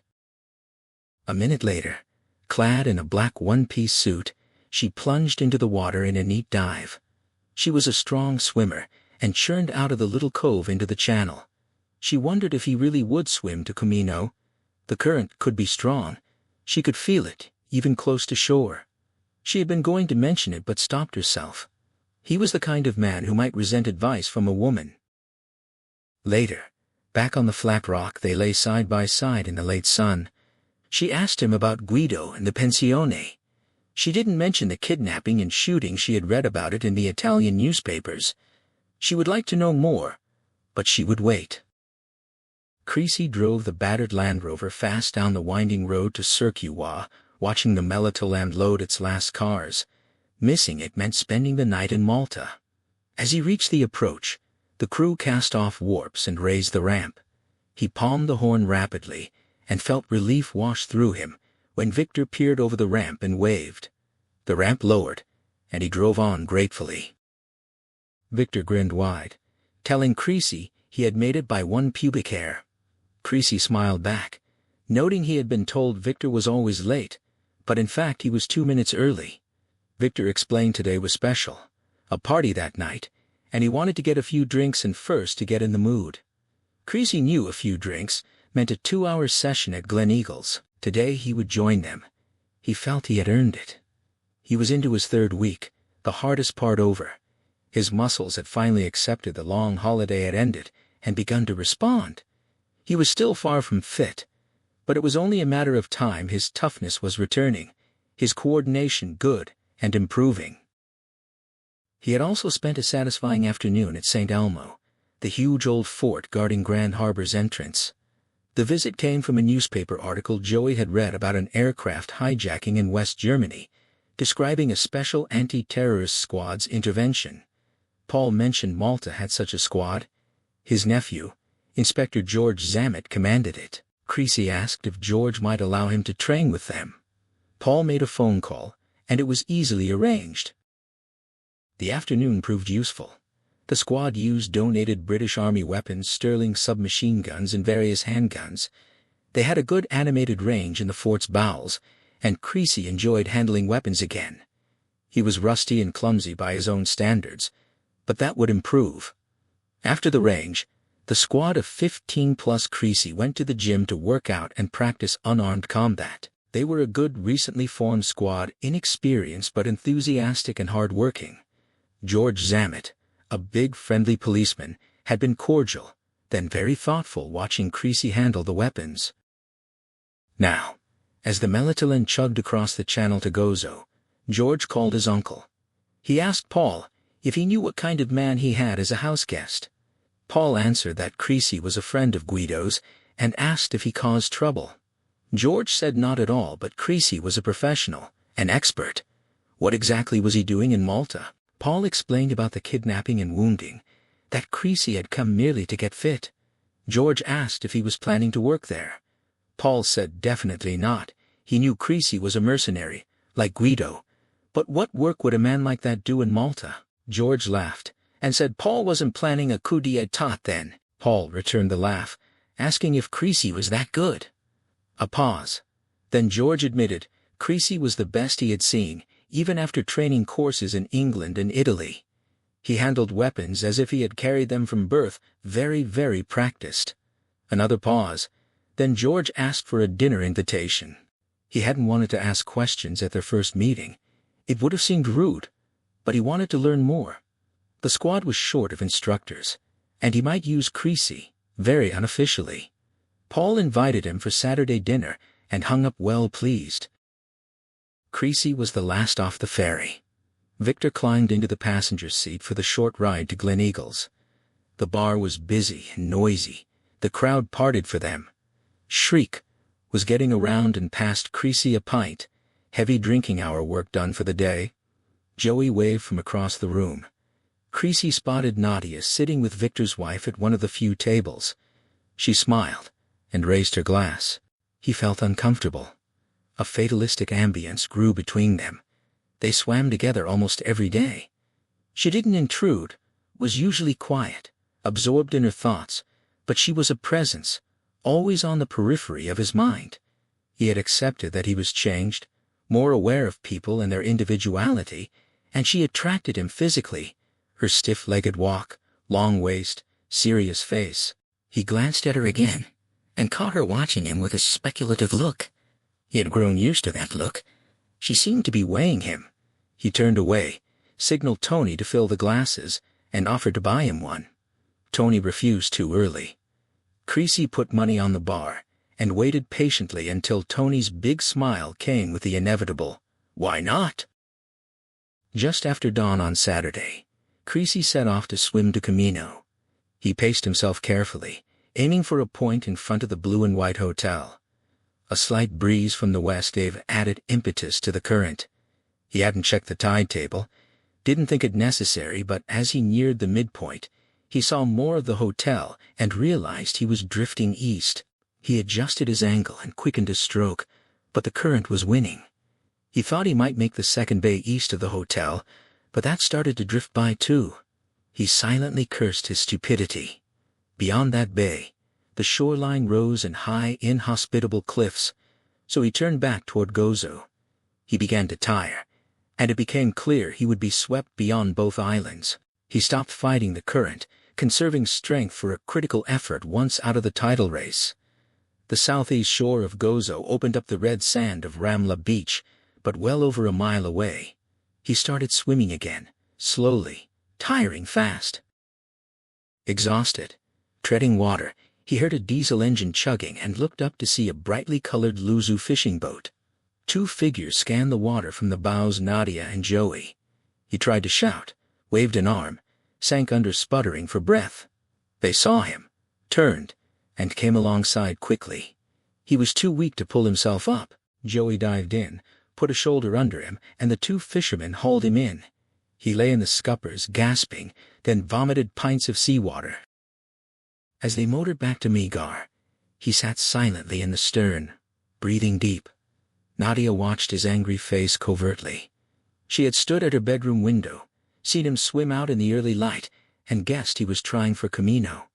She saw the current take him, and his failed effort to return, screamed for Joey, and they raced to Megar in the Land Rover. Most fishermen were already far out, but one boat was just getting ready. Two brothers called Mizzy, who had drunk late at Gleneagles the night before. Hangovers had slowed them. Nadia and Joey leaped aboard with urgent explanations. She told Creasy he was lucky they could have easily missed him. He admitted it was damn stupid, he should have checked the tides. She saw him look at Camino, then across to Gozo, his face malevolent. He hated that strip of water. She guessed he would try again, and soon. Back in the harbor, Creasy asked Joey for £5 and tried to press it on the fishermen. It was too late for them to go out now. They shook their heads, laughing. One brother said Creasy was the biggest thing they had caught all summer. The other agreed, pretending to decide whether to grill or fry him. They all went to Gleneagles, and Creasy bought drinks at the bar in his swimsuit. It became an occasion. Tony prepared his patent remedy for near drownings, a huge mug of hot sweet tea laced with brandy and rum. He was so proud he made one for himself. Victor and Michelle came in from the first ferry run, heard the story, and decided they would try it too. Tony explained they had to be either a bartender or half-drowned. Victor retorted. They qualified. They had been half-drowned from the inside the night before. Shriek arrived for his peery breakfast stiffener, and a celebration started. Nadia observed with mock disdain that they were grateful to Creasy anything for an excuse to get drunk before lunch. Shriek nodded solemnly and joked. It was a pity Creasy hadn't gotten properly drowned. They could have had a real party in commiseration, he clarified with a smile. On the drive back to the house, Creasy asked about this "whoa" business. Joey explained it was his nickname. Everyone in Gozo had to have one. Creasy digested that in silence. Wobo meant man in Italian, a complimentary name. After that morning's near drowning, he mused, they ought to call him Jackass. But the nickname meant he had been accepted. Outsiders didn't merit such things. Creasy and George sat alone on the outside patio after a good dinner.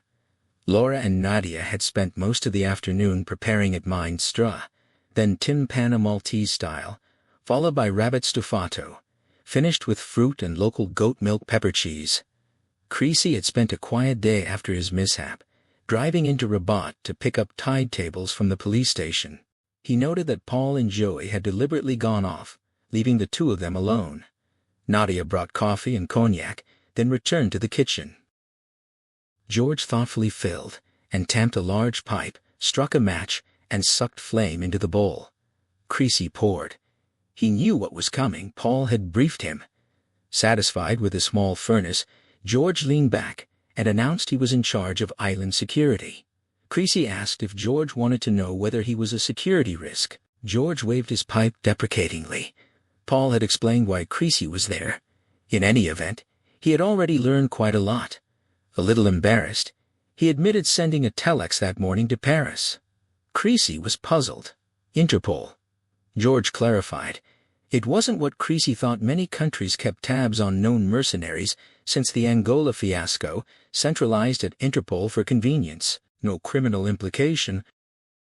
Creasy remained silent. George continued. He had allowed Creasy to join the squad on Thursday because he was his uncle's friend. But if it was going to be regular, it was his duty to check for wrinkles. Creasy understood and asked if there were any. George shook his head, reached into his jacket, and passed over a folded telex reply. He admitted he probably shouldn't show. Creasy read in a long silence, then asked about the coded suffix at the end. George leaned over and translated "not politically motivated," no known criminal affiliations, no group affiliations, more details available on request. Creasy folded the paper and handed it back. Another silence. George asked if it was basically correct. Creasy nodded and smiled for the first time, noting he was no longer a bodyguard. He asked about the other details. George explained he had sent a Grade 2 inquiry cheaper, since they weren't a rich department. A Grade 1 would have elicited everything known. Creasy was impressed and asked how Interpol got its information. Intelligence services mainly, George answered. Mercenaries could be a nuisance. Some had taken over the Comoro Islands as a personal fief. Creasy agreed. Some bums in his profession made it tough for the rest. He looked at George appraisingly and asked if he was worried it could happen in Malta. George shook his head. Not at all.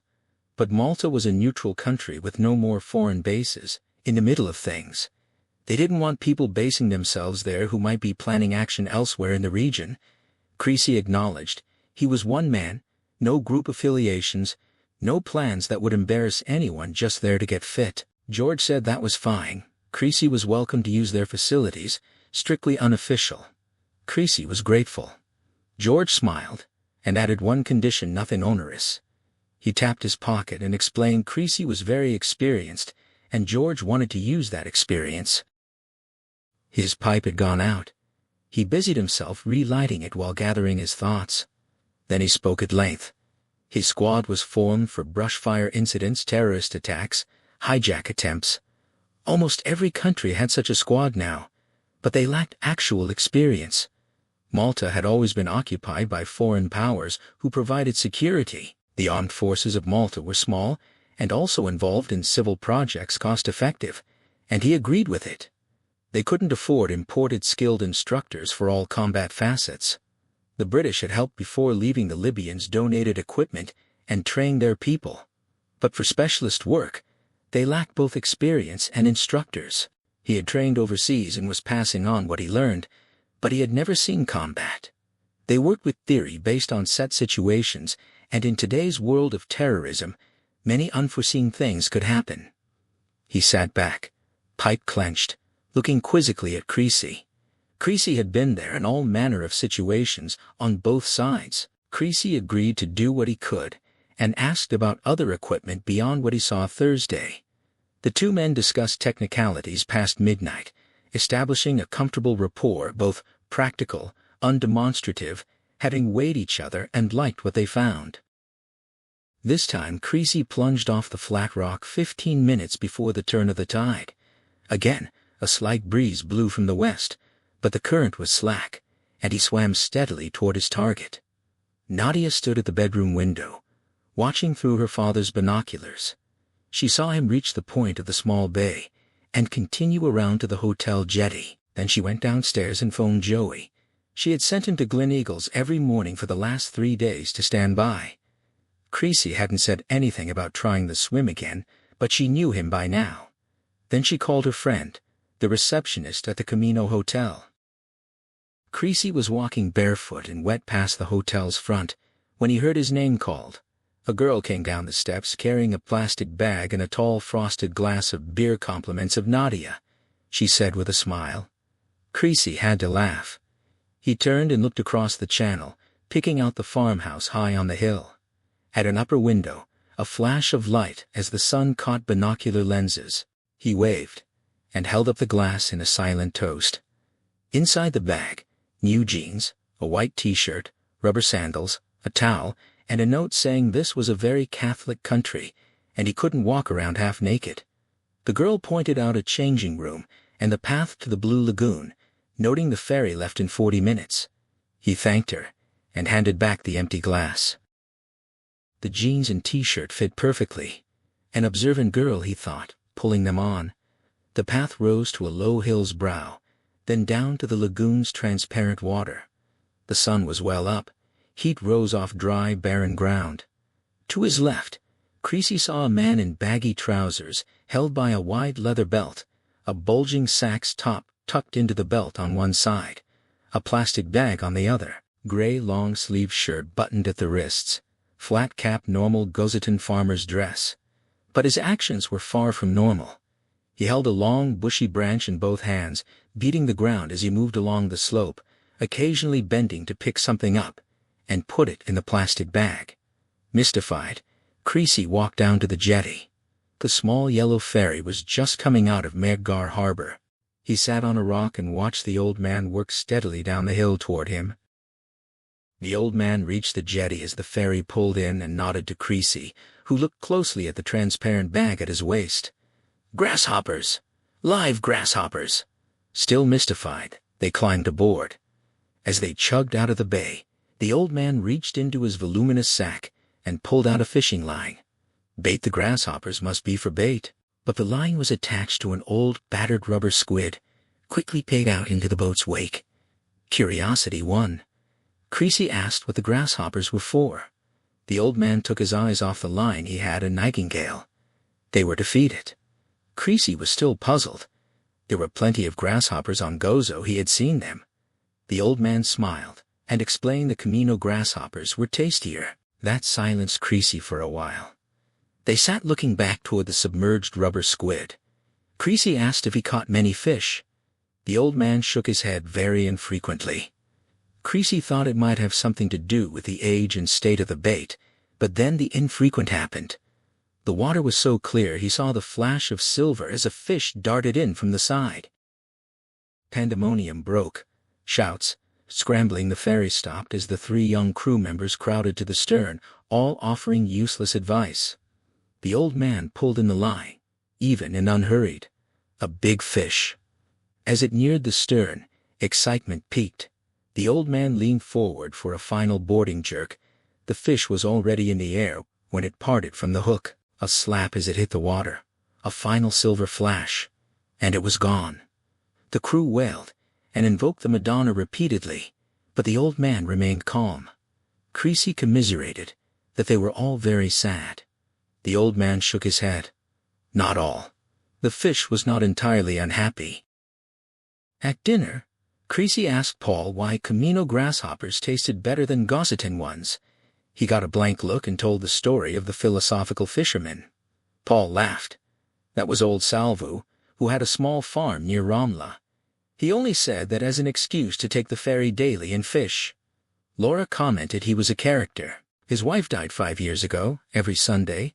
He confessed to the cowboy the worst imaginable sins just to get a rise. Creasy thought the confessional was secret. Laura confirmed it was, but Salvu bragged about it, saying it helped the cowboy understand more about life and know what he was missing. Creasy mentioned Salvu had invited him to dinner next time he caught a fish. Paul was impressed unusual since Salvu kept to himself, but he made the strongest wine on Gozo and would give a good meal. The phone interrupted. Guido calling from Naples. The two men had a very oblique conversation. Creasy understood that contact had been made in Marseille with Leclerc, who was cooperating. All other preparations moved ahead smoothly. Creasy indicated he would be ready to move in 4 to 6 weeks, and asked Guido to send a letter when everything was complete. That night, Creasy lay in bed listening to Johnny Cash, reviewing his physical and mental state. He was satisfied. His body responded well, slackness going. In another month, it would be well tuned.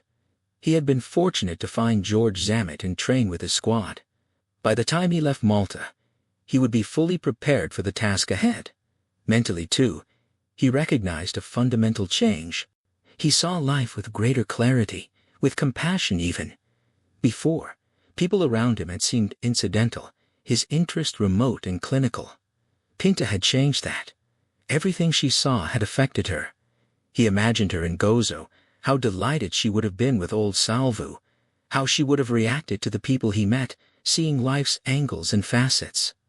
He saw now through her eyes. A year ago, Salvu would have been uninteresting, a bit simple. Now Creasy looked forward to dinner with him. Pinta had made it possible for him to come to Gozo and be accepted, and to enjoy being accepted. He reflected on the unjust twist that ended her short life. No, not fate. Nothing was fated. Every event involving people was the result of actions. Luck was not random. Destiny was predetermined by the destined. His thoughts turned to Nadia. He knew what was happening, could feel the magnetic force. He would fight it. Too many complications, too little time, too much planned. But surely that was fate. A meeting at a different time and place could have yielded a different ending. How often had that happened? How many people came together on the wrong occasion? But that wasn't fate either. A melding of separate experiences, contact and recognition of similar hopes. His own expectations were clear and simple, his future or lack of it projected. In her own room, Nadia's thoughts ran parallel. Experience had made her cynical. Her future was also limited. In her community, a woman once married remained that regardless of circumstances. Even if the Vatican annulled her marriage, she could not start again with fresh hopes. Mothers would not want their sons marrying such a scarred woman. Those sons would see her only as desirable, not a potential wife. This left no extra bitterness. She would seek her own corner, put her back to it, face outward. But there was something she wanted. She would not be denied everything. Others could have husbands, positions, reputations, communal security. She at least would have something. Her own family would understand. That was vital. With that understanding she would face out confidently. There was little time. 4 to 6 weeks, she had heard him say. It would have to be soon. In the morning, Paul and Joey were in the fields. Creasy was swimming. Nadia watched the small dot of his head approaching Camino. Her mother was at the Nauder market. She went downstairs and phoned Guido. She had always been close to her brother-in-law. She asked about Creasy, about the future, where he was going and why. Guido realized immediately what had happened. He felt great sadness for her, tried to explain it was useless, had no future, but he would not answer her questions. She must ask Creasy. By his tone, sympathy, and refusal, he had effectively answered. But his conclusions were not entirely accurate. She needed to know Creasy's future was marginal, that confirmed the futile dimension, but didn't alter her plans, only increased her determination. In the early evening she walked down to the fields where her father and Creasy were finishing the last meters of a terrace wall. She knew Creasy would swim before coming up. She sat on the wall watching her father, small and wiry, dwarfed by the huge American. She noted the change in Creasy, deep brown tan, solid muscles, hands calloused from weeks of hard work. Her father gruffly asked if she had no work, unable to hide affection. She said she was finished, and going for a swim she would wait for Creasy. Creasy lifted a large stone and mockingly asked if she still worried he would drown. She shook her head. No. She wanted to talk about what? She would tell him after they swam. Paul told Creasy to go on while it was still light. They swam a little way into the channel. Camino bathed copper in the lowering sun. Water flat calm, broken only by occasional fish ripples. She turned and swam back. He moved out farther, conscious of tension in her, disturbed by it. When he returned, she lay on a towel stretched on the flat rock. He lay down wet beside her, letting the last sun dry him. Several minutes passed before she spoke, confessing she was in love with him.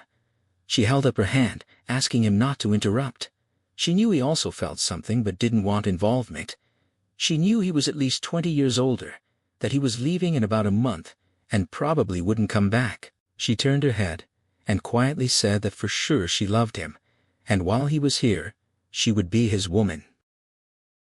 He stared at the sky, immobile, then slowly shook his head. He told her she was crazy. All the things she said were true, especially that he wasn't coming back. There was no future in it. As for being in love with him, that was a word too easily used. She answered that she had only used it once before, and that turned out to be a sick joke. She told him about her marriage and her husband. He grimaced, got to his feet, and looked down at her so she should know better than to walk into hopeless situations.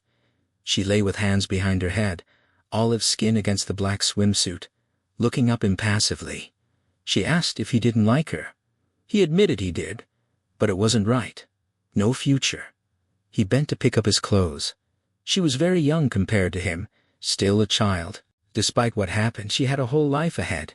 She would find a good man. He tried to sound matter-of-fact, dismissing her declaration as irrational. She stood and picked up her towel, saying evenly that was possible. Who knew? But in the meantime she would share it with him. Her voice became matter-of-fact. He grew exasperated. It was ridiculous. How could she come out with it so calmly, as if inviting him to the cinema? A thought struck him. What about her parents? He was a guest in their house. It would be a great insult. She said they would understand. She would talk to them tonight. He looked at her in astonishment. She smiled, and explained that although her parents were old-fashioned Guzziton farmers, they were still her parents. She understood them, and knew exactly how to talk to them. As long as they were not indiscreet, it would be all right. She slipped her dress on while Creasy stood speechless, then started up the path. He called for her to wait, his expression shifting from puzzlement to rising consternation. He demanded to know what this was, a damned cattle market? Waving his clothes, he insisted he had a say in it, and told her to forget the whole thing. He wanted no part of it. She smiled slowly, enigmatically, reminding him he said he liked her. He latched onto that distinction like, not love, not the same. She tossed back over her shoulder that it was good enough for the moment and continued up the path, leaving him disgruntled and disconcerted. There was no lock on his door. He considered wedging a chair under the knob, but that seemed silly. She didn't come. He lay in bed wondering if she would really discuss such a thing with her parents. He considered leaving, finding another place to finish his preparations, or talking to Paul man to man. But how to tell a father his daughter was throwing herself at him? He cursed her as a distracting nuisance and drifted into troubled sleep. Very early, he set off for a run. Skirting below Nodder, he saw Laura coming down from early mass. She waved. He waved back, running on. Probably a good sign, he thought. At least she didn't throw a rock. Morning light diffused the problem. Nadia had been flying a kite, testing his reaction. His obvious lack of enthusiasm would have turned her off. As he jogged, he admitted he had been tempted. A young, desirable woman offering herself. He was old enough to be her father. Still, getting fit must have added something. He slapped his flat stomach. Only one man in 100 his age could be as fit, maybe one in 1,000. He preened gently. Working down to Ramla Bay, a voice interrupted, calling his nickname Robo. Salvu worked in his fields. Creasy stopped to chat. The old man noted he hadn't seen him on Camino the last couple of days. Creasy said tomorrow. He would swim over tomorrow. No fish yet? Salvu shook his head, but said he was due for one, and would leave word. Creasy resumed running. At the cove, he dived gratefully into cool water. Afterwards, lying on the flat rock, he thought again about Nadia. She would probably be embarrassed when she saw him. He hoped the easy household atmosphere wouldn't change. It would be a nuisance to move at this stage. He would try to be relaxed with her, treat the whole thing as a joke. That would make it easier. She was sensitive after that mess of a marriage. Perhaps that's what made her irrational. If she tried again, he would be gentle but firm. There was no place in his life for such a relationship. He walked up to the house. Nadia was nowhere in sight. Laura was in the kitchen. He looked at her closely. She asked brightly about breakfast, noting he had been up extra early. Despite being mentally preconditioned, he felt relief. Laura was her normal self. Nothing had been said the night before. He sat down, suddenly hungry. Laura cracked 4 eggs into a skillet with a wedge of ham, asked if Americans really ate pancakes for breakfast. He nodded with syrup, but he hadn't eaten them since childhood.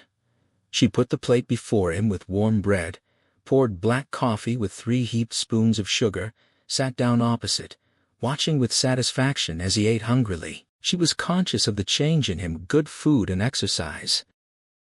She spoke conversationally. Nadia had talked to Paul and her last night. Creasy choked. She told him not to be embarrassed. They were a close family. Nadia wouldn't do anything behind their backs. She was an honest girl. Creasy burst out that she was a silly girl, the whole thing crazy. Laura smiled. Love was always crazy, but natural. He snorted. Love was good when mutual. How could she talk of love? He never gave encouragement. Laura nodded solemnly. She knew that. So did Paul. That's why she brought up the subject. They didn't blame him for anything. Creasy spoke earnestly. He liked Nadia, that's all. Even if he felt more, it would be useless. In a few weeks, he would leave for something he had to do, extremely unlikely to return. Her hopes would be smashed again, not logical. Laura smiled again, logical words. But when had love ever been logical? She held up her hand. His marriage affected Nadia more than he thought, affecting her status in Gozo. She wanted to stay here but couldn't start again like other women. She was warm and wanted to give of herself, not hiding or being ashamed. Creasy shook his head. Why him? He was so much older and definitely leaving. Maybe she thought she could change his mind, persuade him not to go. He looked hard at Laura. That was impossible. She must convince Nadia to forget this nonsense. Laura was thoughtful. This puzzled her because Nadia was practical. Last night, Nadia had been simple and direct. Paul had been blunt. He would go away and leave her. Nothing would stop him. But Nadia answered. She knew, and accepted it. She loved him, wasn't a child, wasn't looking for permanence. She was entitled to some happiness, even temporary. So Laura shook her head. She doubted Nadia would try to persuade him to stay. She noted his puzzled, embarrassed, defiant expression, her voice softening. She told him he was attractive to women, he must know that. He couldn't live in isolation. He affected people. In Joey's case, he hero-worshipped Creasy. In Nadia's case, it was love perhaps after the mess of her marriage. She saw in him everything her husband wasn't. The thought amused her as she looked at his huge forearms, scarred hands and face, not exactly a delicate flower. He didn't react, didn't seem to hear her last words. Something she said had triggered a response, taking him back. You don't live in isolation. True. He had for so long, but that had changed. He stood and said it took whatever was in her mind she could forget it. At the door, he apologized for causing problems and asked if he should go away. She shrugged. As far as they were concerned, no problems, and there wouldn't be. They liked having him there.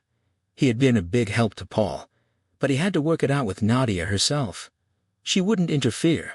She smiled, and noted he didn't seem like a man who ran away even from a woman. He glared, saw her smile broaden, and went out banging the door. She came 2 nights later, just after midnight. The door opened quietly. Bare feet pattered on stone. Moonlight through the small window showed her dimly at the bedroom door, standing still, watching him. She moved to the bed, a rustle of cloth on skin. He told her to go back to her own room.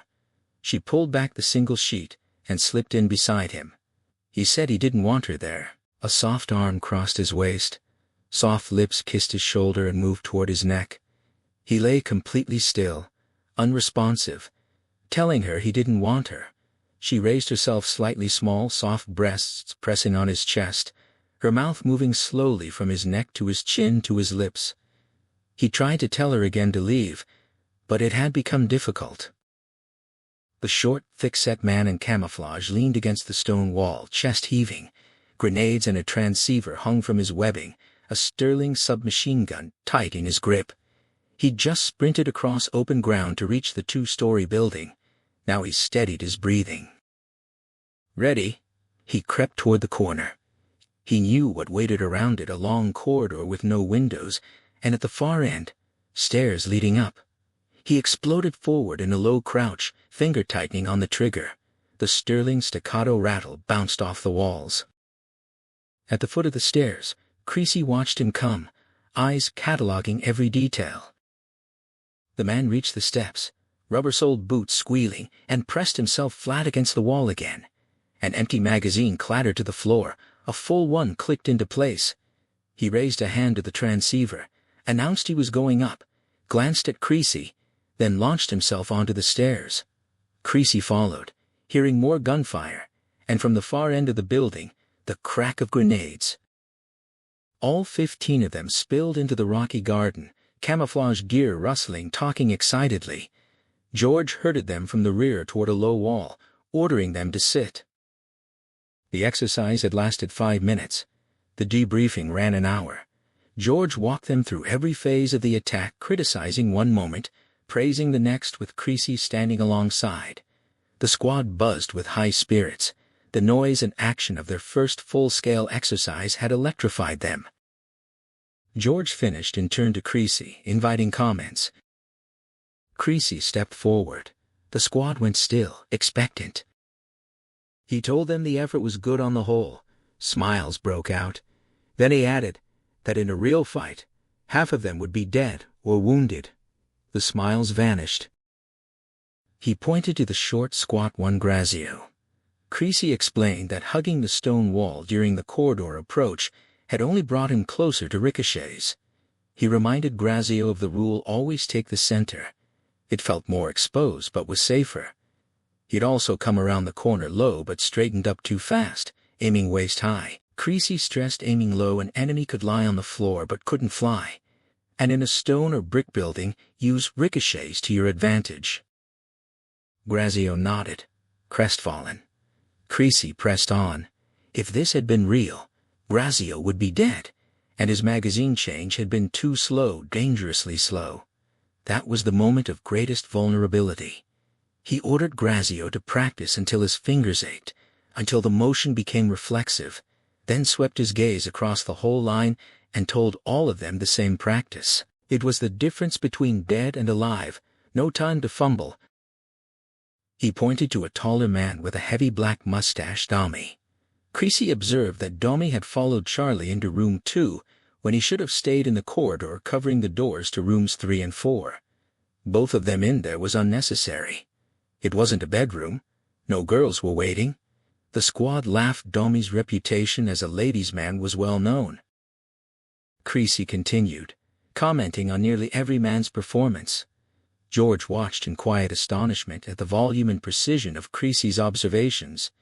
He noted again how Creasy transformed while instructing, all reticence gone, replaced by clear, incisive sentences. And the men listened, absorbing everything. It was the voice of absolute experience and authority. They had seen Creasy change, an empty Sterling magazine in a blur of motion, barely breaking the thread of fire. They had watched him handle handguns, submachine guns, carbines, strip, and reassemble them as easily as using cutlery. They had all practiced unarmed combat with him and marveled at his speed and reflexes. Fit, hard young men in their 20s, they knew that Creasy, much older, could have beaten any of them in a serious fight. So they listened. He ended by praising their speed in the initial assault and their lack of hesitation once inside. But he stressed not to hang around. Always keep moving and watching. Everyone knew how easy it was to hit a stationary target. Keep low, keep moving, keep watching. He stepped back. George added a few words and dismissed the squad. Creasy had been deliberately excluded from planning the exercise. George wanted an independent opinion. Now George took him aside and asked about the overall tactics. Creasy stood looking at the building, considering. The scenario: 4 terrorists without hostages, holed up presumably on the top floor. Negotiations had failed. The squad stormed the building. He finally said it was out of balance. 5 men covering the outside, 10 sent in better the other way around. Too many attackers got in each other's way, and once the assault began, terrorists were likely to break out in different directions. He pointed to the upper windows. They could have jumped, it wasn't that high. Then he softened the criticism. The method and direction of entry were good. He liked driving the truck below the upper south windows, and the front diversion was well timed and realistic. He put a hand on George's shoulder. The planning had been imaginative, but he suggested less reliance on transceivers. Useful for a stakeout, but the assault force should ignore them unless bogged down. Reporting every move inhibited action. They all knew what to do, trained to react as individuals. Let them. He smiled, and repeated that on the whole, especially as a first effort, it was good. George was pleased. He said thanks, then mentioned having the building for a month with 2 more exercises planned. Air Malta would lend them a Boeing next week for a simulated hijack assault. The squad had gathered around a police Land Rover where cold beers were being handed out. Creasy and George walked over to join them. As they stood drinking, George said with mock severity that he thought Creasy hadn't been planning to work in Malta. Creasy was puzzled a moment, then understood. He feigned innocence, said he was only helping George's uncle on the farm. The 15 young policemen listened and smiled. So did George. He said that wasn't what he meant, and Creasy knew it. But anyway, it had been a good thing, saved them work, and stopped an injustice. George was referring to an incident days earlier. The lampuki season had begun. The favorite local fish. Creasy had driven Nadia down to Mar one evening to buy the first catch directly from the fishermen. He could see the brightly painted boats coming up the Camino Channel. He left her at the quay and went into Glen Eagles for a drink. A small group was at the bar. They opened to let him in, someone poured him a beer, and they returned to an unusually serious conversation. Creasy listened with interest. The problem centered on a Gozo character named Benny, nicknamed Tattoo for his massively inked arms. Benny was very big, very strong, resembled a reject from Frankenstein. Though Goziten, he'd spent years on the main island. Creasy had heard stories about him. One involved the past election. A politician had promised Benny a plum job in exchange for campaign help. After the election, Benny showed up for the job. Kept waiting hours. He was told the politician had no recollection of any offer and was too busy to see him. Benny pushed past the secretary and smashed down the locked office door. The politician fled through a ground floor window. Benny vented his anger on the newly furnished office. When police arrived with 2 Alsatians and threatened to send the dogs in, a brief silence followed. Then the destruction resumed. The dogs were thrown out the window with broken necks within half a minute. The judge, neither an animal lover nor a supporter of that politician, gave Benny only 3 months. His latest brush with the law had come 6 months ago, working as a keeper of the peace in a Valletta bar on Straight Street known as the Gut. Benny had sent 2 of his enemies to the hospital for a long stay. The same judge gave him a year, suspended for 6 months. To avoid temptation, Benny had come home to Gozo to wait out the suspension in seclusion. He was often in Gleneagles. He'd had drinks with Creasy several times. The locals liked him, friendly, always ready to pull up a boat, paint a house, or threaten a difficult outsider. Creasy liked him. Once, Benny had come in with a peroxide blonde tourist, drunk and fascinated by his tough guy image. She knocked over Creasy's glass twice. The second time, while Benny was in the toilet, Creasy spoke sharply to her. She protested it was an accident and told him not to talk to her that way. When Benny returned, she complained Creasy had insulted her. The room went quiet. Benny looked at Creasy inquiringly. Creasy explained she was trying to set them up and told Benny about the spilled drinks. Benny nodded, signaled for 2 fresh drinks, then told the girl he wasn't frightened of Creasy, and Creasy wasn't frightened of him, so shut up or get out. So Creasy liked him, and listened sympathetically to the discussion of his problem. Benny's suspension would end in a few days. If he broke the peace before then, he'd have to serve the full year in jail. Some of his enemies on Malta found that thought appealing. On the previous ferry run, one of the group had seen 2 of those enemies at the XIII jetty. They were waiting in a line of cars to cross. By careful spacing, he'd ensured they didn't get on, but they were first in line for the next trip. The group discussed what could be done. Benny was drinking that afternoon in Marsalfren, but asking him to keep out of the way wouldn't work. His pride wouldn't allow it. Informing the police wasn't useful either. The enemies were coming to provoke a fight, but they could bide their time, and Benny wouldn't need much provoking. They cast about for a solution. Creasy stayed silent, holding a debate with himself. He didn't want to get involved. He never did, in other people's fights. It wasn't his business, but he'd lived in this community for 6 weeks and been accepted. These people had been good to him. To some extent, their problems had to be his. He liked Benny. So when one of them checked his watch and announced he had to go, Creasy asked someone else to have Nadia driven home. He said he'd make the trip, get some fresh air. He stood in the wheelhouse as the ferry edged into the XIII jetty. One of the group pointed out the enemy's car at the front of the queue, a big old Dodge painted white and red, adorned with chrome strips and a rearing stallion mascot. He warned Creasy to be careful those 2 weren't soft. Creasy nodded, asked when the ferry left again, and was told in half an hour. He opened the wheelhouse door and said if he wasn't back, he'd catch the next trip. Don't wait. The cars began rolling down the ramp. Victor leaned forward to watch as Creasy chose his moment, crossed in front of them, and stepped off the ferry. He walked casually to the line of waiting cars. Passing the Dodge, he stopped suddenly, and in one fluid motion opened the rear door, got in, and closed it behind him. The Dodge started rocking on its soft springs. From the wheelhouse, Victor couldn't see inside. He ran to the bridge wing, still nothing. Then the rocking stopped. The Dodge's engine started. Very slowly, it pulled out of line, turned down the road away from the jetty, and disappeared around a bend a mile away. Half an hour later, all the cars were loaded.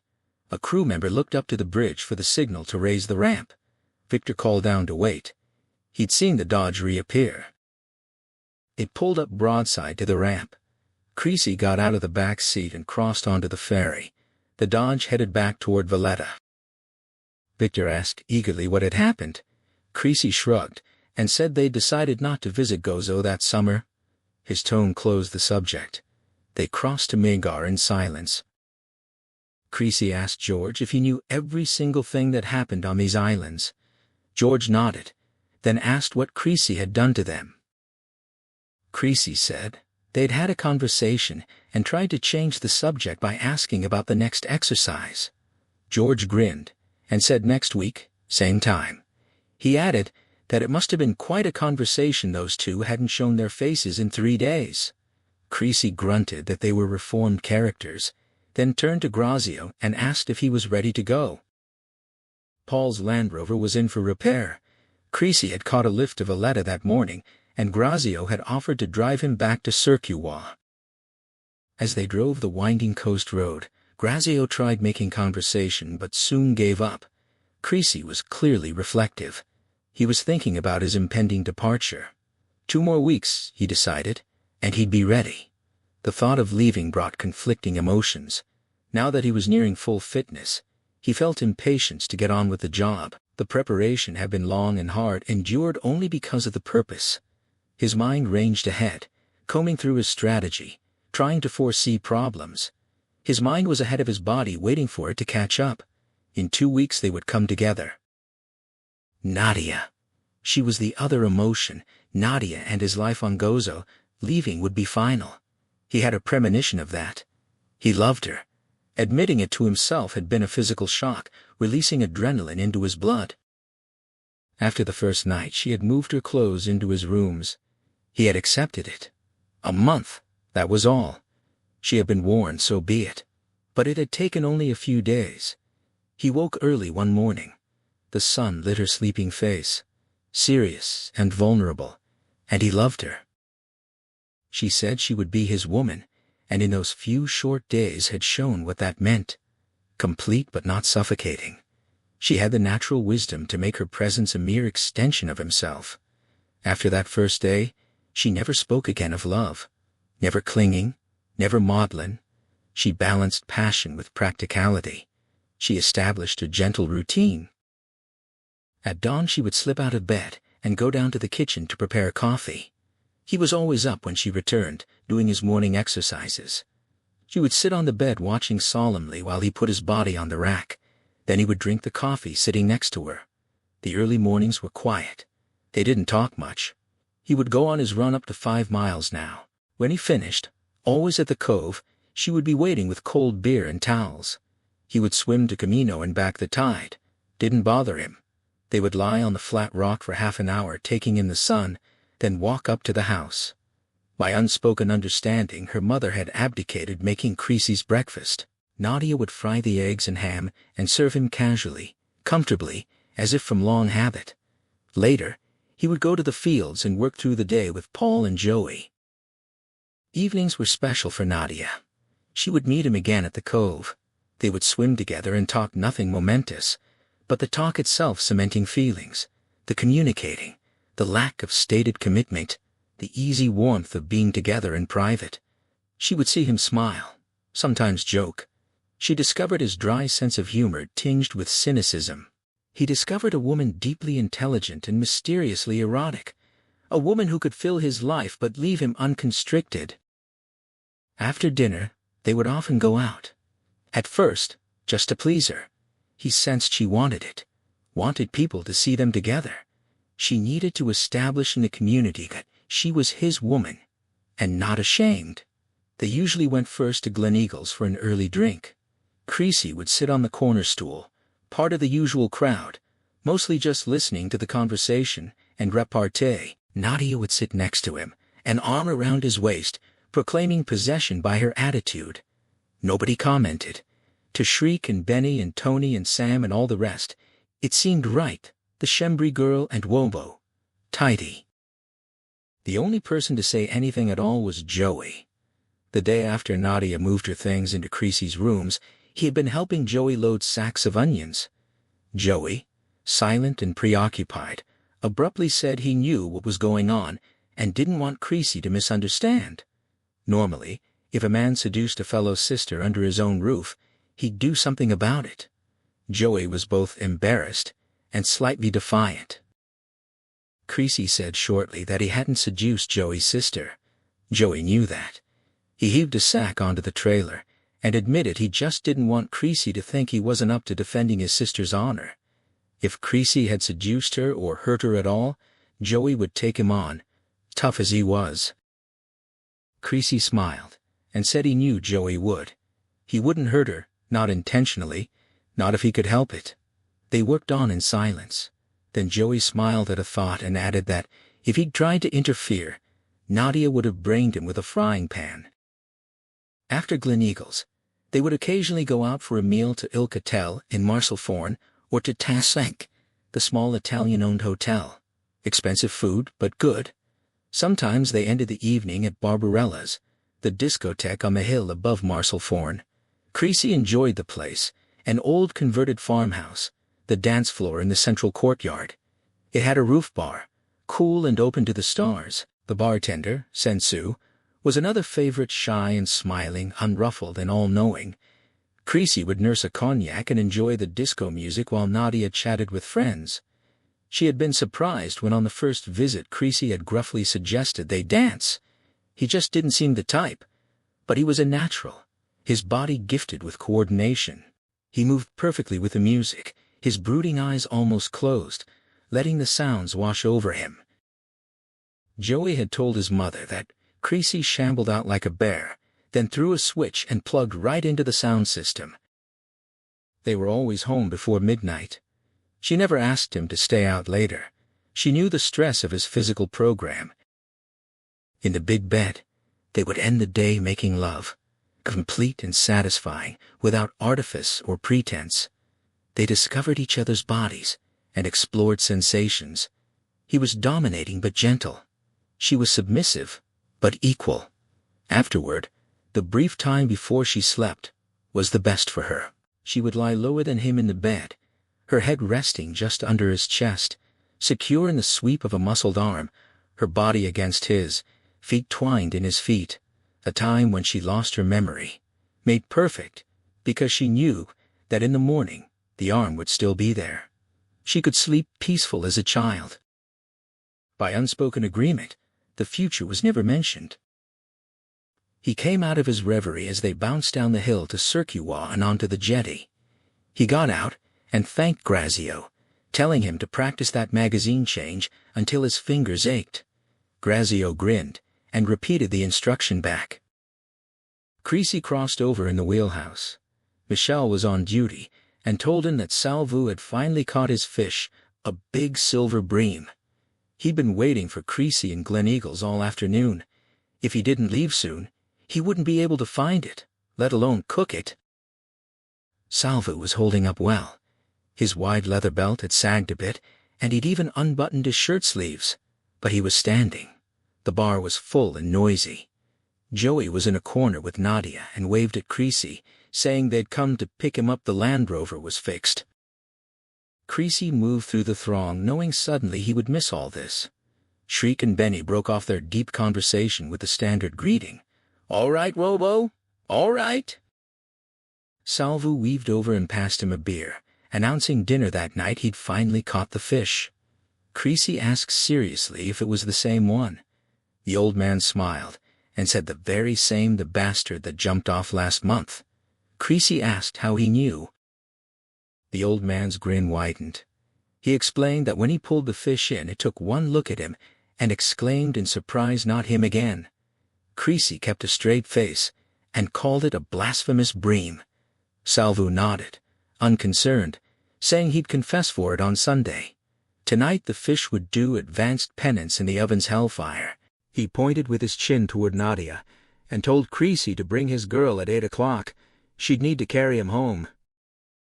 It was a magic evening. They sat in the arched kitchen of Salvu's old 16th-century farmhouse, drinking his strong wine and watching him prepare the fish. The black iron oven looked like an original fixture. The bream had been filleted in the early morning and marinated all day in wine and lemon juice. Salvu added herbs from unmarked jars, sniffing each one and humming like an old sorcerer. Then everything went into the oven. He joined him at the table, poured a mug of wine, and announced 40 minutes' time for a quick sip. A birdcage hung from a hook in the ceiling. The nightingale inside was somnolent and overawed by the rare company. Creasy observed the bird was fat, too many grasshoppers. Salvu agreed. It needed exercise, and suggested Creasy take it running. Nadia proposed the swim to Camino instead, so the bird could catch its own grasshoppers. Salvo shook his head sadly, predicting the bird would think it was a duck and demand fish every day. The fish was delicious when it arrived, soft and delicately flavored, accompanied by vegetables from Salvo's own fields and crusty bread warmed in the oven. Creasy and Nadia ate silently, while Salvo, mellowed by the wine, reminisced about old Gozo scandals. To Nadia's amusement and feigned shock, he told stories of the old days, then winked at Creasy and mentioned Nadia's paternal grandfather as an example of what went on under the surface. Nadia called him a dirty old man and told him not to malign her grandfather, dead 20 years. Salvo agreed, adding that many a female tear was shed that day. He related some of the grandfather's escapades and warned Creasy to watch Nadia carefully. She had the same blood. They finished with strong peppery cheese. Salvo said it helped the drinking, emptying the wine jug into Creasy's glass. He went out briefly and returned with the jug brimming again. They left well after midnight. At the door, Creasy offered a Chinese saying about governing a country as one cooks a small fish. Salvo ought to be prime minister. The old man agreed but said he'd have no time for fishing. He smiled, propping himself against the doorpost. Given the wine he'd drunk, it was a miracle he was standing at all. Creasy felt it too, though Nadia didn't exactly have to carry him home. She steadied him occasionally as he stumbled on the rock-strewn path. In the morning he was hung over for the first time in months. She told him no exercises today, putting the coffee tray on the bed. He looked at her bleary-eyed, got up, and went into the bathroom. She heard the shower. He came out with a towel around his waist and started his exercises. She sat on the bed watching, thinking that nothing was going to slow him down. She'd cooked for him, made love with him, last night even put him to bed, but nothing she did could stop him. He confirmed it a few minutes later, sitting with her on the bed drinking coffee. He spoke softly, not looking at her, telling her in about 10 days he'd be leaving for Marseille. He'd checked the sailings today. She answered matter-of-factly, offering to do it. She had a friend in a Valletta travel agency. She thought there was a ship once a week, the Toletella. The next day Guido's letter arrived. Creasy took it to his room and examined the envelope carefully.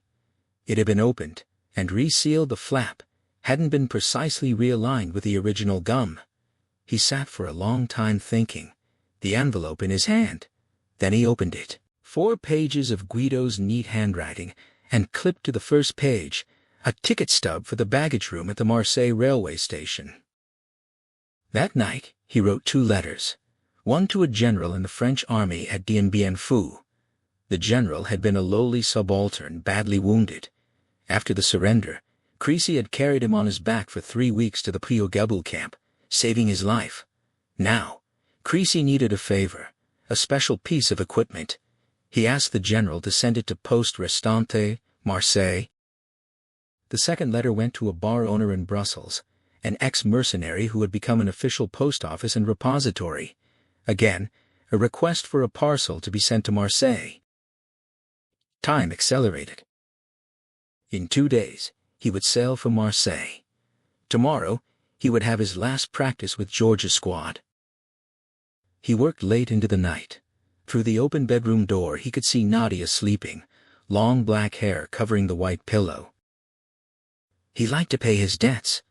The work he did this night was for George.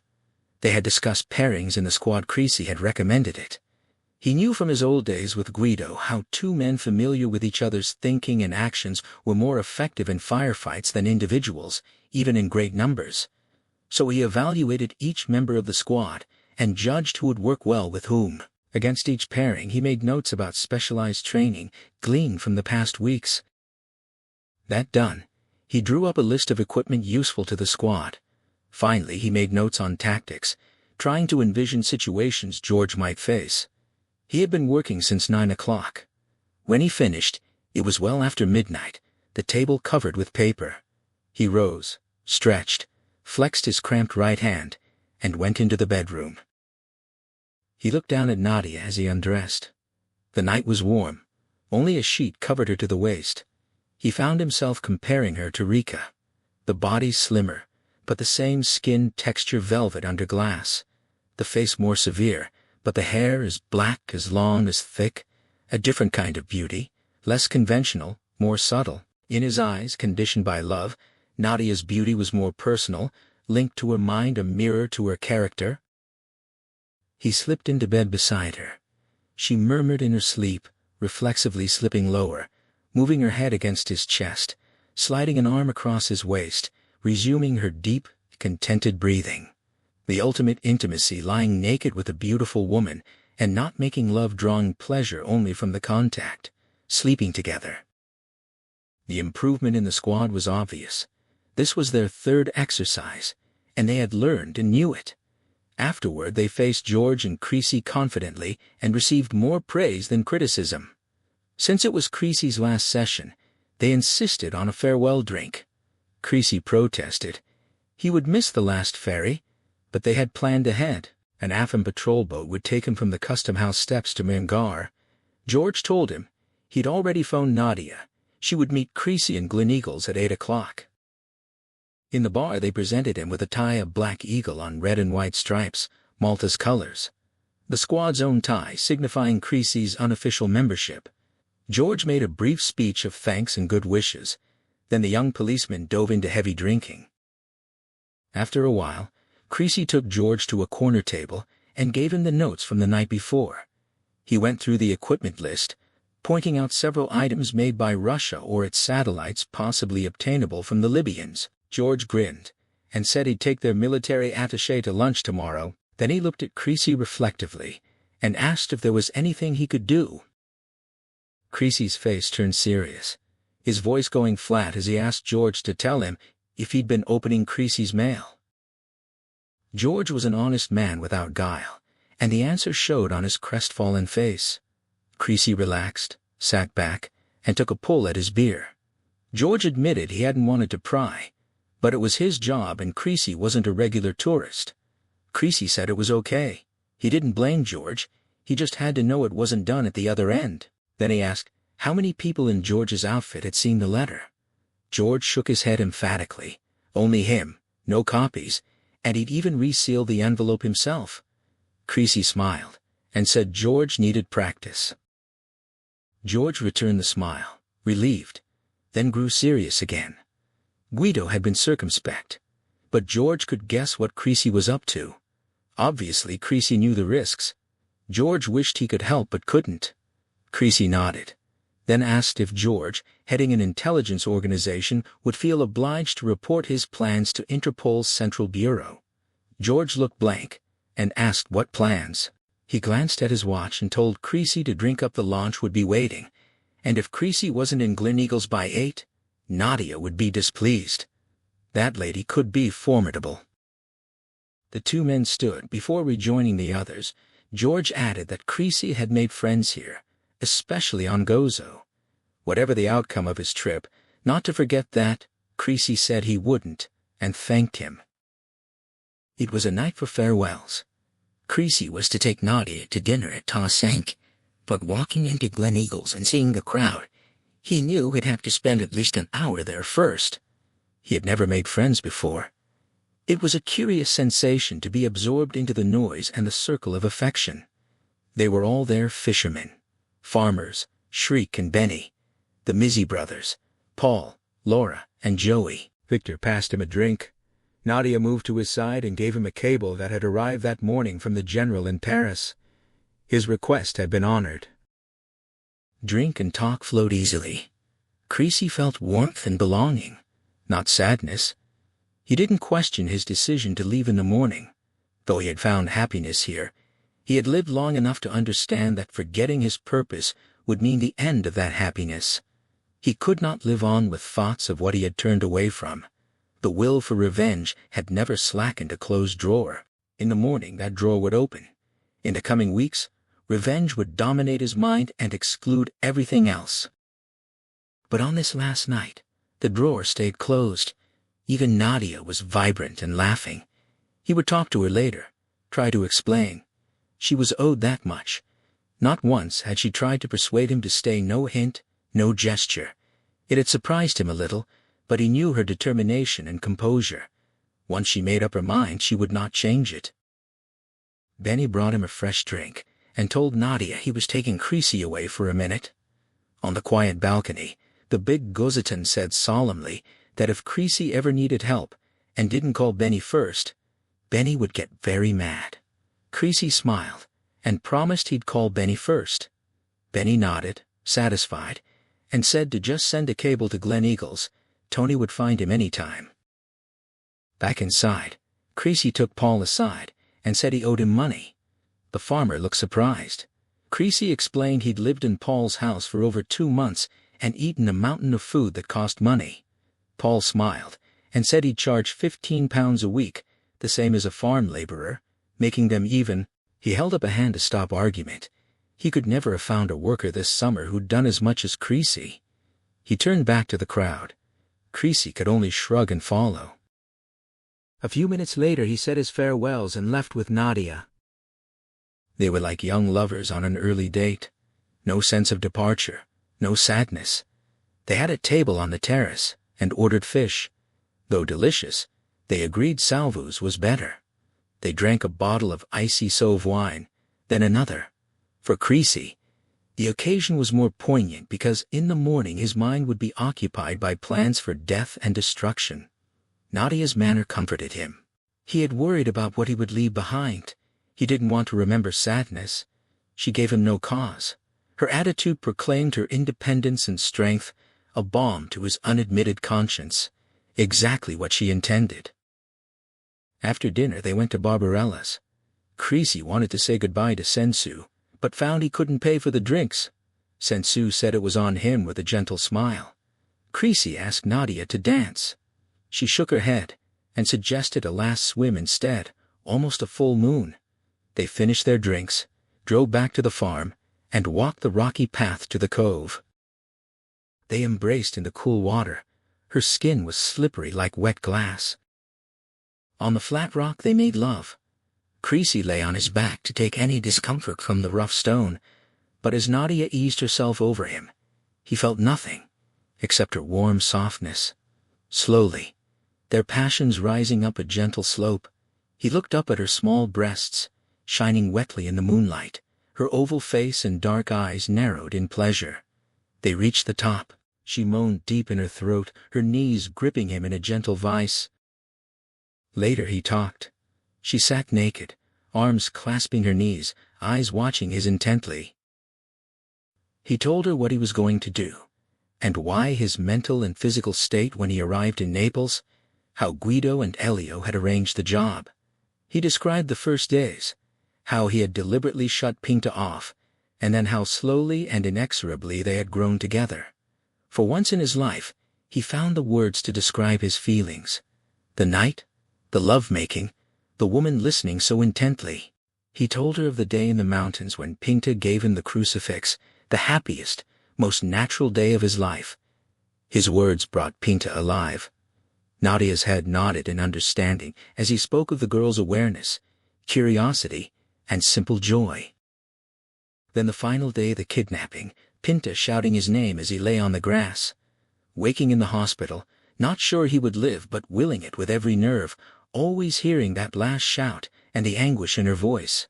Then Guido telling him she was dead and how she had been abused. He stopped. Silence engulfed the cove. A long time passed before she spoke. She had lowered her head onto her knees, wet black hair falling almost to the rock. When she raised her head, tears glistened in the pale light. She said she wasn't crying because he was leaving. She'd promised herself she wouldn't do that while he was here. Her low voice quivered. She was crying for Pinta. She knew her now. Creasy had brought her alive when he talked, and Nadia knew Pinta, as though she were her own child. When he spoke of her death, Nadia saw that too. She cried for her. Her words comforted him. She could understand why, even loving her, he had to go. He told her he loved her. She said she knew she hadn't expected him to say it. He admitted he hadn't intended to. She asked why then. He said he wasn't sure, maybe talking about Pinta, being honest, wanting her to know before he left, even though it was useless. She told him it hadn't been useless. She wanted to go on, to tell him everything, but like the tears, she had promised herself about that too. She stood and looked out over the moonlit sea. She asked what chance he had of living through it. He answered flatly, a very slim chance. She asked if he would come back to her if he did. He rose to his feet and said yes, but told her not to wait. This wasn't suicide while there was even a 1% chance, but that was about the odds. He moved and took her in his arms. So don't wait. She said she just wanted to know. Then she kissed him hard, fiercely, and told him to do it. Kill them all. They deserved it. She hated them as much as he did. Gripping him tightly, moving her hands over the tight muscles of his back and shoulders, she spoke against his neck. She told him not to worry about her, not to think about her. Think only of them and what they did. Her voice carried the hatred. He could feel it, feed off it. She said she would go every morning with her mother to the church and pray that he killed them. She would not confess, just pray. When he was dead or returned, then she would confess. They picked up their clothes and walked up to the house. Her words and mood had affected him deeply. Something eluded him, a factor he didn't understand. But her reaction and emotion about his coming struggle, her identifying with it, settled his mind and cleared it of everything but his purpose. She didn't want to make love again. She didn't want to sleep. Only a few hours until dawn. She lay with him, her head against his chest, listening to his steady breathing. At first light she quietly disengaged, got up, and moved about the room collecting his clothes and packing his bag. On top, she put the cassette player. The half-dozen cassettes went into a side pocket. Then with a faint smile, she took them out again, selected one, and slotted it into the machine ready to play. She went down to the kitchen, cooked breakfast, brewed coffee, and carried the tray up. He was to catch the first ferry to Malta. Joey put his bag into the Land Rover and climbed into the driver's seat. Laura put her arms around him, kissed his cheek, and wished him luck. He held on to her and thanked her for helping him regain his strength. Then he shook Paul's hand. The familiar exchange passed between them. "All right, Paul? All right, Creasy." Nadia decided not to go with him to the ferry. She came forward, reached up, kissed him on the mouth, and wished him luck. Then she stood back with her parents while the Land Rover moved up the track. Her face was expressionless. Half an hour later, she went to the front of the house and watched the Melitel and pull out of the harbor. She knew he would be in the wheelhouse. As the ferry cleared the entrance, she saw him come out onto the wing of the bridge, look up the hill toward her, and wave. She waved back and stood watching as the ferry turned to pass Camino. He was hidden from view. She went into the kitchen to help her mother, who was mystified. Gozitans are emotional, yet her daughter's face showed none. In the evening she walked along the path to Ramla and stood on the brow of a hill. In the distance, she saw the white ship come out of Grand Harbor and steam northward. Salvu, working his fields below, saw her standing looking out to sea. He was about to call to her but followed her gaze, saw the ship, and went silently back to his work. The ship had gone over the horizon into twilight before she turned and walked slowly back to the farmhouse. She went up to the rooms they had shared, took off her clothes and climbed into bed. She pulled his pillow down beside her and hugged it to her belly. Then she wept into the night. The two Arabs drove a hard bargain, a package deal or nothing. Without the rocket launchers, they didn't want the 50-meter ace machine guns or the 500 Armalites. Leclerc was in a quandary. Like many arms dealers, he had semi-official backing as an outlet for his country's arms industry. His contact at the ministry had told him these particular Arabs were not to be sold rocket launchers. Such is politics. Even with an end-user certificate from a small Persian Gulf state, the consignment was to be transshipped in Beirut, which could mean anything left-wing, right-wing, phalangists, PLO, or Troop 4 of the Lebanese Boy Scouts. He sighed. He would have to call his contact again. He offered that he might be able to get them a couple. The older of the two, a smoothly dressed, hawk-faced man, shook his head and said in excellent French that they needed at least 6, or they might be forced to take their order elsewhere. Monte Carlo, perhaps. Leclerc sighed again and swore under his breath. That damned American in Monte Carlo was trying to hog all the business. He'd sell them rocket launchers all right enough to start World War III. Leclerc told them he'd see what he could do, asked them to call him in the morning at 11. They shook hands, and he ushered them out. Creasy was sitting in the reception area, reading a magazine.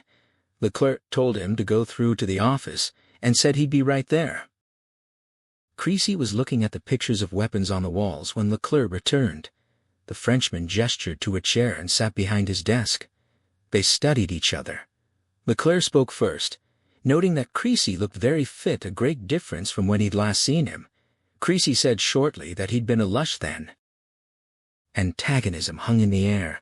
Leclerc voiced it. There'd been no need for Guido to threaten him. Creasy remained silent, his brooding eyes evaluating the Frenchman. Leclerc was tall, florid, running slightly to fat, well-barbered and manicured, looking like a successful stockbroker. But Creasy had known him as a hard, ruthless mercenary. Leclerc sighed and shrugged. He said they'd never been friends, not his fault, but he owed Creasy on 2 counts. First, Creasy had saved his life in Katanga. That alone was enough. He smiled thinly, and added that he also owed Creasy for Rhodesia, where Creasy had helped him land a very profitable order. So it was natural he would help without Guido talking about a Technicolor funeral. Creasy said Leclerc didn't owe him for Rhodesia. They'd paid Creasy for advice. It just happened Leclerc was offering what they needed. Leclerc conceded, but said Katanga was different. He asked Creasy to accept that apart from Guido, there were people who considered him a friend, whatever his own reaction. A silence. Then Leclerc received a great shock. Creasy smiled. An open, easy smile. He accepted that and thanked him. Leclerc recovered slowly, realizing the man in front of him had truly changed. Not just healthier, Creasy had been as fit as any man back then. He was changed mentally. He still gave off an aura of menace, but the smile had been genuine and unprecedented. Creasy asked if he had all the stuff together. Leclerc nodded. It was a diverse order. With several alternatives, Creasy could take his pick. He suggested lunch, and then the warehouse, saying he'd have his people put everything out. Creasy nodded but didn't get up. He seemed to consider something, then made up his mind. He asked if Leclerc had connections for false papers, passport, driver's license, and so on. Leclerc said it was possible. But of what country? Creasy answered French. Belgian, Canadian, or American, it didn't matter. Only language. He spoke French, and his English had a blurred North American accent. The problem was he needed them quickly, 4 to 5 days. Leclerc steepled his fingers and thought. French would be easiest, he said finally, but not if Creasy planned to use them in this country. Creasy said he didn't know the weapons and gave his word. Leclerc nodded, saying he already had that assurance from Guido. He asked for photographs. Creasy reached into an inside pocket, drew out an envelope, and tossed it onto the desk, a dozen. He needed papers. An ordinary Frenchman would carry on an overseas trip. Leclerc opened a drawer and dropped in the envelope, saying he'd get onto it that evening. He looked apologetic, and warned it would be expensive, not his commission, but the time element added to the price. Creasy smiled again, and said it was okay. Let's get that lunch. As they headed for the door, Leclerc thought that if Creasy smiled at him once more, he'd pass out.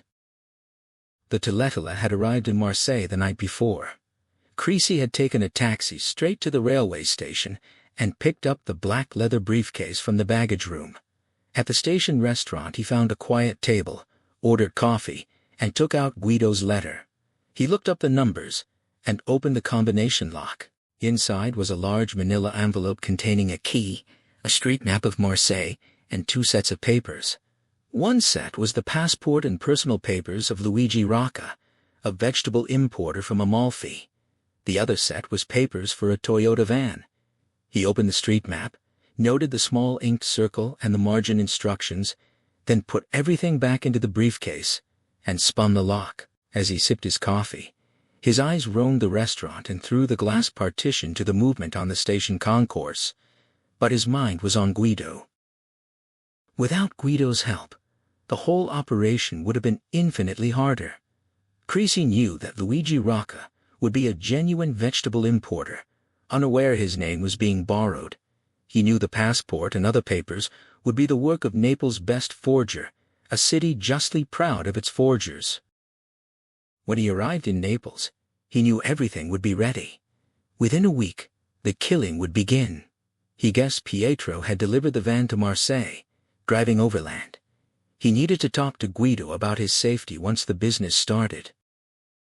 He finished his coffee, caught a taxi to the post office, and picked up the parcels from Paris and Brussels. Then he checked into a small hotel using the papers of Luigi Rocca. Their footsteps on the stone floor echoed up into the high steel girders. Long lines of packing cases were stacked on pallets under a maze of pipes and sprinklers. Creasy inhaled the familiar smell of an arsenal, the coppery odor of grease on metal. A section of the warehouse was partitioned off with heavy steel sheeting and a padlocked door. Leclerc unlocked it and threw a switch. Neon tubes flickered on, illuminating two long metal tables, one bare, the other covered with weapons and equipment. Leclerc stood by the door, while Creasy walked slowly past the laden table, examining the groupings. He moved back and stopped at the first set of pistols. Leclerc joined him and gestured, reminding Creasy he'd wanted a .45 and something smaller and lighter. "Take your pick." There were a dozen pistols from various countries, plus several silencers. Creasy picked up a Colt 1911 and a British Webley .32. Leclerc looked surprised at the second choice. Creasy acknowledged it was old-fashioned but reliable, and he was used to it. He put the two guns on the table behind him, then picked up two silencers. He said he'd take 500 rounds for each. Leclerc made notes. They moved to submachine guns, 4 types: Israeli Uzi, British Sterling, Danish Madsen, and the one Creasy immediately picked up, the Ingram Model 10 with its metal butt folded, measuring only 10.5 inches. It looked more like a large pistol, with a firing rate of 1,100 rounds per minute. Leclerc asked if Creasy had used one. Creasy nodded. In Vietnam, its biggest advantage was its size. The rate of fire was almost too high, but for his purposes it was perfect. He asked for a suppressor. Leclerc could get one in a couple of days. Creasy set it aside and said he'd take 8 magazines and 2,000 rounds. Next were 2 sniper rifles, a modified M14 with Weaver sight, and a British L4A1 with standard .32 sight. Creasy selected the M14, noting it had twice the feed. He'd take 2 spare magazines and a standard box of cartridges. They moved to rocket launchers. Creasy said for size and weight, it had to be the RPG-7. Leclerc grinned, picked up the squat tube, and twisted it unscrewed in the middle. Stroke D, even better. Creasy asked about standard packing for the missiles. Cases of 8 or 12, Leclerc answered, screwing the launcher back together. A case of 8 then, Creasy said, moving to grenades. He picked out British Fragmentation 36 and Phosphorus 87. He'd need less than standard packing. Could Leclerc's people knock up a case for 15 of each? "Can do," Leclerc replied. Next, Creasy picked up a double-barreled shotgun with barrels and stock sawed off short. He flicked open the breech, held it to the light, examined it, snapped it shut, and set it down. "A couple of boxes of SSG," he said. Leclerc noted it. He went on to select a Trilux night sight, a commando knife in its sheath, and various webbing. Finally, at the end of the table, small objects lay in a shallow metal tray. Creasy picked up several. Leclerc said they were the very latest. Perhaps Creasy hadn't seen them before. Creasy held a small circular tube with a narrow needle projecting from one end. He'd used this type of detonator but not the timer. Leclerc picked up another metal tube with 2 prongs, unscrewed it to show the cadmium cell battery and 2 graduated dials, then plugged the timer into the detonator.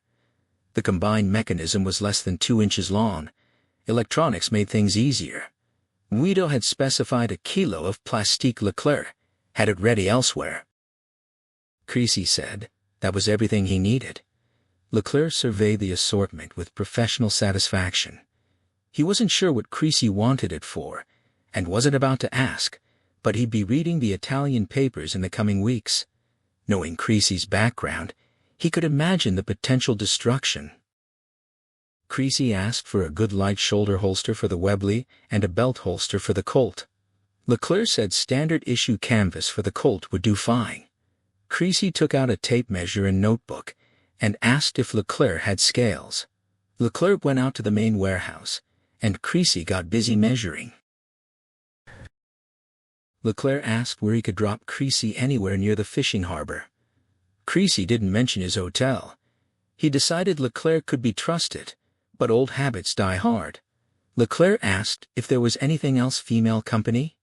Creasy smiled and shook his head, saying he thought Leclerc was an arms dealer. Leclerc answered that when you're selling, you have to hang bells on the stuff.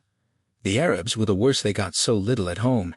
Creasy commented that business must be good out that way, enough little wars to keep half of Europe's arms factories on overtime. Leclerc grunted that it was a fact, and it would get better or worse depending on your view. This Islamic resurgence meant more wars of violent religion. He glanced at Creasy and added that apart from arms dealers, there'd be work for men like Creasy. Creasy shrugged. Could be. They pulled up by the wharf. Creasy confirmed Thursday night at 10 o'clock. Leclerc said he'd be waiting. Creasy consulted the street map and told the taxi driver to leave him at the corner of Rue Saint-Honoré. He had changed at the hotel into simpler work clothes, denim jeans and shirt. His eyes roamed idly as they drove eastward. He liked Marseille. A man could sink into it and be anonymous. People minded their own business. An ideal city for smuggling, dealing, or just getting lost. The taxi pulled up. Creasy paid, and walked 10 minutes to the corner of Rue Catinat. He stood several minutes watching the street, a working-class suburb of tenements, small workshops, factories. Halfway down was a row of lock-up garages. He located number 11, took out the key without looking around, unlocked it, switched on the light, and closed the door. Most of the space was taken by a Toyota Hiace van painted deep gray, with faded black lettering on the side, Luigi Rocca Vegetable Dealer. It looked old and suitably battered, but Creasy knew the engine and suspension would be perfect. He opened the back doors. On the van floor was a coil of electrical cord attached to a plug. He smiled at Guido's forethought, picked up the plug, and connected it to the wall socket. The bulb inside lit up the contents lengths of timber. Several sacks packed tight with cotton waste, a long roll of thick felt, a wooden bench with a vise, and a large toolbox. He unloaded everything onto the floor behind the van, then moved to the front of the compartment and carefully examined the paneling backing onto the driver's seat. He selected a screwdriver from the toolbox and, careful not to mark the paint, eased out the dozen countersunk screws. The false panel fell gently back, revealing a space about a foot deep and as wide and high as the van's compartment. He grunted in satisfaction, carried the panel to the garage wall, then took out his tape measure and notebook and jotted down the exact dimensions of the secret compartment. Referring to previous notes, he drew a rough plan and stuck it on the garage door. For the next 2 hours, he worked steadily, measuring timber and cutting it with a small power saw. He enjoyed the work, but had to stop when the air in the closed garage grew stuffy. Outside, darkness had fallen. He walked 10 minutes in the cool night air to clear his head, then found a small bistro and went in for dinner. At 8 the next morning he was back in the garage. He worked through till noon, then returned to the same bistro for lunch. The food was simple and good. In his rough clothes and colloquial French, he fit right in among the other customers. By mid-afternoon he had finished shaping the timber and fitted it into the compartment, first the heavy frame, then the cross pieces, each slotting exactly into its prepared joint. He stood back and surveyed his work. The compartment now resembled a giant half-finished child's puzzle. On Thursday, he would fit the missing pieces. Back at the hotel, he looked in the yellow pages and rang a rental agency. In the name of Luigi Rocca, he arranged to hire a Fiat van the next day for 24 hours. Leclerc waited with a watchman. No one else was on the street. At 10:05, a dark blue van turned the corner and parked 100 meters away. Its lights flickered twice and went out. Leclerc sent the watchman to the other corner with orders not to return until the van had left. As the watchman disappeared into the dark, the van moved forward. Creasy jumped down from the cab and asked if everything was ready. Leclerc confirmed it and unlocked the warehouse door. Just inside, 3 wooden packing cases sat on a forklift, lettered A, B, and C. Leclerc pointed to each in turn: ammunition, weapons, other equipment. Within minutes the cases were loaded. Creasy climbed back into the cab. Leclerc told him to come to the office tomorrow afternoon. His papers would be ready. Creasy nodded and drove away. He drove around the city for 40 minutes, varying speed and making unpredictable turns. Satisfied he wasn't being followed, he drove to Rue Cadenat and parked 50 meters from the garage. He turned off lights and engine, then sat listening and watching for half an hour. Then he started the engine and backed up close to the garage door. He quickly wrestled the 3 cases from the van into the garage, locked up, and drove back to his hotel, constantly watching his mirror. In the early morning he returned the rented van. By 9 o'clock he was back in the garage. He prized the lids off the 3 cases, and one by one, fitted the weapons, ammunition boxes, and grenades into their allotted places. He took handfuls of cotton waste and packed it into all remaining gaps between equipment and frame. Then a curtain of felt was tacked across the entire framework. He fetched the false panel, and careful not to scratch the paint, screwed it back into place. He banged his fist against it in several places. It felt and sounded solid. Finally, he spread his legs and shifted his weight back and forth, rocking the van on its springs. He nodded in satisfaction. His weapons carrier was ready and loaded. Leclerc passed the envelope across the desk. Creasy shook out the passport and papers and examined them closely. They were good, better than expected. He asked how much. Leclerc shrugged ruefully. 11,000 francs. Creasy said they were worth it, took out a roll of money, and counted out the notes. He confirmed that Leclerc had arranged with Guido about payment for the other stuff. Leclerc nodded. Guido would pay into his Brussels account. He added that Creasy was getting it at cost. He'd added nothing. Creasy thanked him and smiled slightly, saying that evened them up. Leclerc smiled and stood up, joking that he hoped his life wasn't worth so little. Creasy held out his hand and said that when a favor is returned, it's the act, not the size. He added that he knew Leclerc had to cooperate with the government in his business and that their transaction was very unofficial. If Leclerc got any pressure, he should say he thought Creasy still acted for the Rhodesians, but don't mention the papers to anyone, not even Guido. Leclerc smiled and said he could look very innocent when necessary. Good luck. At the door, Creasy hesitated, then made up his mind. He said quietly that Leclerc had gone to a lot of trouble and he appreciated it. If ever Creasy could do something for him, contact him through Guido. Leclerc had been about to sit down, but as the door closed he remained half-crouched over the chair, mouth open in surprise. Then he sank slowly back and crossed himself. Miracles do happen. Guido stood on the terrace watching through binoculars as the blue and white ferry docked. He had confidence in the papers, but vehicles arriving from Marseille were often thoroughly searched. The ramp came down. A stream of private cars drove out and were directed into 3 lines. Several trucks and a container trailer followed. Then the gray van. He watched Creasy get out of the cab and lounge against the side in bored indifference, dressed in faded denim overalls, slapping a large manila envelope idly against his leg. 20 minutes passed before the customs inspector reached him. Meanwhile, Pietro had come onto the terrace. He asked if Creasy had arrived. Guido grunted, yes, without moving his gaze. The official checked the papers carefully, then walked to the rear. Creasy opened the doors. The customs man handed back the envelope, pulled himself up and in. It seemed an eternity before he reappeared, holding something. Guido stiffened, leaned forward, adjusting the binoculars. Finally he recognized the object and saw Creasy nodding. His pent-up breath hissed out. Pietro asked what it was. A melon. The bastard wanted a melon. Pietro laughed, a small price to pay. The gray van moved to the security gates. Only a brief pause, then it pulled out into traffic. Guido lowered the binoculars and checked his watch. Creasy would call within the hour. Guido said he'd be out for lunch and asked Pietro if he could handle things alone. Pietro said yes and told Guido to wish Creasy luck. Guido said seriously that Creasy was going to need it. Guido entered the restaurant carrying a canvas bag. He paused at the door, letting his eyes adjust to the dim light.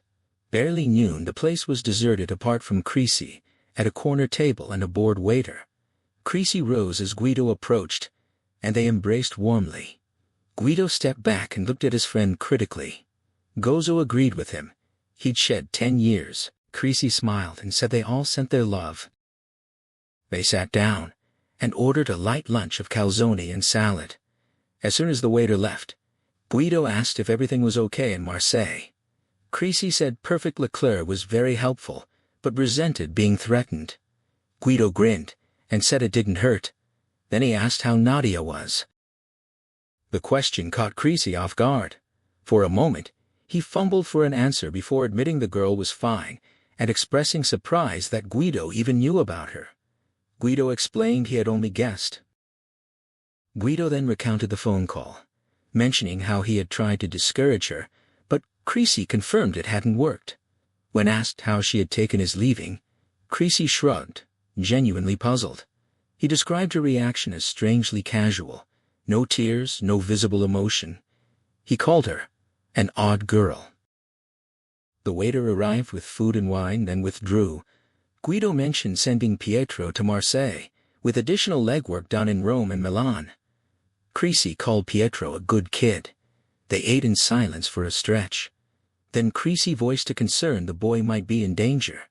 Guido nodded, explaining he would send Pietro to Gozo once the operation started, framing it as a needed holiday. Creasy agreed the kid deserved it, then asked if Guido could manage without him.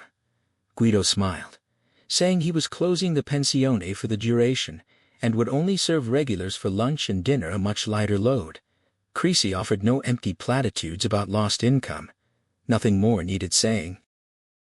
Guido unzipped a canvas bag and produced 5 tagged key bunches, 2 street maps and a folder. He passed the keys over, identifying each: the Milan apartment, the cottage at Vigentino just outside the city, the Alfetta GT, the Rome apartment, and the Renault 20 in Rome. Creasy held the keys and smiled, joking that he felt like a property owner. Guido corrected him. Renter. All were leased for 3 months, starting 10 days prior. Creasy asked if there was any way they could be traced to Guido. Guido shook his head. The apartments and cottage had been rented by a remarque in Brussels under a false name, with a cut-off in between. He had rented the cars under the name Luigi Rocca, a widower supposedly visiting his daughter in Australia, not due back for months. Guido opened the street maps and pointed to the circled locations: the Milan apartment and the bungalow outside it. He described the bungalow as very secluded, with a lock-up garage containing the Alfetta. Then he indicated the Rome apartment and the garage 2 blocks away holding the Renault. The apartment and bungalow were provisioned with canned goods. Addresses were in the folder. Creasy said it was good, then asked about the chargers. Guido grinned and passed over 2 shiny cylinders. Creasy examined one: carefully anodized aluminum, about 3.5 inches long, beveled at both ends. He twisted it open on fine threading and looked inside. The inner surface as smooth as the outside. Guido mentioned he had them made at a local machine shop, admitting they were a bit larger than normal and likely uncomfortable. Creasy smiled thinly and said the user could complain. He would be very sympathetic. Guido put away the keys and maps, leaving only the folder. He asked if Creasy remembered Verua from the Legion. Creasy did second REP, 2 hitches, then left because he was getting old, Guido confirmed. Verua now lived in Naples. After leaving the Legion, he had worked for Cantarella in Sicily doing strong arm work for 10 years. They had put him out to pasture a couple of years back, and he came to live with his married daughter. He ate at the pensione often, liked to reminisce. Guido barely remembered him having been in the Legion only a few months before Verua left, but Verua remembered Creasy, often talking about him and the early days in Vietnam. Creasy noted that Verua talked too much even then asked if Verua knew anything about this operation. Guido shook his head. Nothing. But the point was, Verua was deeply disenchanted with Cantarella, feeling poorly looked after, a complainer by nature. With a little nudging, he had talked extensively about the Villa Kalachi and its setup. Guido passed over the folder containing a sketch map of the villa and grounds, plus several pages of notes. Creasy looked through it and thanked Guido sincerely. Guido shrugged and called for coffee, adding that he knew Creasy planned to gather information as he went, but this might save time. Creasy agreed, looking at the sketch map. Villa Kalachi was the tough one. Its target rarely moved out. Guido grinned, predicting the target wouldn't move at all once he knew he was a target, and asked about getting in. Creasy said he had several ideas, but would keep his options open until he knew more. In truth, he already knew exactly how. He had decided 3 months ago after visiting Palermo. He had a reason for not discussing it with Guido. Coffee arrived. Creasy took a sip, then raised the matter of being entirely on his own after Conti and Rome. No contact, no fixed base. He would have dumped both cars and the van by then. He asked if Guido understood why. Guido smiled briefly. Sure. By then, the police and Cantarella might have figured out who was doing the killings. It wouldn't take them long to trace back to Guido, and then they would be asking questions. Guido couldn't tell them what he didn't know. Creasy nodded seriously, explaining that if Guido genuinely didn't know, he would be safer. They both had experience with such questioning. Guido commented that Creasy was making it difficult for himself, and it was already difficult enough. Creasy smiled, saying he would improvise. It wouldn't be the first time. Then he asked how to get in touch with Guido, not wanting to use the phone. Guido pointed to the folder's front page, a post restante number in Naples, cable A phone number and a time, and he would call from outside. Creasy flicked open the folder and read the number. If things went smoothly, he wouldn't be in contact at all until it was all over. A long silence followed. Guido asked if Creasy was still as determined. Creasy confirmed, saying nothing had changed. He wanted them so badly. It was an ache. Guido suggested Nadia might have changed, that taken away some of the hate. Creasy took a long time answering, thinking it over. Then he shook his head and spoke softly. He loved her, and she loved him. But it hadn't changed anything. That child had made it possible, had allowed him, showed him how to let it happen. His square face turned somber, his voice thick. He had told Nadia everything, and in a strange way she hated them as much as he did. He didn't fully understand it, but it was as though she was with him, urging him on. He leaned back, drawing a deep breath to control his feelings. He knew it was a contradiction. He tried not to think of Nadia. He smiled faintly, 50 years old and falling in love. Guido shook his head, feeling very sad.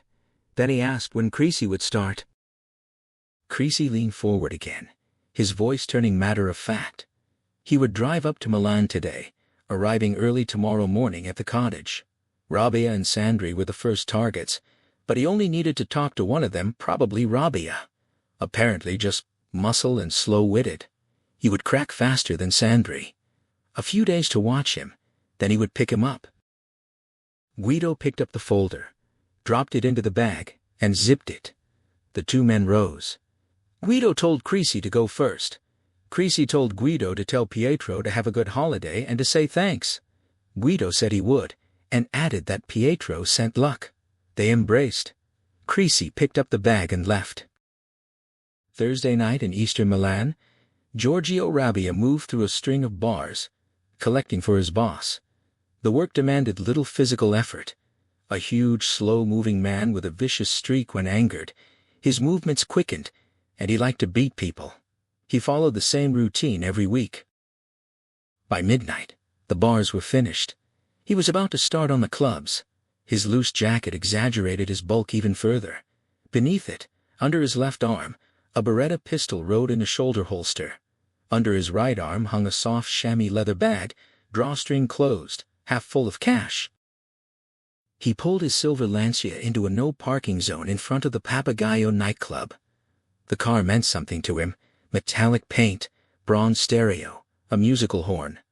On the ledge behind the back seat sat a toy dachshund, a gift from a favorite girlfriend, its head bobbing with the car's motion. Despite his attachments, he didn't bother locking the doors or even removing the key from the ignition. Every petty thief in Milan knew who owned this car and what touching it would cost. Inside the club, the owner spotted him immediately and signaled the bartender. By the time Rabia reached the bar, a large Scotch waited. He drank, pleased, and surveyed the room. Couples danced to a single pianist, middle-aged businessmen with young hostesses. An expensive, successful place. He noticed a tall blonde he hadn't seen before, large breasts bulging from a low-cut dress. He made a slow mental note to have her sent over one afternoon. The owner approached with a sheaf of notes. Rabia counted carefully, then reached under his jacket, loosened the drawstring and dropped the money into the bag.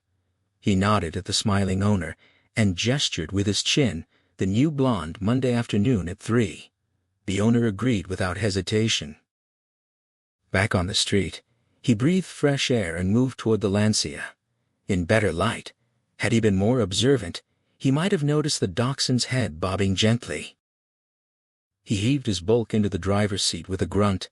His hand reached for the ignition and stopped. Cold metal pressed against the back of his neck.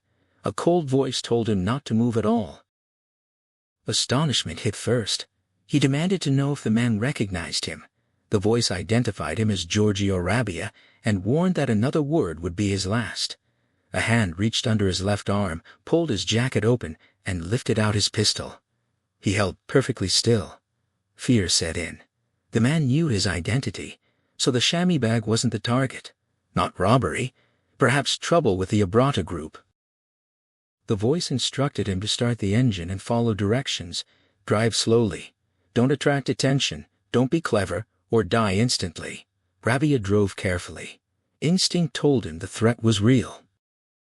Directed south out of Milan past the city outskirts, his mind began working. If this were a territory war, he would already be dead outside the club or in the warehouse district they'd passed. The voice puzzled him, a slight Neapolitan accent, plus something else he couldn't place. He concluded the man wasn't Italian. That led him to think of his boss Focella's dispute months earlier with a Union Course group in Marseille over a drug shipment. But the Neapolitan accent didn't fit. Just before Vigentino, he was ordered onto a side road, then a dirt track. He watched for an opportunity. Once they got out of the car, the gun would have to move from his neck, and despite his size, he could move fast. A low bungalow appeared in the headlights. The voice told him to drive around back. Gravel crunched. Stop. Handbrake. Ignition off. He leaned forward to comply, the cold metal moving with him. He sat back slowly.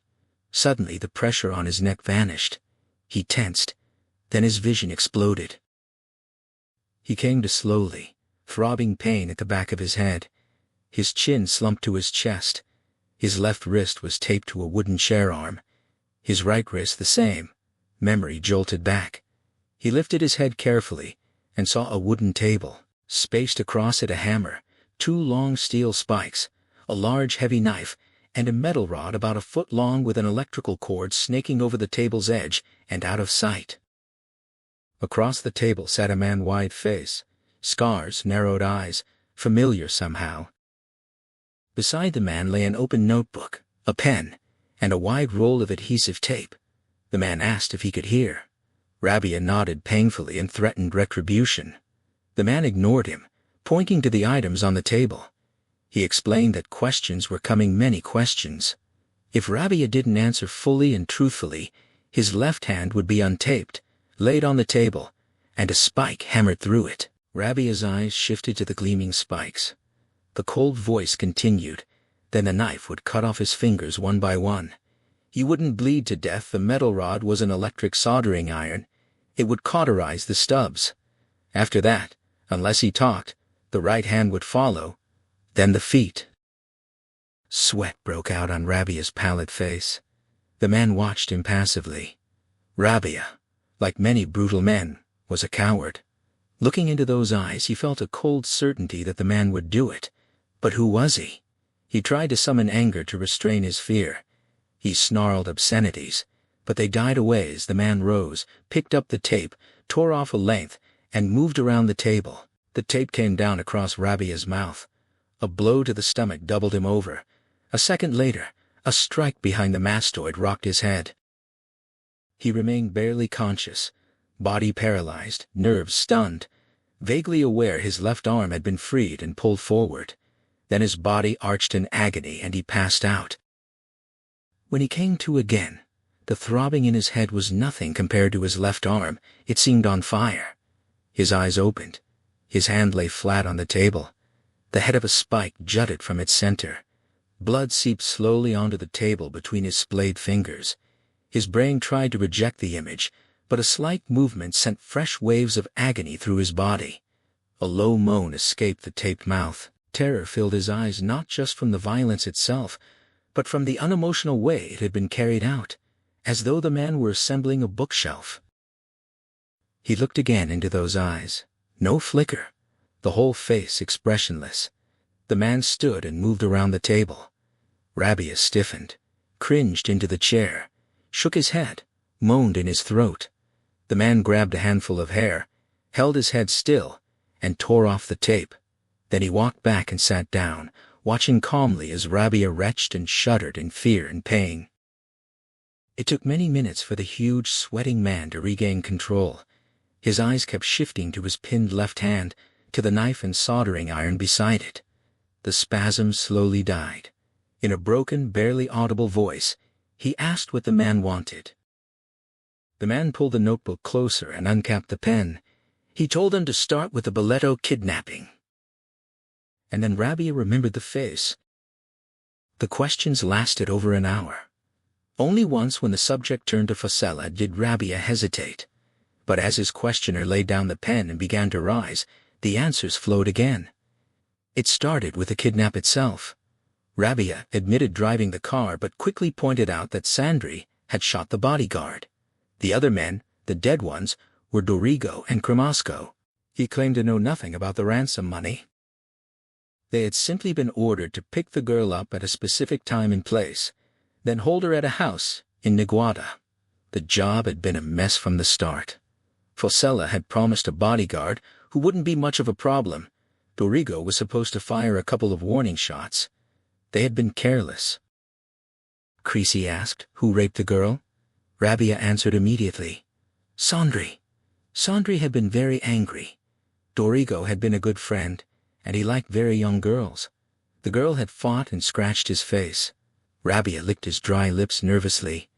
The flat question came again. Did he also rape her? A long silence. Then Rabia nodded, almost imperceptibly, his voice quivering. Yes, after Sandri. He thought it didn't make any difference. He looked up. The man across the table was perfectly still, his mind seeming elsewhere. The questions resumed. Anyone else? Rabia shook his head. They had been alone with her. It was very boring. They thought it would be over in a few days, but trouble with the ransom kept them stuck in that house over 2 weeks. So they raped her many times? Rabia's chin sank to his chest, forehead glistening with sweat. His voice came out as a hoarse whisper. Yes. There hadn't been much to do, and she was very beautiful. His voice trailed off. He raised his eyes and saw death looking back at him. What did Fosella think? Fosella had been angry. The girl's death was a mistake. They were supposed to get 10 million lire each, but Fosella gave them nothing. The voice asked softly, so for punishment, he just stopped their pay. That's all? Rabia nodded, sweat dripping from his chin. They were lucky. Sandri was Fosella's nephew, his sister's son. The man picked up the pen.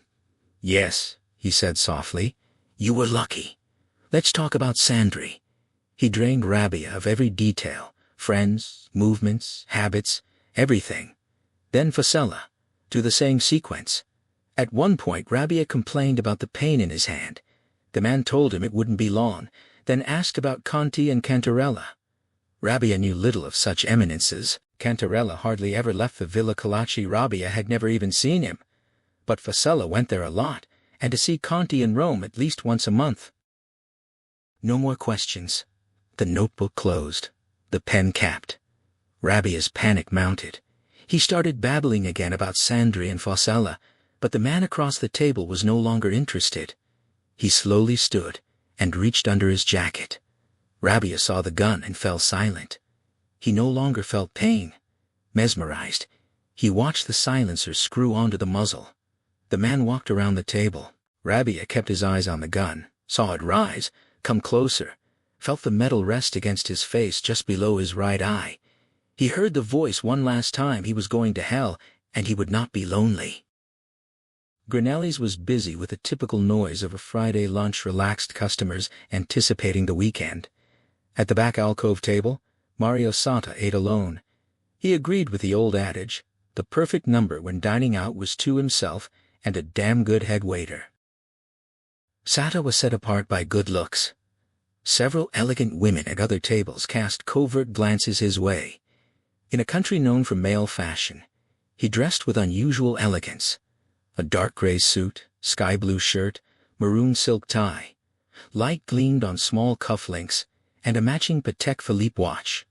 His lean tanned face and slightly aquiline nose drew even men's eyes in curiosity. He looked like a successful actor, a macho fashion designer, or the front runner of a very fast jet set. In fact, he was a policeman, though his aristocratic mother would wince at that description. She preferred Colonel in the Carabinieri. That was true. At 38, he was young to have reached such a rank, possibly due to his mother's connections, possibly to his own ability. Even his enemies, numerous as they were, admitted the latter was more likely. Still, he was a policeman. His mother had never understood why he chose that profession when she could have opened the doors of politics or commerce. Her elder son had become a respected surgeon, worthy, she thought, but dull. Far more acceptable than a policeman, though. Sata himself often wondered what had attracted him to the Carabinieri. Perhaps his cynicism, the dominant ingredient of his character. How better to observe the foibles, follies, and conceits of a corrupt society? Because of that cynicism, or despite it, he was a good policeman. Honesty and abundant private wealth put him outside personal corruption. A sharp, analytical mind, allied with restless energy, had brought success.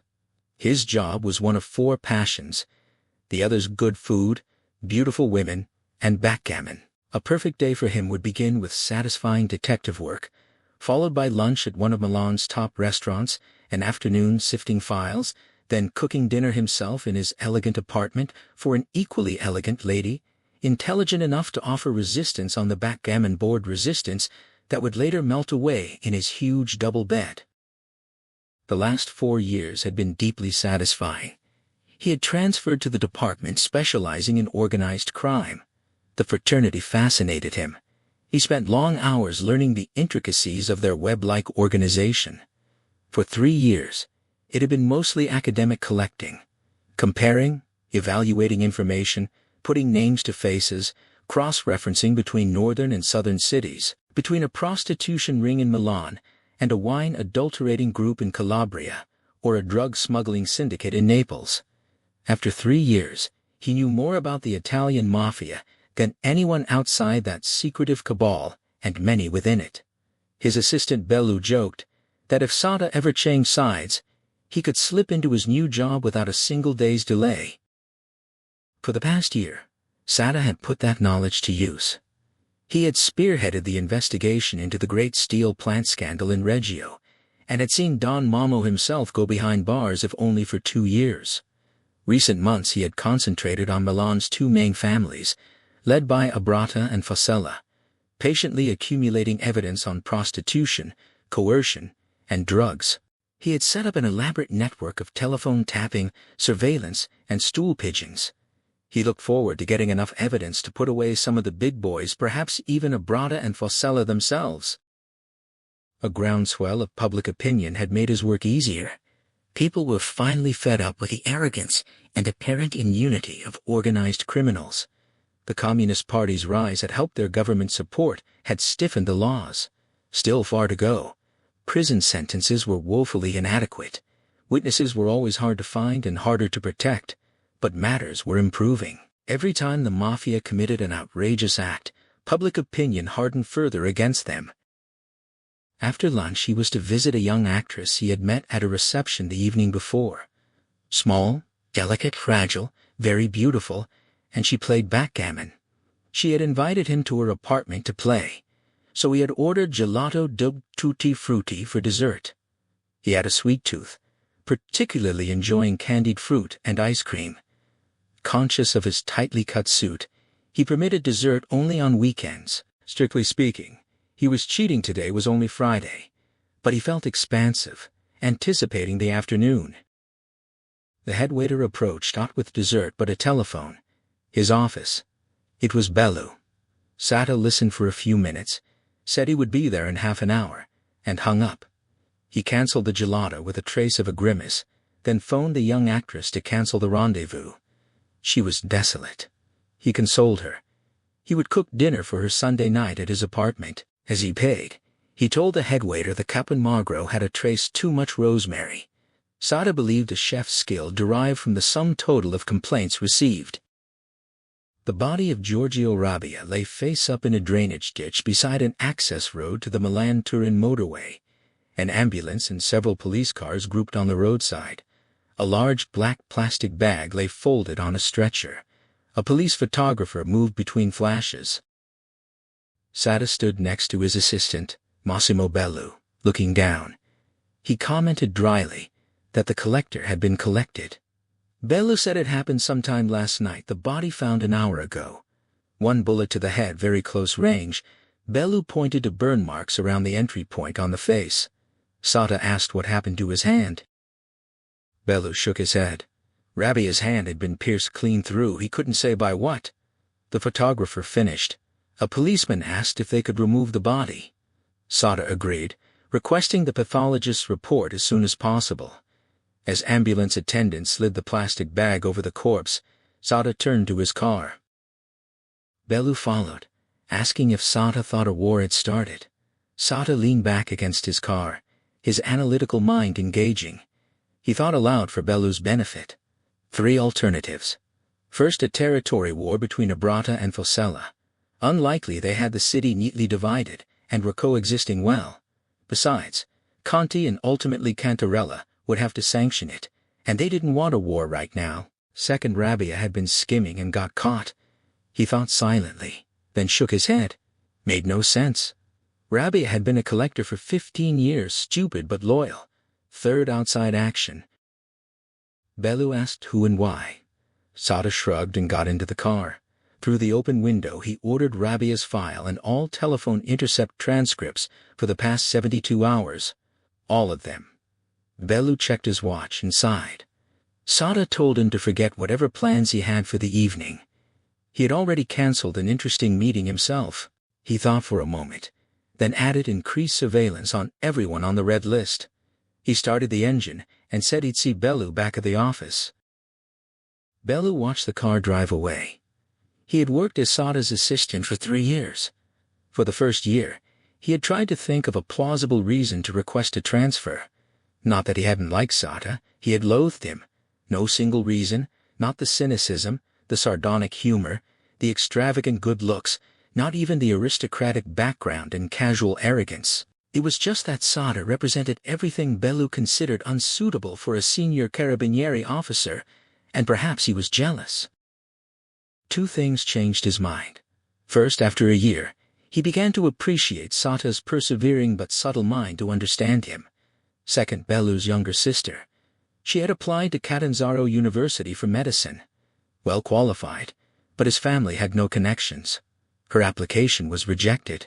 He might have mentioned it at the office, he couldn't remember. A week later, she received a letter reversing the decision. Only after starting the course did she discover that a certain Professor Sata, senior surgeon at Naples Cardarelli Hospital, had intervened. Bellu confronted his boss, who looked surprised, and said that since Bellu worked with him, of course he had to do something. Bellu had no more thoughts of a transfer, not just what Sata did, but how he expressed it. Over the next 2 years they became a good team. Sada remained cynical, sardonic, arrogant, and no uglier. But Bellew understood him, and even began absorbing some of his characteristics: more interest in food, more expensive suits, a touch of arrogance with women, and they liked it. But he drew the line at backgammon. Sada read the pathologist's report aloud. Time of death between midnight and 6 a.m. on the 13th. He looked at Bellew. Rabia had left the Papagayo just after midnight, right? Bellew nodded, adding that Rabia never reached the Blue Note, next on his usual schedule. Sada continued: cause of death: massive brain damage presumably brought about by the passage of a projectile. He looked up in disgust. Why couldn't the idiot simply state that he had his brains blown out by a bullet? Bellew smiled. That would make him sound like everyone else. Sada grunted and pressed on. Scorch marks below the right eye around the entry point indicated the projectile was fired at very close range.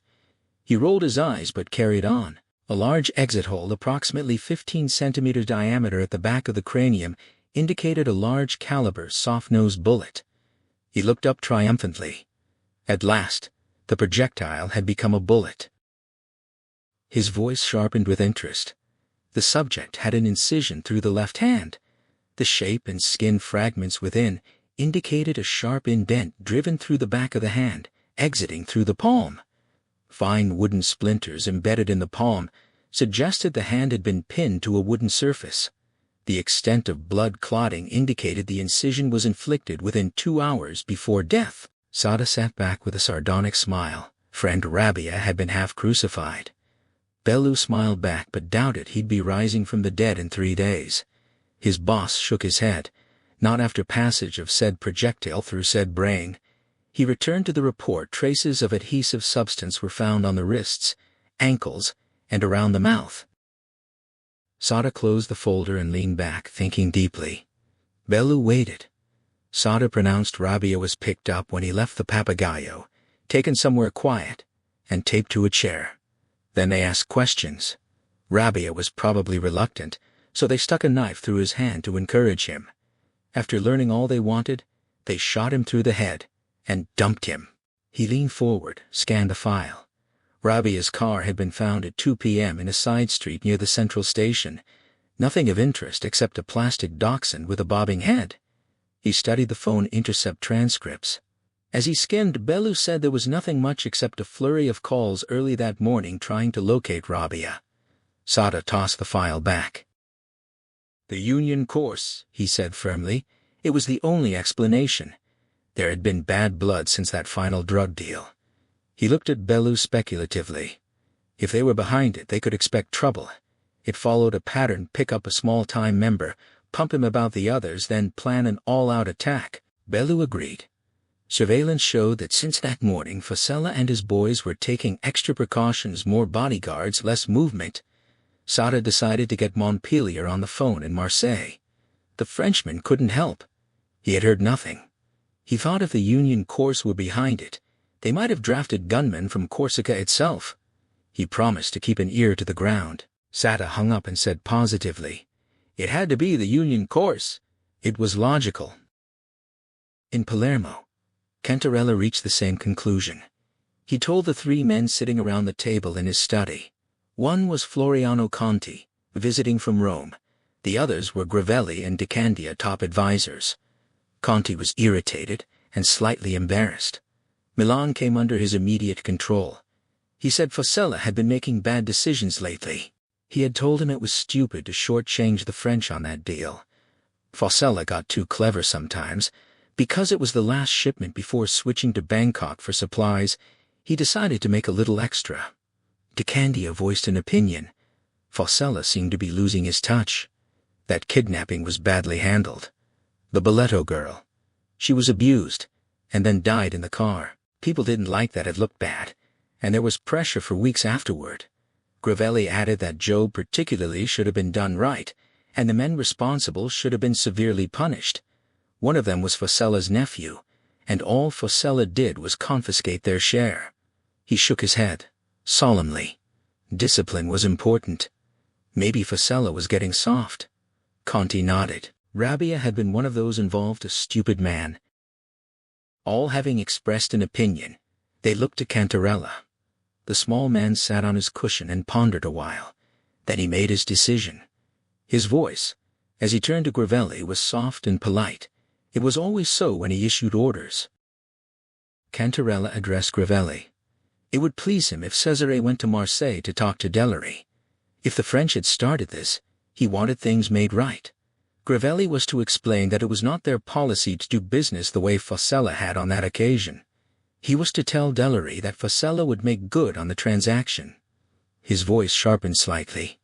Do not be apologetic. Make Delary understand they did this not from weakness, but because they were honorable men who dealt fairly. Gravelli said he would leave tomorrow via Rome. Cantarella shook his head. Wait 2 or 3 days. He didn't want Delary to think they came running as soon as trouble started. He turned to De Candia. Maurizio was to go to Milan and talk with Fossella, indicate their displeasure and their wish for better control in the future. Also, that Fossella must make good on his deal with Delary. Cantarella's tone became conciliatory when he turned to Conti.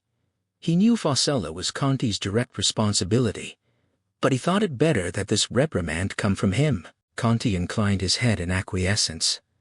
Cantarella told De Candia to do this privately and discreetly. He did not want Abrata to know Fossella was out of favor. It might give him ideas. Overall, the situation in Milan was good. He looked to Conti for agreement and received it. Conti said they counterbalanced each other well. It was wise not to disturb that. Cantarella was pleased. He stood and walked to the cocktail cabinet, small and dapper in his dark blue suit. The others followed. He poured each a measure of Chivas Regal with a dash of soda. Conti would have preferred his usual Sambuco, but when Don Cantarella personally poured you a scotch, you drank scotch. Saturday morning in Naples. Guido sat on his terrace drinking coffee, relaxing before the lunchtime rush. He heard the door open behind him and turned to see Pietro carrying a newspaper. The boy laid it on the table and pointed to a small item on an inside page. It reported the shooting death of Giorgio Rabia, believed connected to organized crime. Just a few lines. Milan was a violent city. A single death generated little excitement. Guido looked up. So it had started. He told Pietro to pack tomorrow. He left for Gozo. Giacomo Sandri rolled off the bed, stood, and stretched pleasantly tired muscles. He glanced at his watch just after 10. Naked, he padded to the window, pulled aside the curtain, and looked down at the darkened street. His black Alfa Romeo was parked directly below. He could just make out Violente's elbows sticking from the driver's window. Satisfied, he dropped the curtain and turned. The girl was watching him from the bed. He smiled and asked if he had made her happy. She nodded, her eyes on his body. In a sullen voice, she asked if he had to leave now. He only ever stayed an hour, and she got bored. Sandri felt both pleased and irritated. Pleased that at his age he could still satisfy a 15-year-old. Irritated that this one was becoming possessive, therefore a nuisance. But as he pulled on his trousers, he reflected that if a man liked his girls young, he had to tolerate some childish behavior. He sat on the bed and reached a cup of breast. She rolled away. His irritation increased. He told her that was how it was. She had a nice place and plenty of money. Did she want to go back to Bettola?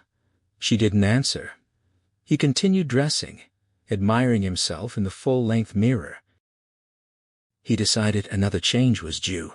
He was uniquely placed to satisfy his desire for girls. He controlled the prostitution side of his uncle's business. As young girls flocked to the city for excitement and money, Sandri and his assistants channeled them into the bars, clubs and brothels controlled by the organization. When he spotted a particularly young and attractive girl, he diverted her for his own use. When he tired of her, she was quickly replaced. They never returned to Bettola or anywhere else except to a succession of brothels. Tomorrow, he decided, he would pass this one on to Pizzuto, who would quickly get her dependent on drugs and therefore on the organization. He felt pleased. Important to make decisions without emotion. He would look for another girl, perhaps even younger, As he got older, he liked them even younger. He remembered the kidnapped girl, how young she had been, her body just beginning to ripen. He felt himself stirring at the memory, and considered getting back into bed but discarded the thought. Fosella had told him to stand by from 11. Gravelli had arrived from Palermo, presumably to discuss Rabbia's death and the implications if the French were responsible. He sat on the bed and thought about that as he pulled on his shoes. It meant extra care for a while, a nuisance, especially having an extra man along all the time. Still, he was lucky. Violente was unobtrusive, and his assignment to Sandri was proof of his rising importance. He indulged in self-praise, deciding his progress came from a quick brain. He was proud of it so much faster than dull, stupid Rabbia. He grimaced at the memory of being cooped up with him for over 2 weeks, with only the girl to relieve boredom. He stood, pulled on the shoulder holster, slipped his gun in, and put on his jacket. The girl had sat up in bed watching. She asked petulantly when she would see him again. He leaned over and kissed her lightly on the lips. "Tomorrow," he answered with a smile. He would take her to lunch as a special treat, and afterward, he wanted her to meet a friend of his. He unlocked the apartment door and stepped onto the landing. A voice called his name. He turned, reaching under his jacket. His quick brain registered that he was looking very closely down the black barrels of a shotgun. Then the black turned yellow-white. Sada grew impatient. The actress was unusually lucky. She had skill and understood the finer points, but beating him 3 out of 5 meant luck. He rattled the dice and threw a 2 and a 1. Damn! She gave him a sympathetic smile. She was a good actress. Then she reached for the doubling dice with an inquiring arch of her eyebrow. Sada nodded and gritted his teeth. There was no question of moving her to the bedroom until he had at least drawn level. Pride was at stake. He was an expert. He glanced at his watch and cursed under his breath. Almost 11. The evening had started well. She had arrived in a flame-red dress, cut low and loose. She had the fragile, delicate beauty he admired and high, firm breasts. Watching those breasts each time she leaned forward had lost him his concentration and the first games. The meal had been a parade of his skills. Homemade pâté with champagne, followed by an artichoke antipasto, prepared Roman-style with parsley and marjoram. She stayed with champagne while he had a dry coli albani. The tour de force was his specialty baby lamb with egg and lemon sauce, paired with a pale red succuba. They finished, naturally, with gelato de tutti frutti. She had been gratifyingly impressed.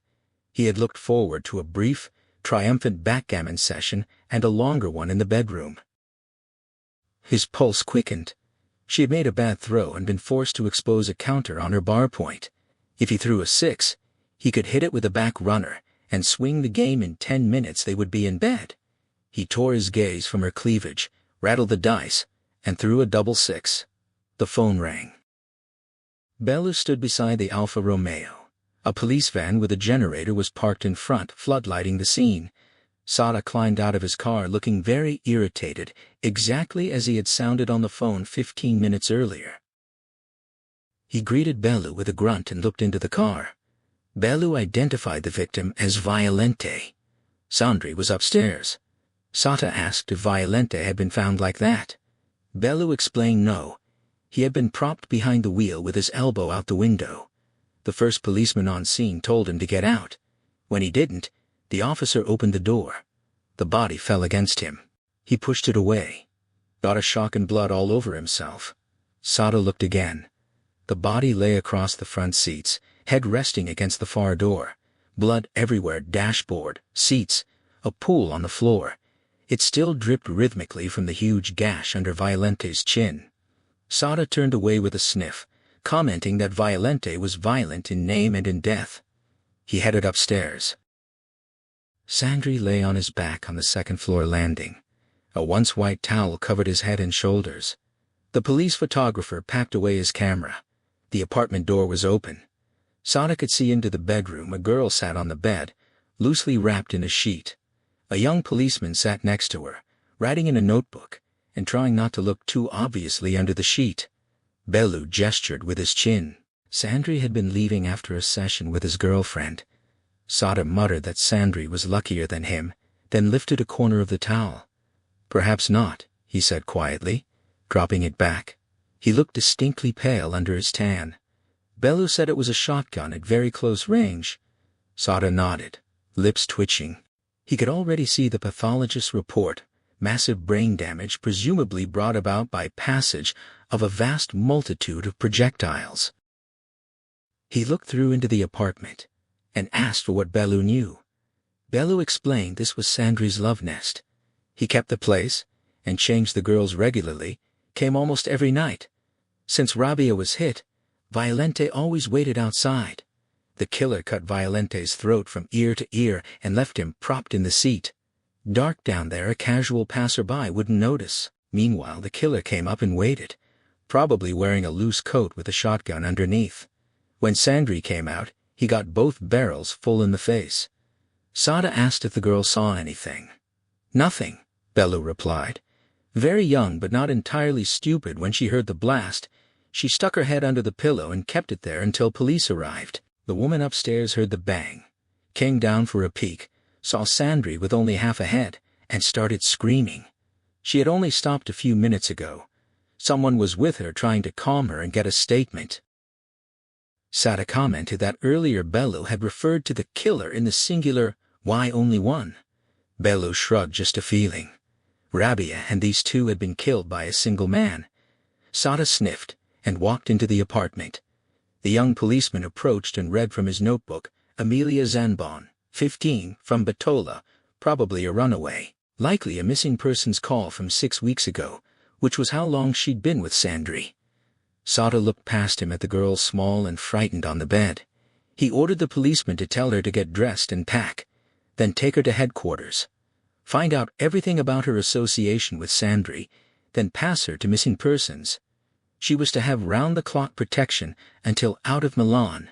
He turned to leave, then stopped, went back and told the disappointed policeman he could wait for her outside. Bellu said it looked like a full-scale war starting in 3 days. Sada nodded, deep in thought. He firmly said it was the Union course. They liked knives and shotguns. His face showed irritation. He didn't like it. They were overreacting. Soon innocent people would get caught in the crossfire. He looked down at Sandri's body. Rabia had told them where Sandri would be. He wondered what else Rabia had told them. Bellu said anything they asked, presumably. Sada agreed. But what did they ask? They watched as Sandri's body was eased into a plastic bag. Sada turned away, saying over his shoulder to follow him to the office. Busy night, busy week. Now newspapers became interested. 3 killings in 3 days was significant even by Milan standards. Crime reporters were hauled out of bars and beds and told to produce plausible stories. They inevitably reached the same conclusion as Sada and Cantarella. Headlines proclaimed a war with the Union Corse. Editorials pontificated about international crime and called for more law and order. Sada began feeling pressure from above. His boss, the general, told him something must be done, bad enough for Italian criminals to kill each other, but totally disgraceful that Frenchmen should be doing it. In Gozo, Shriek walked into Gleneagles and tossed a newspaper onto the bar. The regulars gathered and discussed whether it was over. Had Creasy completed his mission? Guido in Naples and Leclerc in Marseille also read the story. They knew it had just begun. Dino Fosella was worried and angry. Worried because his men were being killed. Angry because of Cantarella's reprimand. He resented it deeply. He had never liked Cantarella. For years, the smug little arbitrator had sat in his villa outside Palermo, hardly ever going out, never getting his hands dirty, but taking a nice slice of all the action just like a politician. Wednesday evening, Fosella was on his way to the village of Bianco for dinner with his mother. He was a good son, always had dinner with her on Wednesdays. If he failed, he felt guilty, and she became angry, and even Cantarella couldn't match his mother when she was angry. He traveled with caution, his own car sandwiched between 2 others full of bodyguards. Filthy Union course. Such a fuss over 20 million lire. Anyway, his own envoy would arrive shortly in Marseille with the money, and he would relax. The convoy swept into Bianco, and up the terrace street to his mother's house. Bodyguards leapt out, hands hovering near open jackets. Melodrama, Foscella thought. Not even the animals of the Union course would involve family and business matters. He told them to wait 2 hours, no more. Short, balding, running to fat, he panted slightly as he climbed the stone stairway. Inside, his mother glared at him angrily. She didn't say anything because a strip of white tape covered her mouth. Tape also bound her wrists and ankles to a chair. A very large man stood beside her, holding a shotgun, its short barrels resting on the old woman's shoulders, muzzles against her left ear. The man said quietly, "That one little sound would make Foscella an instant orphan." Foscella was ordered to face the wall, place his hands against it, and spread his feet. He didn't hear the man approaching, and was trying to work out who it could be when the blow ended his speculation. The blow had been nicely calculated. As he regained senses, his knees and ankles were pressed together and taped tight. His wrists were already bound, his mouth sealed. Then he was picked up and carried to the back of the house. He cursed his stupidity, felt anger and humiliation. One man, picking him up like a child and carrying him off. A gray van was parked on the cobbled street behind the house, side door open. Foscella was dumped inside, the door quietly eased shut. He felt the van move as it freewheeled down the gentle slope, and thought of his melodramatic bodyguards no more than 30 meters away on the road below. He cursed again, but fear was replacing anger. He had not been blindfolded. He had seen the faded lettering Luigi Rocca, vegetable dealer. It meant nothing to him, but being allowed to see it indicated a one-way journey. During the next 2 hours, his limbs became stiff, sore, then numb. His mind remained active, but he had no answers when the van finally stopped and the engine cut. The side door opened. He was picked up again with casual ease. Dark, but he could see tall trees and a small whitewashed cottage. His abductor carried him inside, pushed the door open with a foot. Foscella was laid none too gently on a stone floor. A light switched on. He heard the man moving around. After a few minutes, footsteps approached. He was rolled onto his back. From his foreshortened view, the man seemed to tower to the ceiling. Abruptly the man knelt, removed Foscella's shoes, and unwound the tape from his ankles and knees. Foscella flexed cramped muscles but didn't try anything violent. He knew he had no physical chance. He lay back, body arched over his bound hands, very frightened, then very puzzled as he felt his belt loosened and his trousers unzipped. A hand moved under Foscella's back, lifting him slightly as his trousers and then his underpants were pulled off. Only when he was rolled onto his belly and his legs pulled roughly apart did puzzlement turn to consternation and rising panic. He felt hands on his buttocks, prying them apart. He screamed in his throat and struggled wildly. He was being sodomized. The struggle was brief. The hands left his buttocks. A blow behind the ear sent him into oblivion. When he came to, he felt no sharp pain, only discomfort, and his whole body ached. In front of him stood a rough wooden table.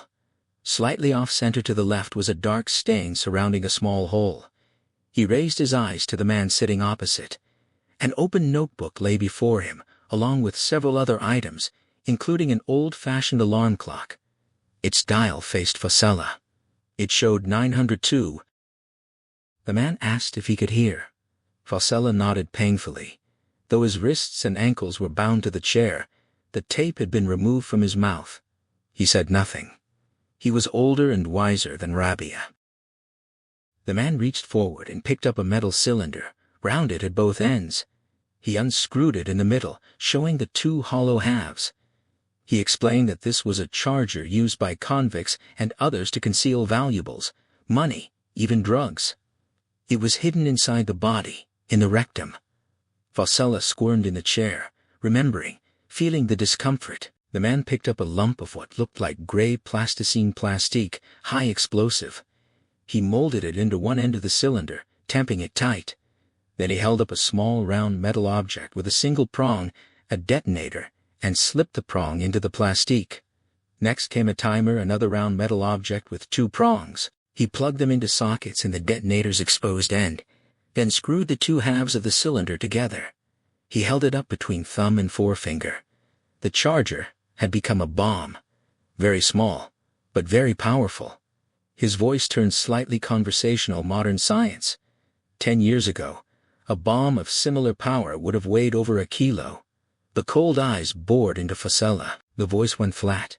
Fosella had an identical bomb up his ass. It was time to explode at 10 o'clock.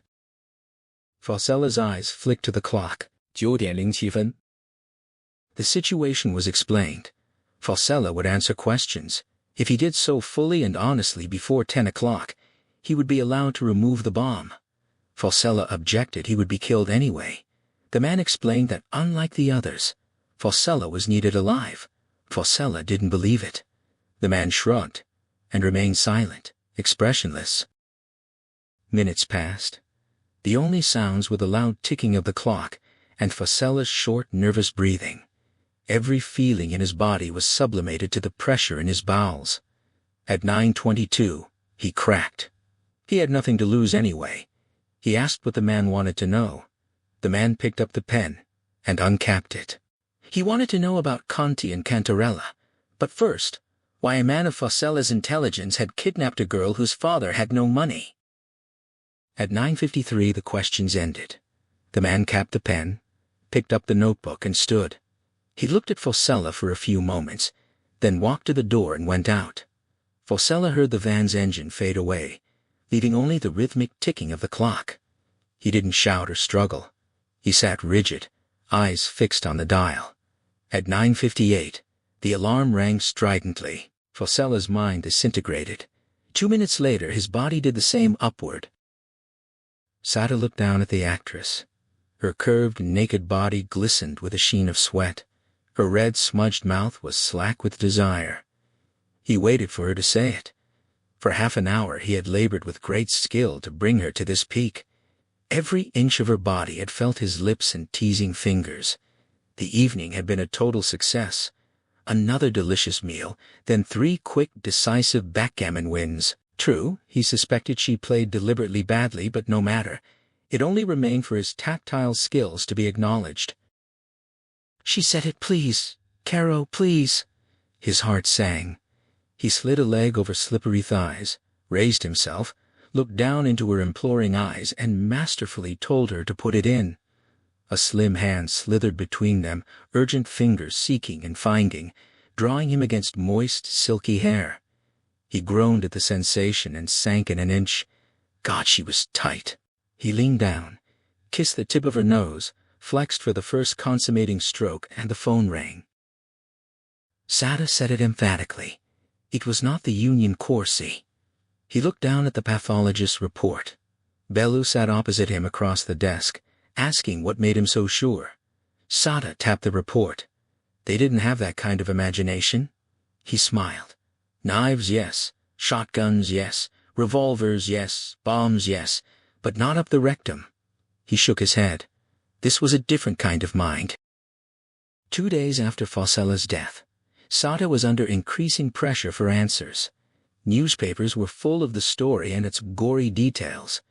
Consultation with Montpellier and Marseille had only convinced Sada his deduction was correct. The Union Corsair had convinced both the Marseille police and Gravelli that they were blameless, if not grief-stricken. Among the bosses, suspicion spread like brushfire. Cantarella seethed and worried. Someone was upsetting 3 decades of statesmanlike planning. But who? It was expected that Sada, with his analytical mind, would be the first to work it out. For 2 days, he hardly left his office. His affair with the actress was over.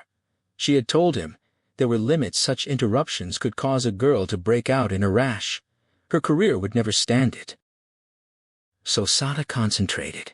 He went endlessly through the permutations Rabbia, Violente, Sandri, Fosella. Only when he extracted Violente from the equation did he make the connection. He cursed his stupidity. Violente's killing was incidental. He had been protecting Sandri, the Boleto kidnapping. Bellu raised an eyebrow, asking what about it. His boss's face showed increasing comprehension. That was the connection. Rabia and Sandri had worked together on it. Fosella had organized it. For the next hour the two policemen worked rapidly. They ruled out Boleto himself as directly involved, though he might be financing revenge. They turned to the bodyguard, initially skeptical, a premium bodyguard and an alcoholic. But a phone call to the hospital quickened Sada's interest. He spoke to the senior surgeon, a friend of his brother, and learned the bodyguard had made an excellent recovery with great determination to get fit. The next call was to the agency, which revealed the bodyguard had once been a mercenary. An urgent Grade 1 inquiry was telexed to Paris. While waiting for the reply, they traced the connection to Guido Aurelio, owner of the Pensione Splendide in Naples. Sada's rank, reputation, and connections brought rapid answers. He called the director of immigration in Rome. The department's computer quickly advised that the bodyguard had left Reggio di Calabria on the ferry from Malta 6 days after leaving the hospital. No information on his return. Next, Sada called his counterpart in Malta, George Zamet, whom he had met at a training course. After hanging up, he told Bellu the response was interesting and curious. Zamet confirmed the arrival in Malta and added that the subject had departed by sea from Marseille 3 weeks ago. Bellu asked what was curious. Sada explained that Maltese police were efficient, but not that efficient. Their data wasn't computerized. Zamet had the information at his fingertips, meaning he'd taken a personal interest. Yet when asked if he knew more, Zamet pleaded understaffing. He was holding something back. The telex reply from Paris arrived. The machine clattered for a long time. The paper roll was over 3 feet long. Sada read silently, then rolled it into a tube. The premium bodyguard, he said softly, was and maybe still was a very lethal human being. He stood abruptly. They would drive to Como and talk to Boleto and his exquisite wife. In the house by the lake, the Boletos were at dinner. She was thinner but still beautiful. He appeared unchanged. She had lost something precious. He still had what mattered most. The door opened. They expected Maria with dessert. Instead, Creasy filled the doorway. He stood still, eyes moving between them. They stared back, mesmerized. Ettore recovered first, asking sharply what Creasy wanted. Creasy moved forward, picked up a chair, reversed it, and sat down, arms resting on the back. He told Ettore he was going to talk to his wife. If Ettore moved or spoke a word, Creasy would kill him. He placed a heavy pistol on the table, loaded, with a trace of sarcasm. Ettore looked at the gun, went slack, and sank into his chair. Creasy turned to Rika. The hard lines of his face softened. His voice became gentle. He told her what he had learned from Fosella Pinta's kidnapping had been a setup, an insurance job. Ettore had taken out a policy with Lloyd's of London for 2 billion lire. Fosella would kick back half the ransom to Ettore. Vico Mansuti had been the go-between, with connections to organized crime, taking a commission. As she listened, Rika's eyes never left Creasy's face. Only when he finished did she turn to look at her husband. The hatred that flowed across the table was physical. Ettore slumped lower, mouth opening and closing, eyes sliding away. Rika asked if Creasy had killed the ones who did it. He nodded. He was going to kill everyone who profited, including the boss in Rome and the big one in Palermo. Silence. Then Rika's voice, half musing, he had comforted her, told her they still had each other. Life goes on. She looked up, eyes hardening. She repeated all of them? Creasy picked up the pistol and nodded. He had come to kill Ettore. But perhaps he should leave him to her. Yes, she hissed. Leave him to her, please. Creasy moved to the door. Rika asked about Mansuti. He turned and shook his head. Don't worry about Mansuti. The door closed behind him. As Sada and Bellu drove along the lakeshore road, a blue Alfetta passed them going the other way. In his penthouse apartment, Vico Mansuti received a phone call. Ettore was hysterical. Almost incoherent, Vico could barely understand a word. He told Ettore sharply to wait. He would be there within an hour, to get a grip on himself. He slipped on a jacket, told his inquiring wife there was a slight crisis, and left. In the basement garage, he climbed into his Mercedes, switched on the ignition and half a kilo of plastique. Sada sat back in his chair, speaking with great reverence. Never had he tasted a better frito. Misto? Guido shrugged indifferently. Not all Neapolitans were peasants. Sata agreed, wiping his mouth. For an ex-criminal, ex-convict, ex-legionnaire, ex-mercenary, Guido had exotic talents. Did he play backgammon? Guido looked puzzled. He did. But what did that have to do with anything? Sata smiled. Prophetic. His stay here would be most enjoyable. Guido scowled. The pensione was closed. Go to a hotel. Sata poured the last of the chilled Lacrima Christi and sipped appreciatively. His voice lost its bantering edge. Guido, of all people, understood the reality. By now, Cantarella likely knew who was running amok among his organization. His facilities were as good as Sata's, perhaps better. It wouldn't be long before they traced back to Guido, and then some of the boys would come asking questions, much less polite than Sata. Guido shrugged. He could take care of himself, but he took the point. Only an hour ago, Elio had phoned from Milan. 2 well-dressed, but covertly threatening men had called at his office, inquiring about his recommendation of Crisi to the agency. Acting on Guido's instructions, Elio had simply said he was doing his brother a favor. Very soon some locals would knock on the pensione door. True, with a carabinieri colonel in attendance, they would keep their distance. Guido said he would make up a room but not to expect breakfast in bed. Sata waved a hand. No trouble. They had a lot to talk about. Sata had arrived that evening after driving all day from Milan. He preferred to drive. It gave him time to think, to review the past week, to come to grips with the reality that one man had taken on the most powerful men in the country. His mind returned to the interview with the Bellettos, the extraordinary scene that greeted them, the normally urbane Belletto, ashen and literally quivering, his wife all icy disdain and beautiful. Sata remembered that beauty, fined down and perhaps even enhanced by the emotional shocks of recent months. At first, Ettore had refused to talk, pending his lawyer, but with news of Mansuti's sudden death, he broke completely and turned to Sata in desperation, a priest, a father figure, a protector. The story poured out, disjointed, rambling, pathetic in its plea for understanding. Sata hardly interrupted, only occasionally clarifying a point, keeping his face and voice sympathetic. Bellu took notes frantically while Rika sat silent and cold, her eyes never leaving her husband's face, her attitude showing nothing but disgust.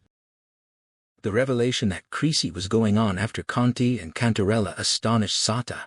He had assumed that with Facella's death, revenge was satisfied, that the bodyguard would now run for the border. He had left Bellu to start criminal proceedings against Belletto and gone to his apartment to think. The situation created a deep division within him. Crisi's actions had struck at the heart of the mafia at its pride. One man, if he got to Conti, the wound could be disastrous. If the unthinkable happened and he killed Cantarella, the wound could be fatal. The alliance between Cantarella and Conti was the organization's linchpin. Chaos would follow. And within that chaos, Sata could move against every boss left alive, setting the organization back a decade or more. He had no illusions.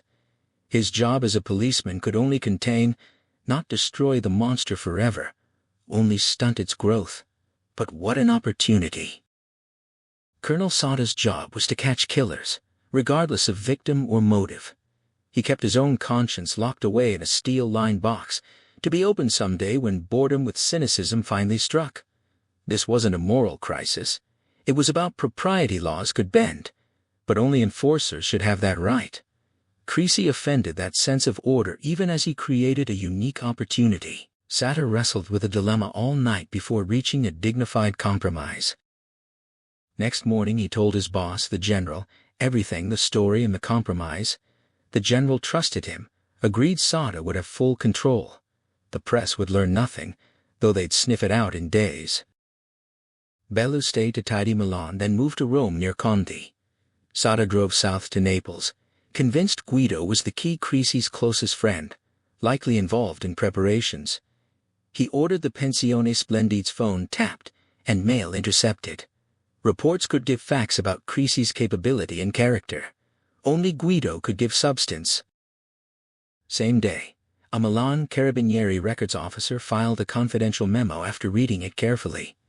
That evening, he dined with a friend and greatly improved his finances. As Sata ate fritto misto, Conti in Rome listened incredulously to Abrata, now Milan's undisputed boss, who had complete information, even Crisi's past. Abrata's voice carried a hint of solicitude. He wasn't on the death list.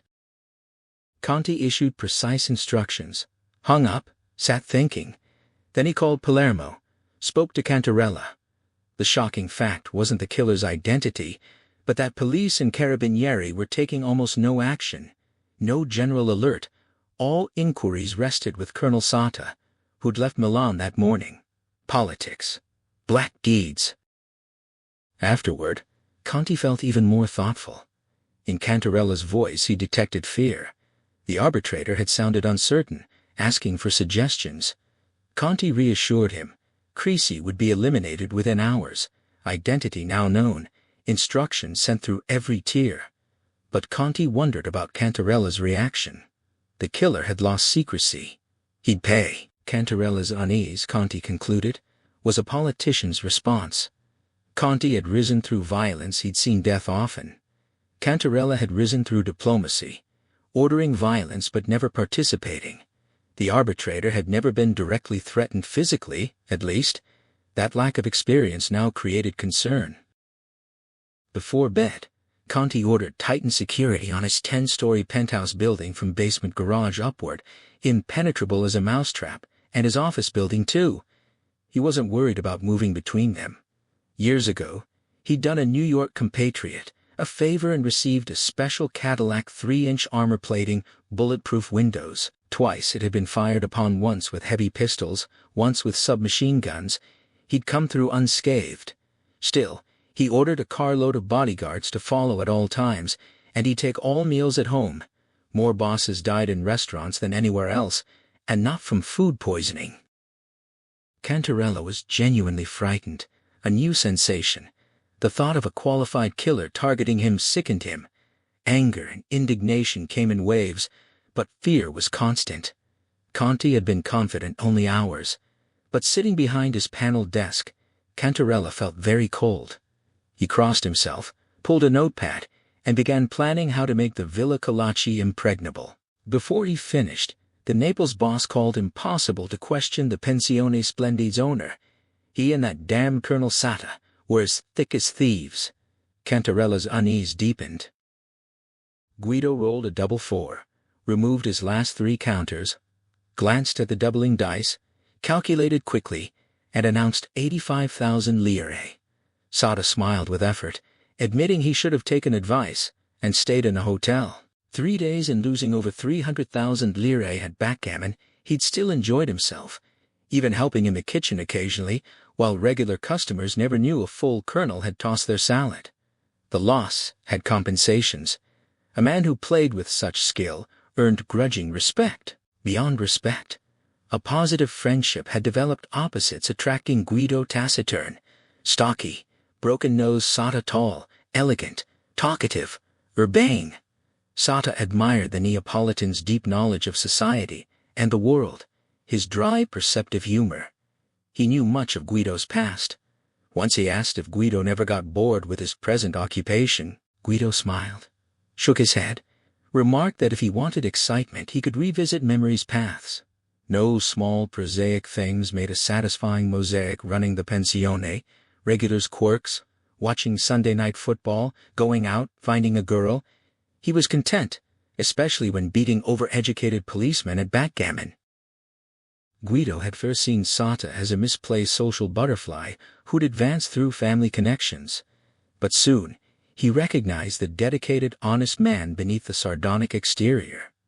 The second night, Sata's elder brother came to dinner. The 3 sat late on the terrace, talking and drinking. Deep affection between the brothers, and they included Guido so naturally he felt warmth he'd only known before with Crisi. They talked of Crisi at length. Sata was convinced Guido had contact but never pressed. Several times daily he called Bellu in Rome. Nothing on phone or mail intercepts except their own fascinating conversations. Sata was content to wait. Newspapers were close to unraveling the full story, but hadn't named Creasy yet. They were full of the industrialist who'd engineered his daughter's kidnap, the blown-apart lawyer, the connection, the mafia killings. Soon they'd piece it together. Sata often thought of Creasy, building a picture as Guido talked. He understood the motivation, felt tangible sympathy and a bond with this man moving alone to satisfy a craving for revenge. Guido talked of the past, never the present, emphatic the last time he saw Creasy was leaving the hospital.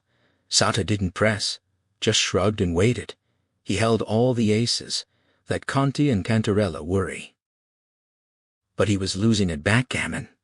"Enough," he said as Guido laid out counters again. He couldn't lose a week's salary every day. They sat on the terrace, as the afternoon sun edged toward the horizon the quiet time before Guido started dinner. They watched the bays changing colors. At dusk, the phone rang Milan calling Sata. Guido had gone to chop vegetables when Sata came in after the long conversation. Boleto. He committed suicide. Guido asked if he was sure. Sata nodded, no question. The man had sat on his 8th-floor office window ledge for half an hour before making up his mind. Sata's hands moved expressively. Boleto had always been a vacillating man. Guido returned to chopping vegetables. Sata started helping in the kitchen, then stopped and asked if he'd met Creasy's wife. Once, Guido answered an unpleasant meeting. He explained the circumstances.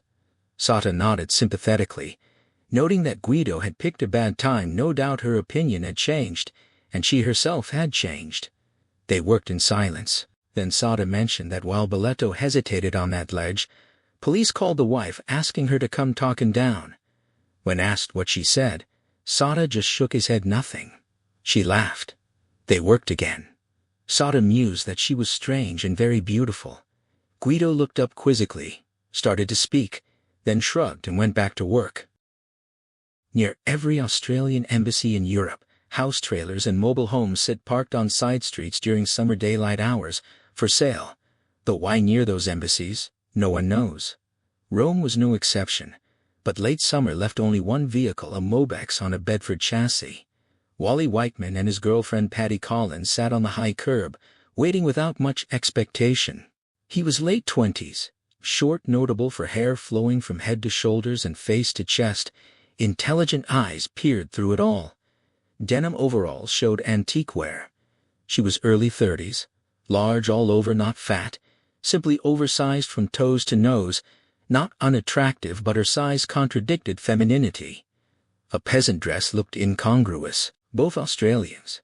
Their story typical, and different. Typical in traveling Europe to broaden minds, different in meeting each other. Wally, a perennial student, had long ago found temporary work teaching English to Italians in a Turin night school. There he met Patty, who'd been an executive secretary in Brisbane for 12 years before throwing it up to do Europe. She also ended up teaching English in Turin. A generation of Italians spoke English with a strong Australian accent. Instead of doing Europe, she did. Wally loved him because of his total indifference to accepted standards of female beauty. Her size didn't bother him. He loved her mind, her rough humor, her ability to be dominating by day and totally submissive at night. In bed he was boss outside. She organized everything. An Australian, but it worked. They'd had a good winter and early summer, pooled resources to buy the Mobex, planning to drive east as far as Bombay, then ship to Perth and cross to northern Queensland, where the government gave land and grants for developing remote areas and growing trees. Trees took a long time to grow. They could live in the Mobex, grow children, help Australia's balance of payments, and get paid. But things hadn't worked out. Changes in Iran killed driving east. Then Patty got jaundice. Hospital bills piled up. No choice but to sell and travel home cheapest way. They'd sat on the curb 3 days. Only inquiry came from a Turk with no money but an ingenious scheme for smuggling Pakistani immigrants. Not hopeful. They hardly looked up when the big scar-faced man approached and circled the Mobex.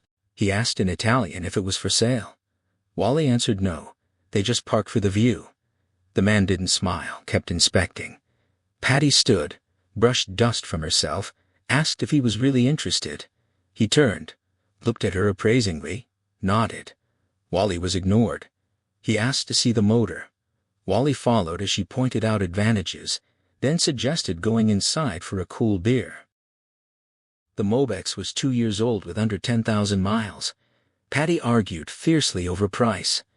Wally kept quiet, sipping beer, admiring her determination. They settled at 10 million lire. He asked for transfer papers. She nodded. They needed police registration and stamps. They filled them out. The buyer's section read Patrice Duvalier, French. He didn't want delivery for 3 days, pushing papers across the fold-down table. Patty showed rank suspicion, asking for a deposit. Then shocked, he reached inside his jacket and pulled out a thick wad of 100,000 lire notes, counted out 100, pushed them across. "Don't register the papers until then," he said. Long silence. Wally made his first contribution, called him bloody trusting. Asked, what if they took the money and drove off? Creasy said softly he wasn't trusting. Wally looked into the narrow eyes, then reached behind for more beers to cover his sudden confusion. Tension eased. Patty asked if he'd take delivery here. Creasy shook his head, pulled a Rome street map, pointed to a small inked X just outside the city near the eastern autostrada, the Monte Antenna campsite. He'd pick it up early afternoon if that was okay. Patty nodded. Meanwhile, they'd leave bags at the station. Creasy asked where they were heading. Brindisi, she said, ferry to Greece. He took a pull on his beer, looked thoughtfully around the small interior, silently studied both Australians. Finally said he was going south himself and could give them a lift, a chance to point out any wrinkles. They discussed it, made sense. He explained. He was in no hurry, planned 3 or 4 days for the journey. Agreement reached. He suggested waiting until Brindisi to register the transfer. To celebrate the deal, lunchtime, Patty opened cans and made a meal. Wally opened more beers. When Creasy left, Patty commented he wasn't French, he was American. Wally asked how she knew. Patty said it was the way he ate. Only Americans ate like that. Wally looked skeptical, but she was adamant they hold knife and fork like everyone else. But after cutting meat, they lay down the knife and transfer the fork to the right hand. Very inefficient, strange for Americans, but they all do it. So nothing, but he wasn't French. Wally asked if she thought he was all right. He hadn't left an address. She shrugged. They had his money. He wasn't what he seemed, but who was these days? Wally grinned, calling him a tough bastard. Patty grinned back, noting he was even bigger than Wally. Then thoughtful, she said she liked him, didn't mince about, didn't talk for the sake of it. They'd see. The cowboy eased his buttocks on the hard bench. As a young priest, he'd enjoyed the confessional, not something to admit to the bishop, but now he found it increasingly tiresome. In big cities there might be more interesting sins, but here on Gozo in Nodder Village, he could predict every transgression. Old Salvo had an inventive mind, but was becoming predictable too. He heard the curtain rustle. Laura Schembry's voice came through the grill, asking forgiveness. He leaned forward, asked what she remembered. The usual minor infractions followed. He admonished, set small penances, leaned back to wait. But he didn't hear her exit, only shallow, uncertain breathing. He asked if she had something more. Doubt resolved. She asked forgiveness for her daughter, who had sinned. He reminded her, it was the daughter who must confess. The routine was broken. The Schembry girl was an enigma. Every morning she came to early mass. Something new, but never entered the confessional, though she prayed daily. He said she couldn't confess for another. The voice came back bluntly. She didn't want to confess. She wanted advice. Routine shattered. In all his years, Laura had never asked his advice, though she'd frequently offered her own, especially in his younger days. His interest was tinged with apprehension. Advice concerning Nadia might be difficult. She said Nadia was with child. Apprehension justified. The cowboy sighed. That girl's life was truly strewn with boulders. He asked if it was the American. Who else? She wasn't given to indiscriminate fornication. He sensed the combative tone was defensive, controlled his irritation, asked gently what advice she sought. Her tension subsided. Nadia hadn't told Creasy, and had forbidden her or her father to do so. That was part of her sin. She'd conceived deliberately, using him only as seed provider. He asked if she didn't love him. Laura's voice showed uncertainty. She didn't know. He pressed. She was the mother and didn't know? She only knew that in the beginning Nadia had gone with him to get pregnant. She wasn't sure now how the girl felt. Nadia was different, not herself. What advice did she seek? Whether to tell him or not? The cowboy leaned back, collected his thoughts.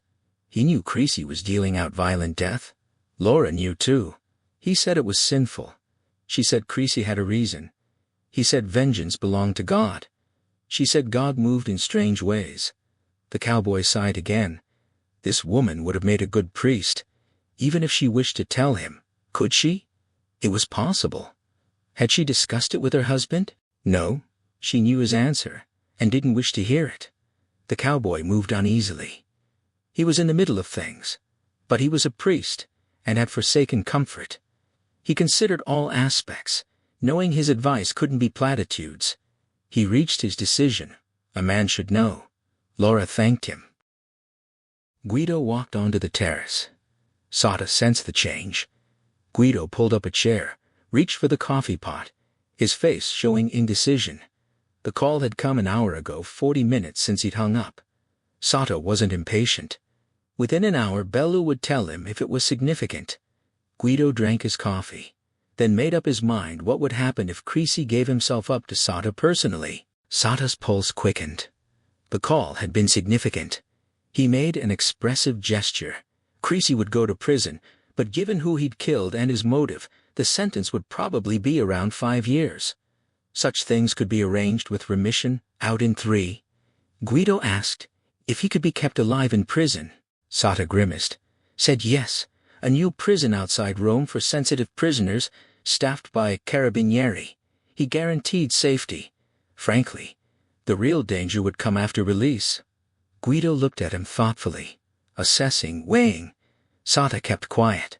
Not the time to ask. Guido agreed. They'd drive to Rome, and he'd talk to Creasy. Sada asked why. Guido stood. Said he'd explain in the car. They might not have much time. Sada held up a hand. Let him call Bellu, a good man he trusted, who could pick Creasy up in 10 minutes. Guido shook his head. If Creasy killed Bellu, and half a dozen other policemen, how many years would he get? Sada took the point. Couldn't he phone? No phone there. Let's go. As they reached Sada's car, a police motorcyclist handed him an envelope, a telex. Sada suggested Guido drive, threading through the city toward the autostrada. Guido explained Creasy was going to be a father.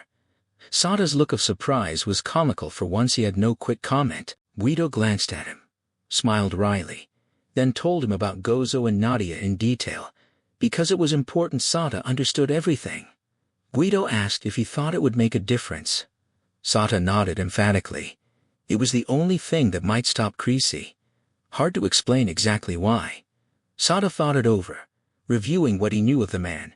He was inclined to agree. Abruptly, he leaned forward, picked up the radio microphone. Guido looked sharply at him, but he held up a placating hand.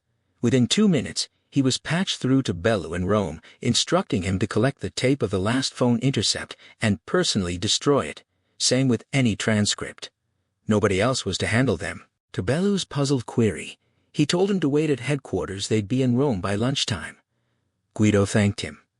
Sada shrugged. Those people had informers everywhere, but Bellu, he trusted implicitly.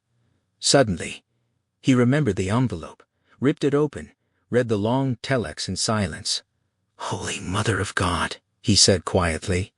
Guido asked what it was. Sada waved the telex. He'd guessed Creasy went to Marseille for equipment, and had asked his counterpart there to apply pressure to find the supplier. The telex contained the list. He asked what an RPG 7-D was. Guido answered with a grim smile. An anti-tank rocket launcher. Mercenaries called it the Jewish bazooka. Sada asked if it was Israeli. Guido shook his head. Russian, but with the rocket loaded. It looked like a circumcised penis. Sada didn't smile. He asked if Creasy knew how to use the weapon. Guido stayed with the analogy.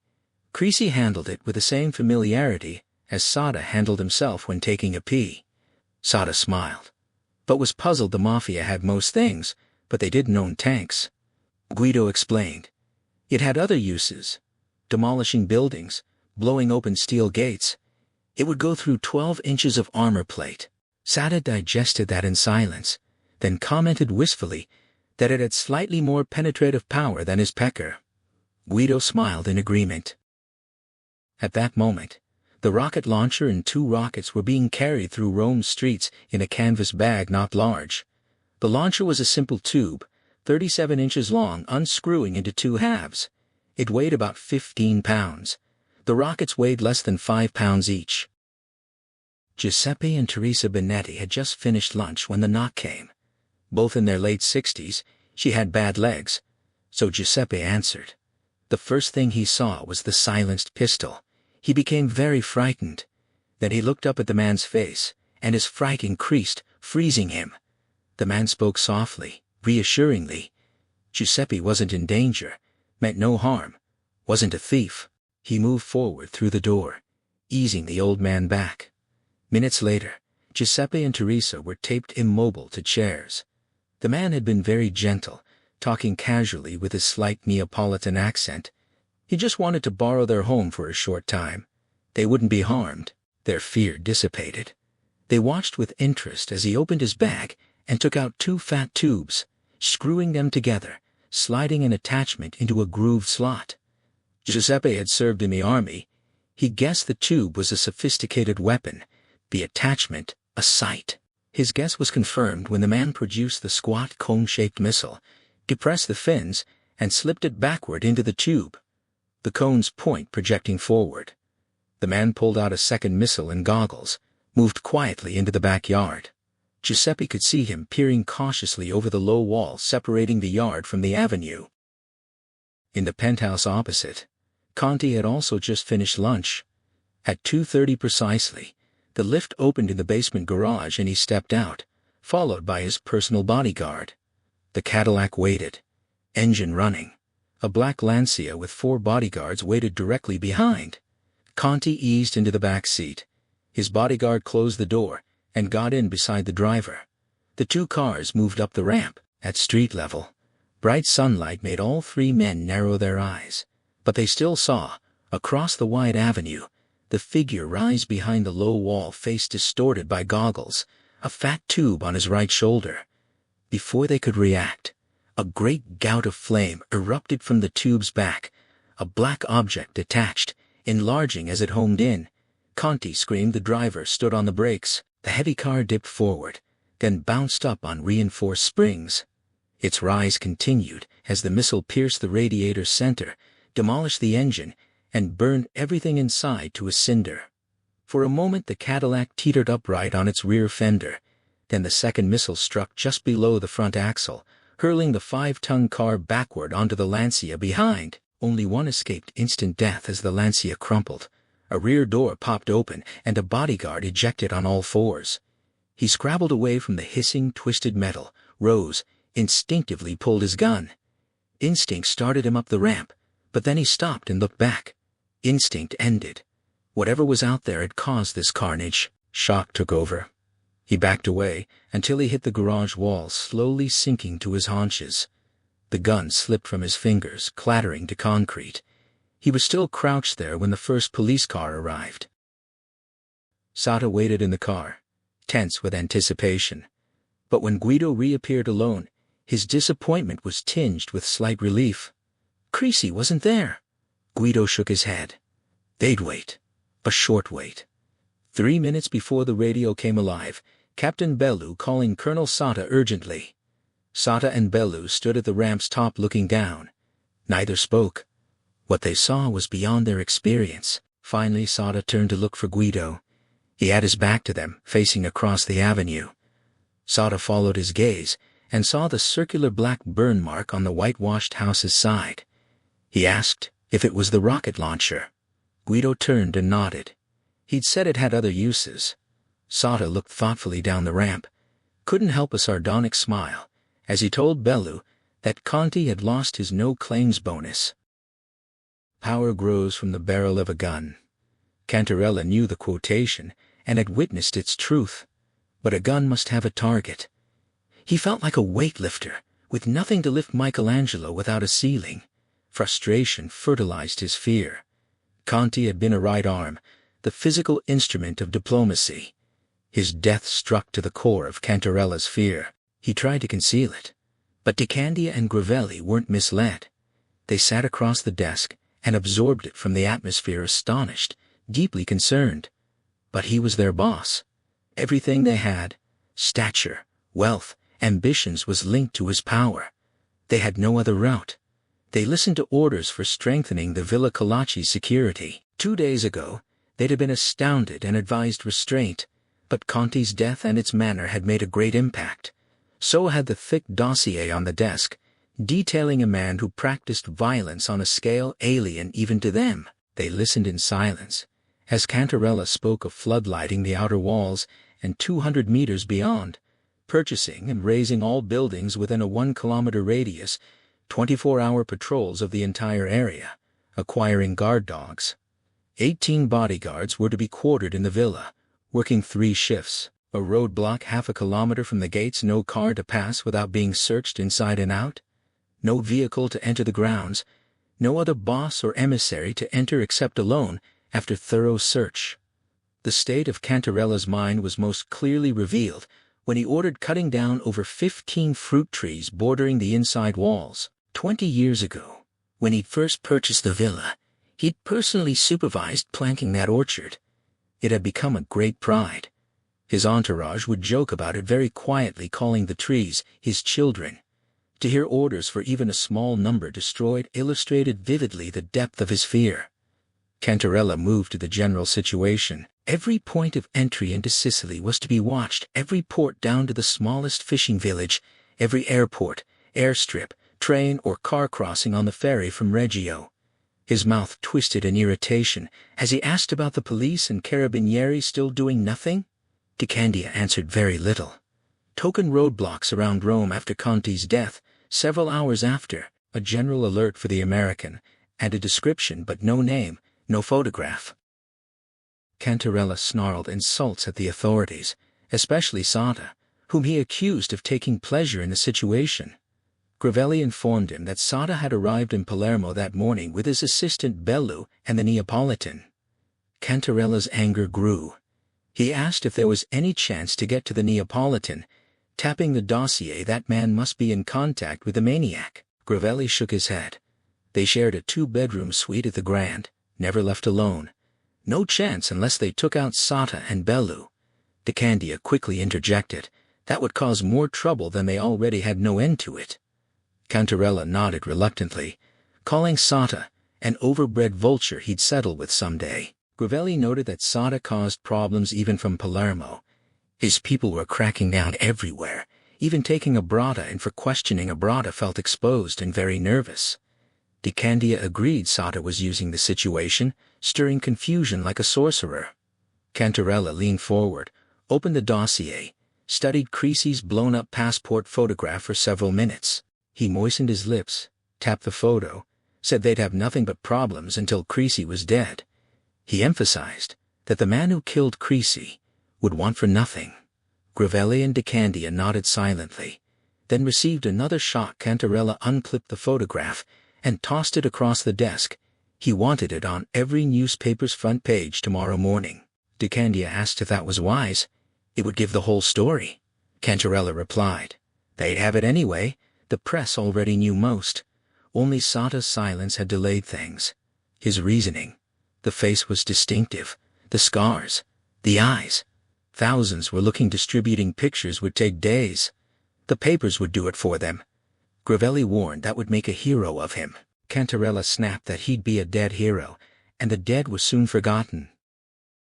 Patty stepped down from the Mobex, stretched her tall frame, feeling cramped. Was a disadvantage of being tall. Wally followed, and asked if Creasy wanted anything. Creasy shook his head, told them to have a good lunch. He declined their offer to pick them up. Patty said the walk would do them good. They had driven down the eastern coast from Pescara to Bari. After 3 days, Patty thought Creasy would want a change from her basic cooking. She wanted to change herself and to buy sweaters as winter chased out autumn. But Creasy had declined, preferring to drive on to the campsite south of the city. She noted he hardly left the Mobex even at campsites, which increased her curiosity. She spoke a little French the first night she'd tried it on him. He'd smiled and answered fluently. Then she spoke English again. He smiled and asked if she was probing. She noticed his slight American drawl. She'd said he didn't look French. Wally interrupted, telling her not to be nosy, but her curiosity wasn't dampened. Creasy had arrived on foot at the Rome campsite carrying 2 very large leather suitcases and a canvas bag. Wally helped load them, later commenting that the bloke didn't travel light.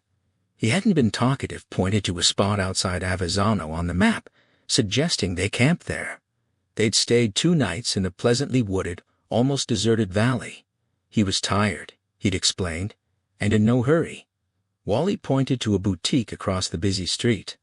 Patty pointed to a restaurant ahead. She was starving. She joked that after what she ate, she might need a bigger size. Wally quipped. They didn't make a bigger size, ducking away from a playful swing, but she didn't react. She stood mesmerized opposite a newsstand. He followed her gaze. From the front page of a dozen newspapers, Creasy's face gazed back. An hour later they argued fiercely. Wally was stubborn. They had the money and passports. They should go straight to the railway station, catch a train, buy what they needed in Brindisi, and be on the boat to Greece tomorrow. She shook her head. He sighed, pushed away his half-eaten food, called her sentimental. Creasy was a killer. They owed him nothing. He'd just been using them as cover. Again, she shook her head.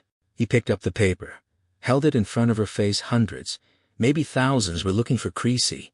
They weren't going to be there when he was found.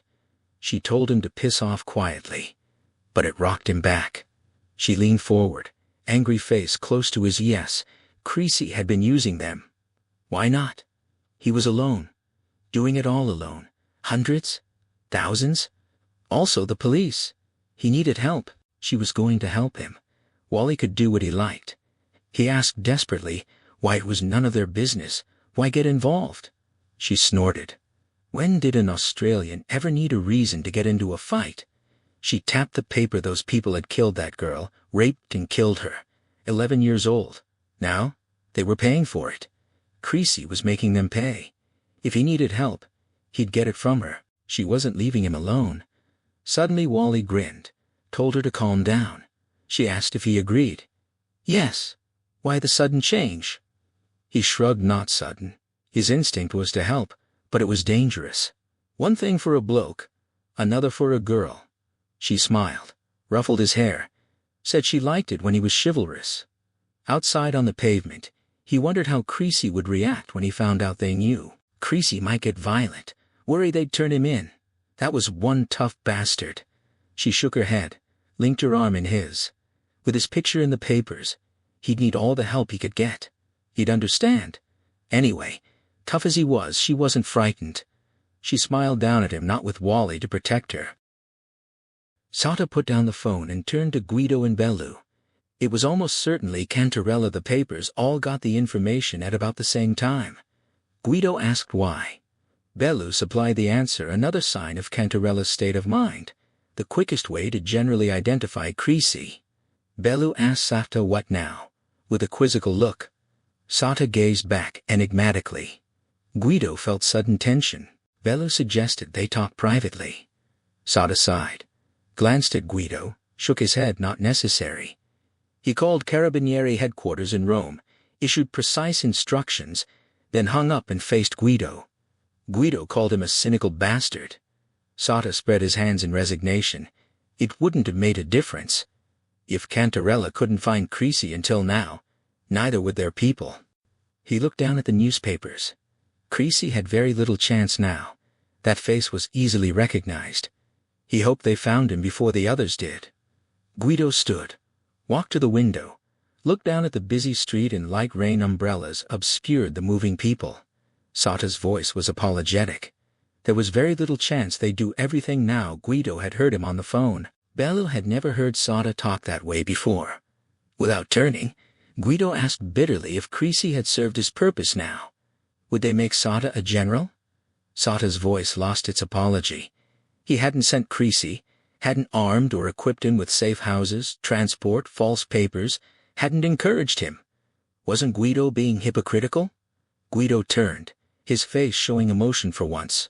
He snapped that he'd helped Creasy and wasn't ashamed. Things changed. He'd confided in Sata, thought Sata was a man with some honor. He'd been mistaken. Bellew spoke up, telling Guido he was very wrong. The colonel had no personal responsibility for Creasy, but Bellew knew Sata had sympathy for him, and would do everything. Now, everything. Guido's anger subsided. He asked sadly if Creasy had been useful. Sata nodded. Very useful, though he'd never admit it to anyone else. Creasy's killing of Conti had been the key. Sata never realized Cantarella would react with such panic. Even if Creasy didn't reach him, Cantarella's power would be finished. Already the mainland organization was in flux. He would never reimpose control. Only in Sicily did he keep power, and day by day that would slip away. Sata gestured sympathetically, asking Guido to sit. The important thing now was finding Creasy. Only Guido knew his mind. How would Creasy attack? How approach? Guido shrugged and walked over. He asked to see the plan again. Bellew lifted the newspapers, pulled out the large-scale plan of the Villa Colacci and surroundings. The three leaned over it. Sata pointed out that Cantarella had cut down some trees between the orchard and wall to form a lane. Floodlighting was operational outside the wall, and a radius of several hundred meters were as bright as day. Guido asked about inside the walls. Sata shook his head. Cantarella didn't want to light the villa itself. At night the grounds were dark but not unprotected. 2 Doberman pinschers had been delivered, attack dogs trained to kill. Bellew interjected that for one man it looked impenetrable guards at the gate, and outside were armed with submachine guns and a small army inside the villa. No vehicle was allowed close to the walls. Guido smiled grimly. Creasy would expect all that. He knew the layout exactly. Cantarella was a fool.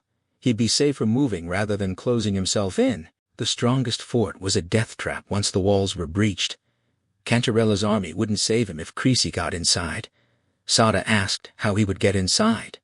Guido didn't know, but Creasy had a plan, and it wouldn't be conventional.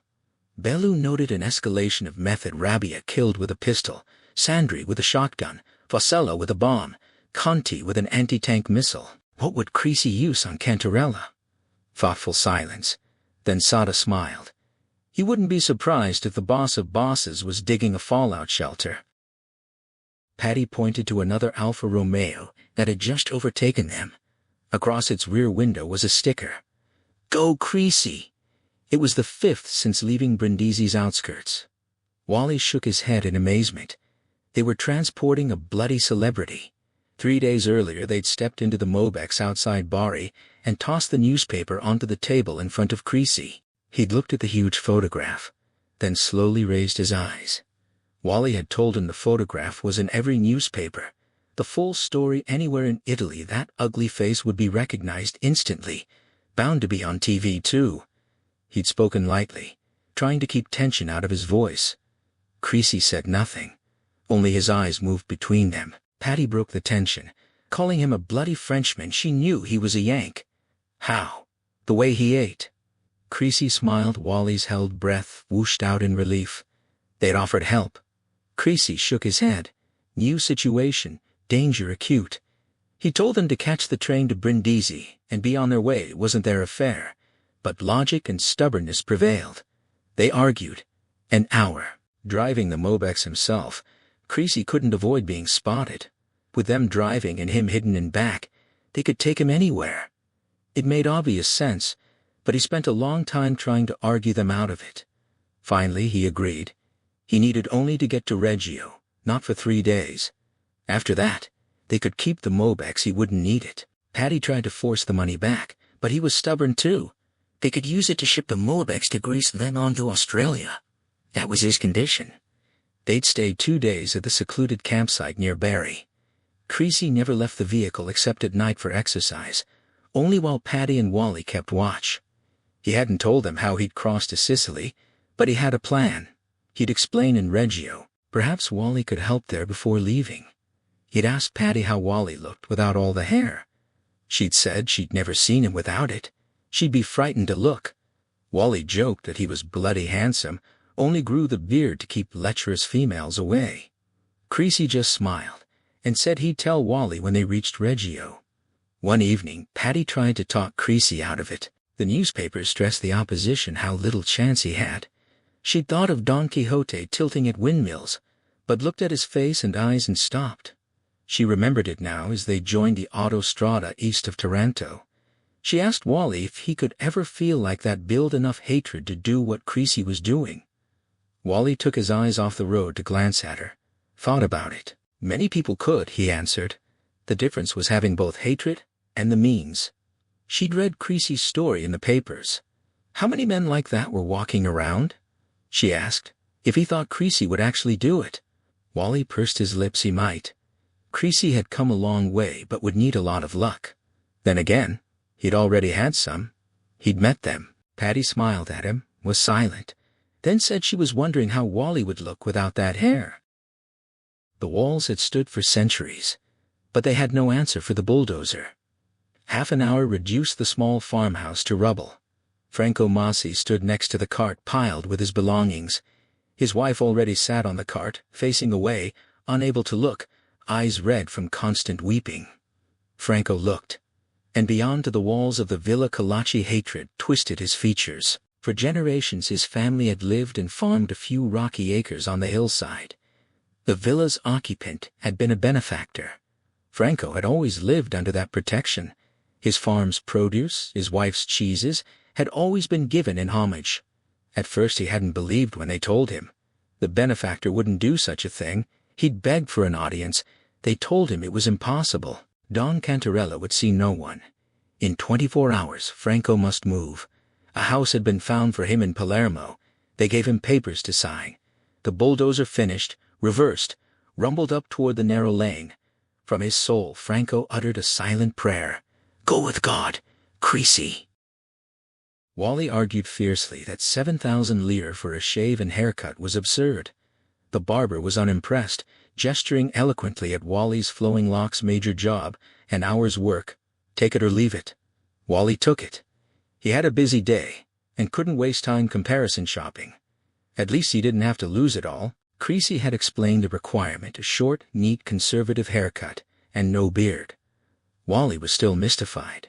They'd arrived at the campsite the night before. Over dinner Creasy had outlined in great detail what he wanted, without explaining why. One step at a time, safer. First, Wally was to get the haircut and shave, then purchase a good quality leather suitcase and briefcase, a sober business suit, white shirt, plain muted tie, lace-up shoes. Dressed in this new attire, he was to check into the Excelsior Hotel's best suite, registering for 3 nights. Then go to the Avis office in the same building and hire the best car available for 3 days. He was to take dinner in the hotel dining room, order a very expensive wine, and, with coffee, a very expensive cognac Hennessy Extra, Creasy suggested. Patty asked if he wanted Wally to appear as a rich businessman. Exactly, Creasy answered. Patty had looked at Wally skeptically, saying that transformation would rival the frog turning into Prince Charming. Wally grinned, and told her to piss off. She'd be surprised he hadn't always looked like this. After his expensive dinner, he was to go up to his suite and call Australia an old friend, anyone, and talk for at least 20 minutes, then spend the night and meet them back at the campsite in the early morning. While Wally ate stuffed pepperoni in Reggio, Sada, Bellu, and Guido ate grilled lampuca in Palermo's Grand Hotel. Sada asked his assistant's opinion. Bellu said Creasy would come by boat, probably a fishing boat commandeered from Calabria. Sada shook his head impatiently and pointed at his plate. He meant the fish. Bellu smiled, enjoying irritating his boss slightly overdone. Sada agreed and turned to Guido, saying it was possible that one day the good captain would be promoted to colonel. Guido asked if that was a prerequisite. A colonel must have a discerning palate. Essential, Sada answered. They must have standards, or they'd start promoting people for being clever or dedicated. A disaster. Guido asked if that meant Sata would still be a corporal. Sata smiled, and noted to Bellu that Neapolitans had a vicious sense of humor. He asked why Bellu thought by fishing boat. Bellu shrugged. How else? Conventional transport was watched, every plane, ferry, train. Creasy couldn't be easily disguised. Sata conceded it was possible and asked Guido's opinion. Guido didn't know idle speculation. He'd given it enough thought and had no answer. One thing was sure, with his face so well known, Creasy couldn't afford to show it anywhere. Sata agreed. Probably the best-known face in Italy today. In Rome and the north, girls wore T-shirts printed with his photo, and "Go Creasy!" The public was right behind him. Newspapers were having a field day. Sata wasn't sure it was healthy. Bellu said it was inevitable. People were fed up with the boss's power and arrogance. The government failed to act, so they made a hero of this one man. Sata said the great puzzle was where Creasy stayed. He must be isolated, totally unseen. He looked hard at Guido, asking if he was sure Creasy had no safe house after Rome. Not that Guido knew Creasy, never talked of plans after Rome. Sata called it a great pity, noting they were monitoring the mail drop 24 hours a day with no contact. Guido asked dryly if Sata really wanted to find him now. Sata grimaced, said he didn't want to see Creasy die. He'd done enough. He reached out, put a hand on Guido's arm, said softly that he owed Creasy, felt he knew him, would like to meet him. Creasy fascinated him. He still couldn't comprehend how one man had done so much, especially the way he'd killed Conti. Guido smiled grimly. A Technicolor funeral. The others looked puzzled. Guido explained the catchphrase from Laos years ago. An Air America DC-6 carrying ammunition, explosives, and gasoline lost its undercarriage, skidded, cartwheeled, blew up slowly, first gasoline, then explosives, then ammunition. 2 Canadian pilots died. An Australian named Frank Miller summed it up. At least they had a Technicolor funeral. It became a threat among mercenaries. Bellu asked what made a man become a mercenary.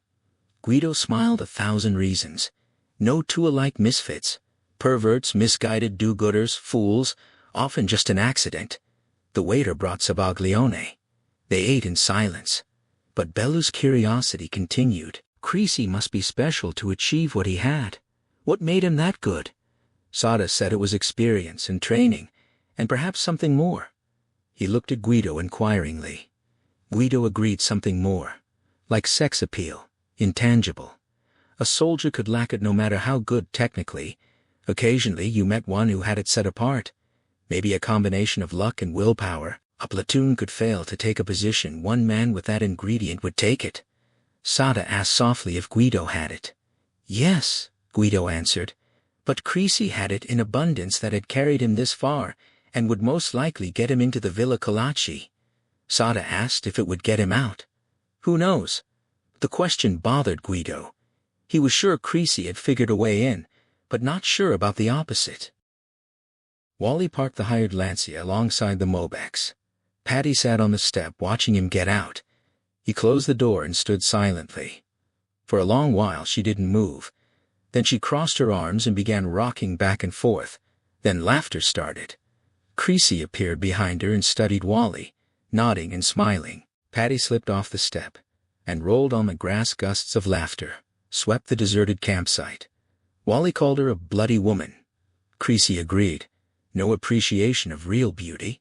Slowly Patty got control, sat up, arms clasping her knees. With a broad grin she said Wally looked like a poofdah. He stood by the black Lancia in his dark blue pinstripe suit, holding his black briefcase, ignoring her. He asked Creasy if he looked all right. Perfect, Creasy answered. He turned to Patty. She just didn't appreciate class. And if he looked like a poofdah, why was she crying all last night? She called bullshit, pushed herself up, said she wouldn't miss him for a year, let alone one bloody night. But she walked over and hugged Wally affectionately. He grinned, told her to go easy, she'd rumple his new suit. They all went into the Mobex and squeezed around the small table. Wally related in detail how he'd followed Creasy's instructions, then asked what now. Creasy reached for the map and pointed out a small airfield, the Aero Club of Reggio di Calabria. Wally was to drive there now and charter an aircraft to fly him to Trapani on Sicily's west coast. Wally and Patty exchanged glances. Patty said that was it. Creasy was going to fly in. Not exactly, Creasy answered.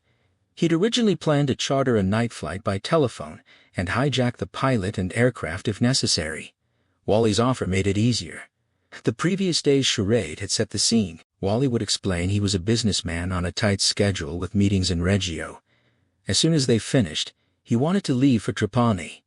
If anyone checked, they'd find he was staying in the best suite of a luxury hotel, spending unstintingly on food and drink, hiring the best car, making expensive overseas calls plausible. Creasy told him to explain he wasn't sure exactly when he'd want to leave, would give 6 hours notice, probably late evening within the next 3 days.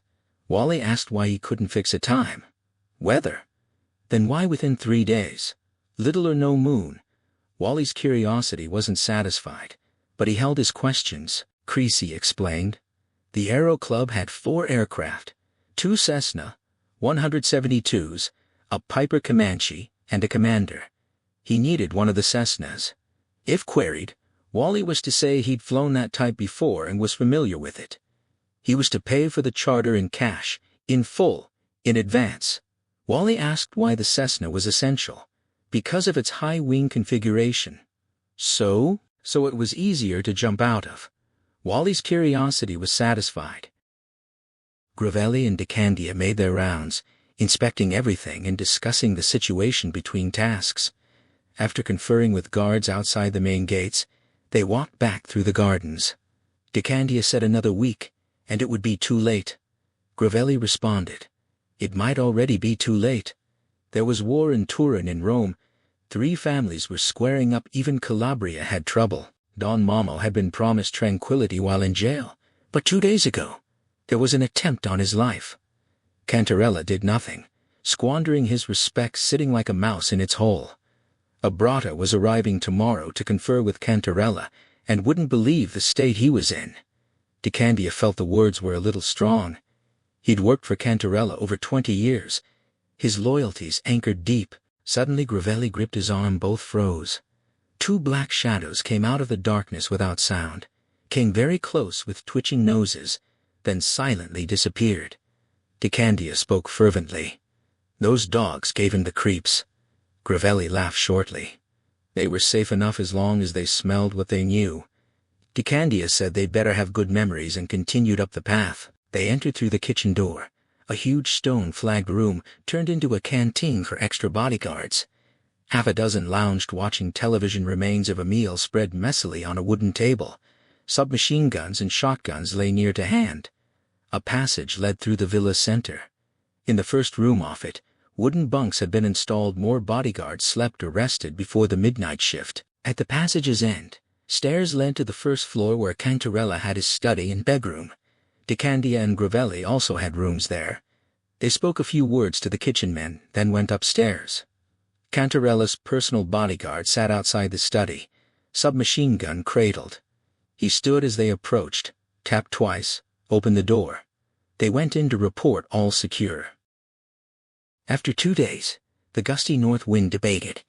Forecast 24 hours of mild weather, cloud patches, light easterly wind over northern Sicily, possibility of occasional showers. Creasy prepared. In early evening he opened a big suitcase and took out the parcel the general had sent to Marseille. Outside on the grass, Patty and Wally watched him unwrap it and pull open voluminous black fabric folds. Wally commented it didn't look like a parachute. Creasy answered. It was more like a wing. The old days of trusting to luck were gone. This was a French Mistral. A well-trained paratrooper could fly one even upwind and land within yards of his target. They helped lay out cords, then watched as he expertly straightened, sorted, and folded the canopy. Wally asked if he had a spare. Creasy shook his head. He couldn't afford the weight. He explained that a paratrooper would normally jump with an equipment bag dangling 5 meters below the heavy bag, would impact first and lighten the landing, but precious seconds could be lost retrieving it and extracting weapons. Creasy would jump with weapons ready, risking a heavy landing. He finished packing the parachute, laid it against the Mobex, and told Wally he'd be ready to leave in half an hour. Wally asked if he needed help. "No, do it alone, please wait outside." Inside the Mobex, Creasy took out the smaller parcel from Brussels. Unwrapping it, he smelled slightly musty clothing long unused. His old camouflage combat uniform still bearing the color-coded insignia of the first REP. He held it for a long time, his mind going back over 12 years. Abruptly he tossed it onto the bunk and started undressing. When he emerged, it was almost dark. Patty and Wally leaned against the Lancia. Creasy stood by the door. Patty started to cry softly. They knew what he was and what he was going to do, but only now as he stood prepared did they feel the real impact. His normal bulk was expanded like an overinflated tire, mottled overalls tucked into black high-laced boots, pockets bulging down each leg seam, webbing enclosing his upper body. 2 rows of grenades clipped to each side of his chest between them. A flapped, bulky pouch hung to his waist. A canvas snap-down holster on his right belt, with small canvas pouches front and rear. The Ingram submachine gun hung from a strap around his neck. His right forearm looped through the strap, holding the stubby weapon flat against his side.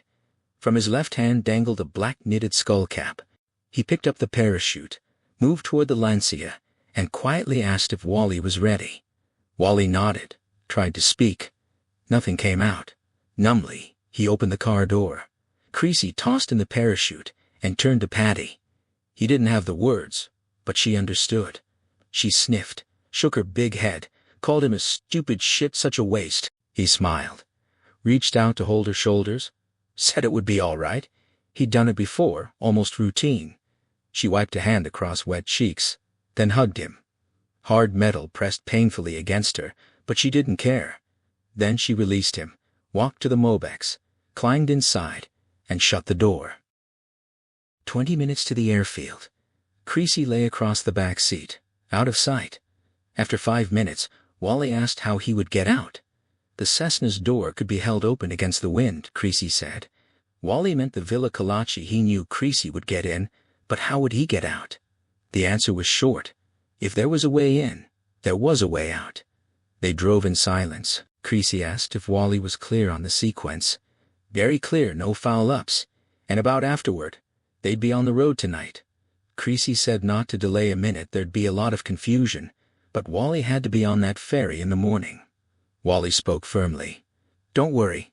They'd be on it. Come visit them in Australia. A soft laugh from the back seat. He would look after her. Wally had a good one there. Wally knew it. Airfield coming up, only 2 cars outside, looked okay. Wally parked behind the hangar, reached for his suitcase, opened the door. He didn't turn his head. Good luck, Creasy. Thanks, Wally. Ciao. Cesare Neri went through startup checks. He'd be glad to get this charter over with. A conscientious pilot, trained by the Air Force, he followed rules. Being on 6 hours standby for 2 days meant he'd been unable to drink, and he liked to drink. He'd stay over in Trapani, have a night out with good friends there. He glanced at the Australian in the right-hand seat, who appeared a little nervous. Cesare was used to that. People sat cheerfully in great jets thinking nothing of it, but put them in a small plane next to the pilot, and everything seemed fallible. He announced they were ready. The passenger nodded. The engine clattered to life. Cesare watched the oil pressure gauge. The passenger tapped his arm, spoke loudly above the noise, asking how long to Trapani. Just under an hour, Cesare answered, eyes moving over the dials. The passenger asked if there was a toilet. Cesare shook his head. The passenger said he'd better take a leak. Cesare smiled slightly. This one really was nervous. He reached across and unlatched the right door, telling him to go ahead and stay clear of the prop. The passenger undid his seatbelt and climbed out. Cesare went back to the dials. 2 minutes passed. Then a figure appeared at the door. Cesare's eyes flicked sideways, and he went rigid. Slowly, he turned his whole head, looked at the pistol, then at the man holding it. The man said to just carry on, pulling himself with difficulty into the small cockpit. He wasn't in danger, just follow procedure. He didn't strap in, just leaned forward in the small seat, right hand resting on the instrument panel, body turned sideways facing the pilot, gun held low close to Cesare's ribs. He told Cesare to complete his checks. Do everything by the book. He knew how to fly one of these, and knew radio procedures, so don't get stupid. Cesare sat absolutely still, hands on knees, mind working. The new passenger didn't interrupt his thoughts, just sat waiting. Finally, Cesare made up his mind. He didn't say anything, he simply went on with takeoff procedure. 10 minutes later, they climbed through 4,000 feet over the Strait of Messina, Sicily's lights ahead. The pilot told Creasy he could put away the gun, he knew who he was.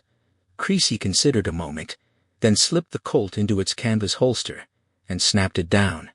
He repositioned the parachute pack more comfortably, reached between the seats, and picked up the chart. The route to Trapani was penciled in. They would pass 3 miles south of the Villa Colaci.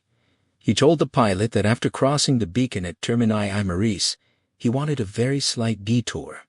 The pilot smiled grimly, said he should have charged more for this charter. Creasy returned the smile less, since his passenger wasn't going all the way. The pilot noted he was lucky to get paid in advance and asked for a briefing. Creasy leaned forward with the map, pointing out the villa 5 kilometers due south of Palermo, 3 kilometers due east of Monreale, lit up like a Christmas tree. He glanced at the instrument panel. They were climbing through 5,000 feet. He asked what altitude the pilot would normally level off at. 7,000 feet. Creasy said to stay at that height until crossing the beacon, then go up to 12,000 feet. He would do a halo drop, high altitude, low opening.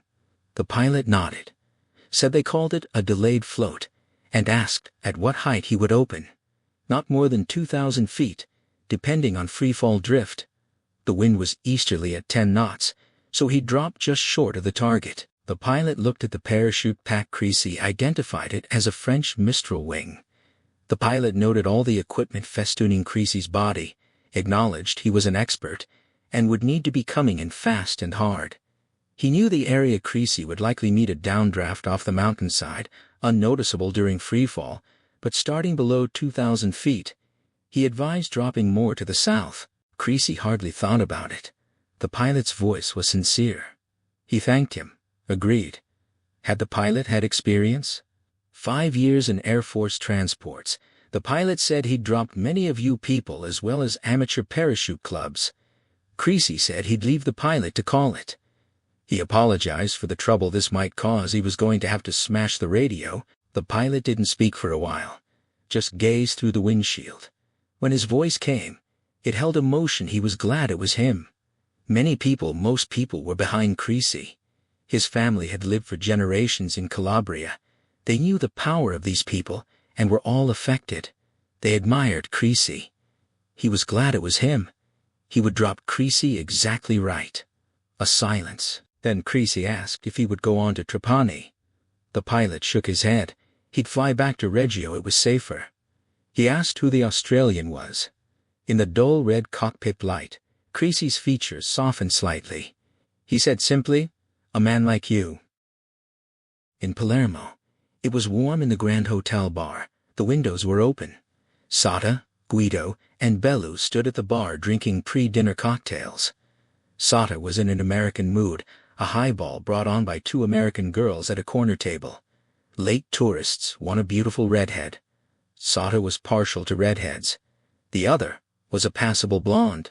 He had commented that she was not a remora, a scavenger fish that attaches to a shark and feeds off it. He asked Guido if the blonde was his type. Guido looked across.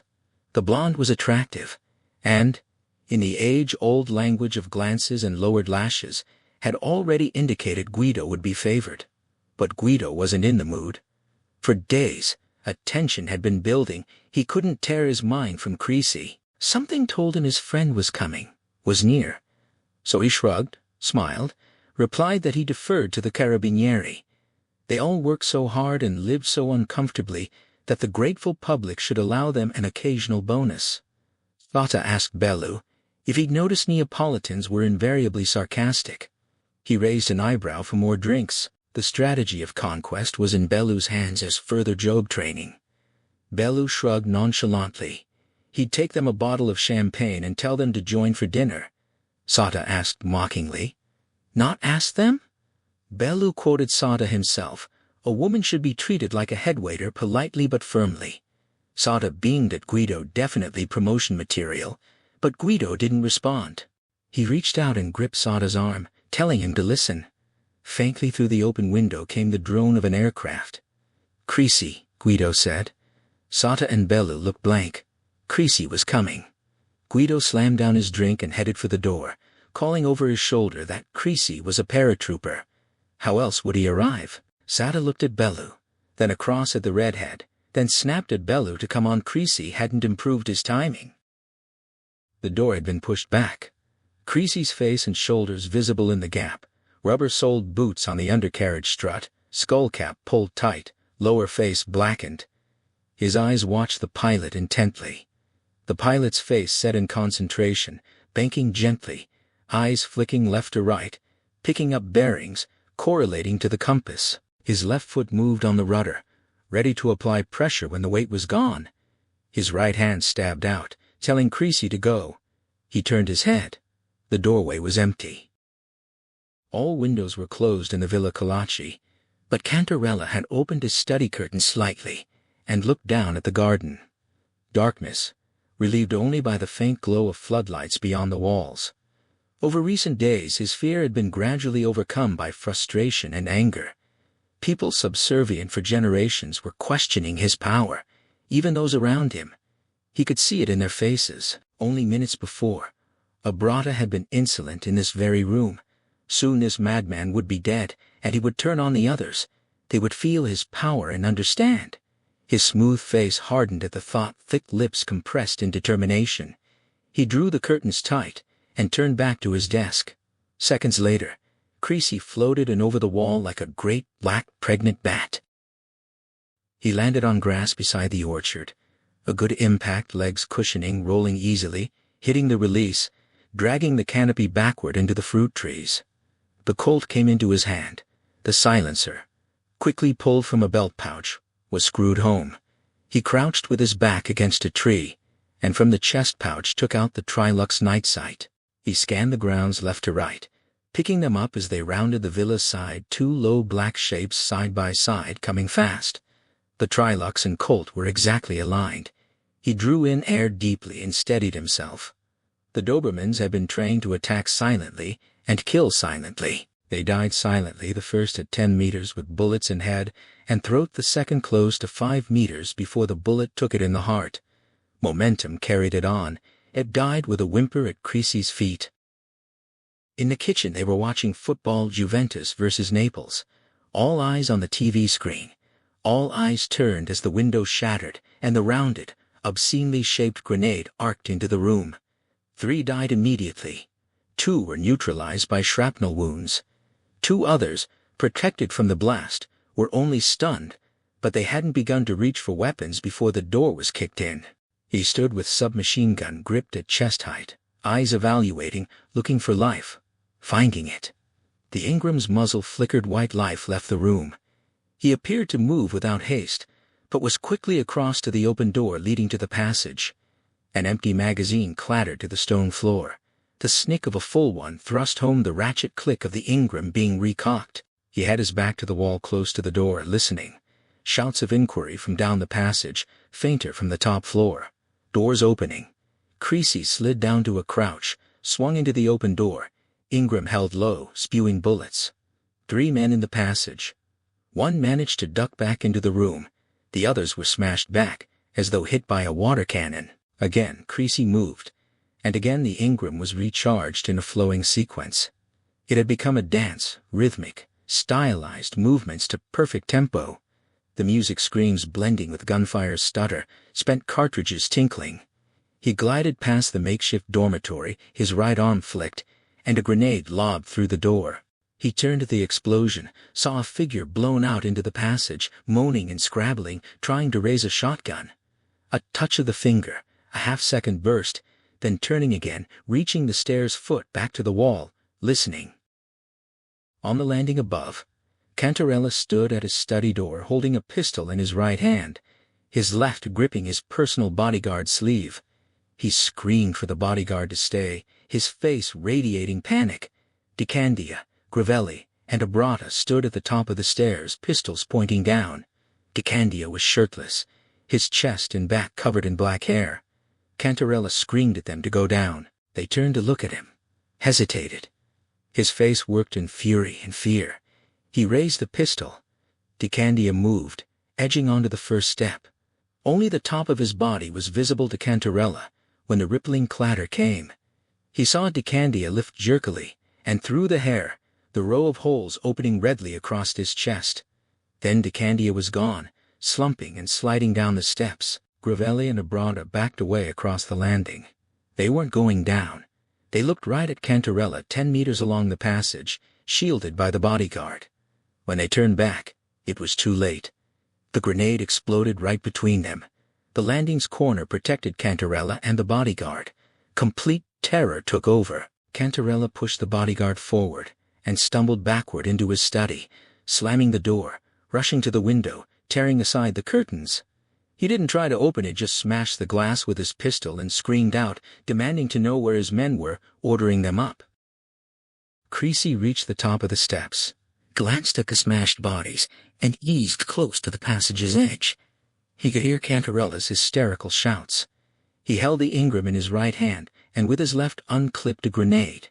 He lowered it toward the Ingram, and with his right hand's little finger pulled the pin. He released the spring. The clock in his head ticked twice, and his fingers opened.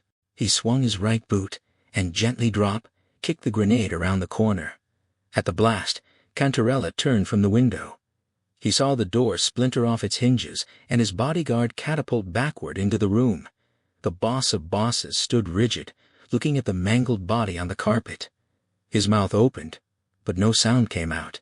His brain had stopped working. Then from below he heard shouts. At last they were coming.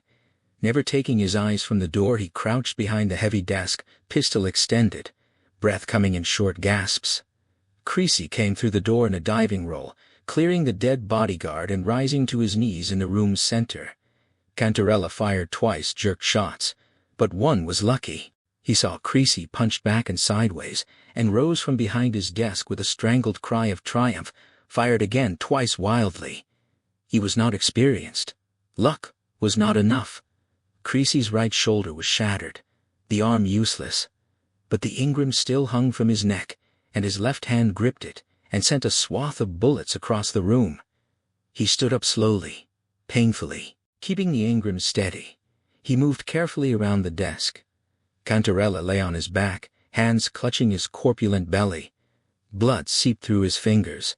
He looked up into Creasy's face. His eyes showed fear, hatred, pleading mixed. Creasy stood over him, noted the wounds, knew they were fatal. He raised his right foot, and with a shiny black toe cap lifted Cantarella's chin and slid the heavy boot onto his throat. He spoke very softly like her. Cantarella would choke to death. He moved his weight forward. The two guards from the gate moved very cautiously, very reluctantly. They had passed through the kitchen, along the passage, up the stairs. Nothing they'd seen prompted enthusiasm. The bodies of Gravelli and Abrata slowed them further. They stood in the passage looking through the doorway into the study at the dead bodyguard. They could hear only a low gasping moan, then it stopped. Neither wanted to enter first, so they edged in together, submachine guns gripped tightly. They saw him behind the desk, looking down, and fired simultaneously. They saw the body slam back against the wall, start to sink, then steady. The Ingram came up, bullets crisscrossed the room. The car squealed to a halt outside the gates. Sata and Bellu leapt out. The gates were bolted from inside. A small door set into the right-hand gate was also locked. While Sata kicked impatiently, Bellu pulled the ornate bell handle. Suddenly the horn sounded behind them, and the engine revved. They jumped aside as the heavy police car shot forward. Guido aimed at the side near the heavy hinges. The impact was loud and effective. Though the gates remained standing, the upper hinge tore loose from the wall, leaving a gap large enough to squeeze through. In a moment Guido was through, and running up the gravel drive. Sata looked in astonishment at the wrecked car, but Bellu was already scrambling through the gap. Sata shrugged and followed. They saw Guido pause at the villa's main doors, then run across the grass to the building's corner. By the time they reached the kitchen, he had disappeared. They stood at the door looking in. Bellew was the first to react. He turned away and vomited. Sata waited silently for him to recover. Then they picked their way across the blood-soaked stone floor. They didn't speak as they skirted the bodies in the passage and glanced into the nearby room. At the stairs' foot, Sata looked at the dead man spread-eagled over the bottom steps. Tikandia, he told Bellew, the right-hand man. At the top of the steps they paused again. Not much left, Sata said, but he thought it was Gravelli and Abrata tidy. They moved on, stepping over more bodies, and into the study. Guido was crouched behind the desk. He turned at their entry and called for help. They moved forward. Sata bent down and looked into Creasy's face. His eyes were open, gazing back steadily, teeth clenched tight against pain. Sata dropped his eyes to the blood and torn flesh. Guido had a hand under Creasy's armpit, gripping the arm. He urgently told Sata to put his right hand next to Guido's. Sata knelt and reached forward. Guido positioned his hand. It was the artery, pressed down with his thumb. Sata followed instructions, looked lower at the shattered wrist and spurting blood. Guido demanded harder. Sata pressed harder, fingers digging deep into the muscled arm. The blood flow abated, seeping slowly. Bellew asked what he could do. Sata turned his head, pointed with his chin at the desk and get on the phone. They would be coming, but make sure they were fully equipped, and Sata wanted a helicopter fast. Bellew talked urgently into the phone. Sata turned back and watched Guido wadding cloth against the wounds, stemming the blood that flowed onto and into the carpet. He looked to his left at Cantarella's body, the bulging eyes, protruding tongue, purple hue. He turned back to Creasy. A flash of gold caught his eye, a crucifix amidst the blood. He looked up again at the face. The eyes were closed now. Sata's fingers were getting tired, but he kept up the pressure. The life in front of him was literally in his hand. He was conscious of noise-wailing sirens and Guido sobbing with frustration as he worked. The funeral was well attended. A cold day, hard into winter on the hill above Naples, the wind bit deep. Many reporters had kept their interest since the day headlined the Battle of Palermo, following closely the battle for life. That battle had ebbed and flowed. At first, as Creasy lay in intensive care in Palermo, they were told he had little or no chance, but he clung to life, surprising the doctors. After 2 weeks, a special Carabinieri aircraft flew him to Naples at Sata's instigation. The Cardarelli hospital was better equipped and more secure. Sata's brother led the team of doctors fighting for Creasy's life. They fought hard and long, and at first had hope, but the damage was too great, even for a man strong and determined to live. So now the reporters looked on at the last act, curious about the small group around the open grave. Some they knew, some they didn't. Guido stood between his mother and Elio. She was old and stooped, dressed in black, fingers constantly moving her rosary. Next to them, Felicia stood with Pietro, her eyes red. Across the grave were Sata and Bellew, and between them, Rika. She too had been weeping now. Her eyes were fixed on the coffin, suspended on straps over the gaping hole. An erect elderly man stood next to Sata, in the full dress uniform of a French general, medals and ribbons covering his chest. The priest finished and stood back. Guido nodded at the attendants slowly.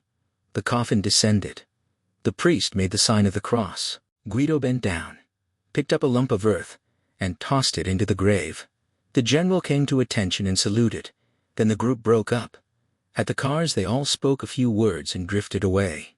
Bellew and Guido were the last to leave. They watched as Sata handed Rika solicitously into his car, gave a small wave, and drove off. Guido muttered with a trace of a smile when all was said and done. Sata was still a cynical bastard. It was in a new year after midnight.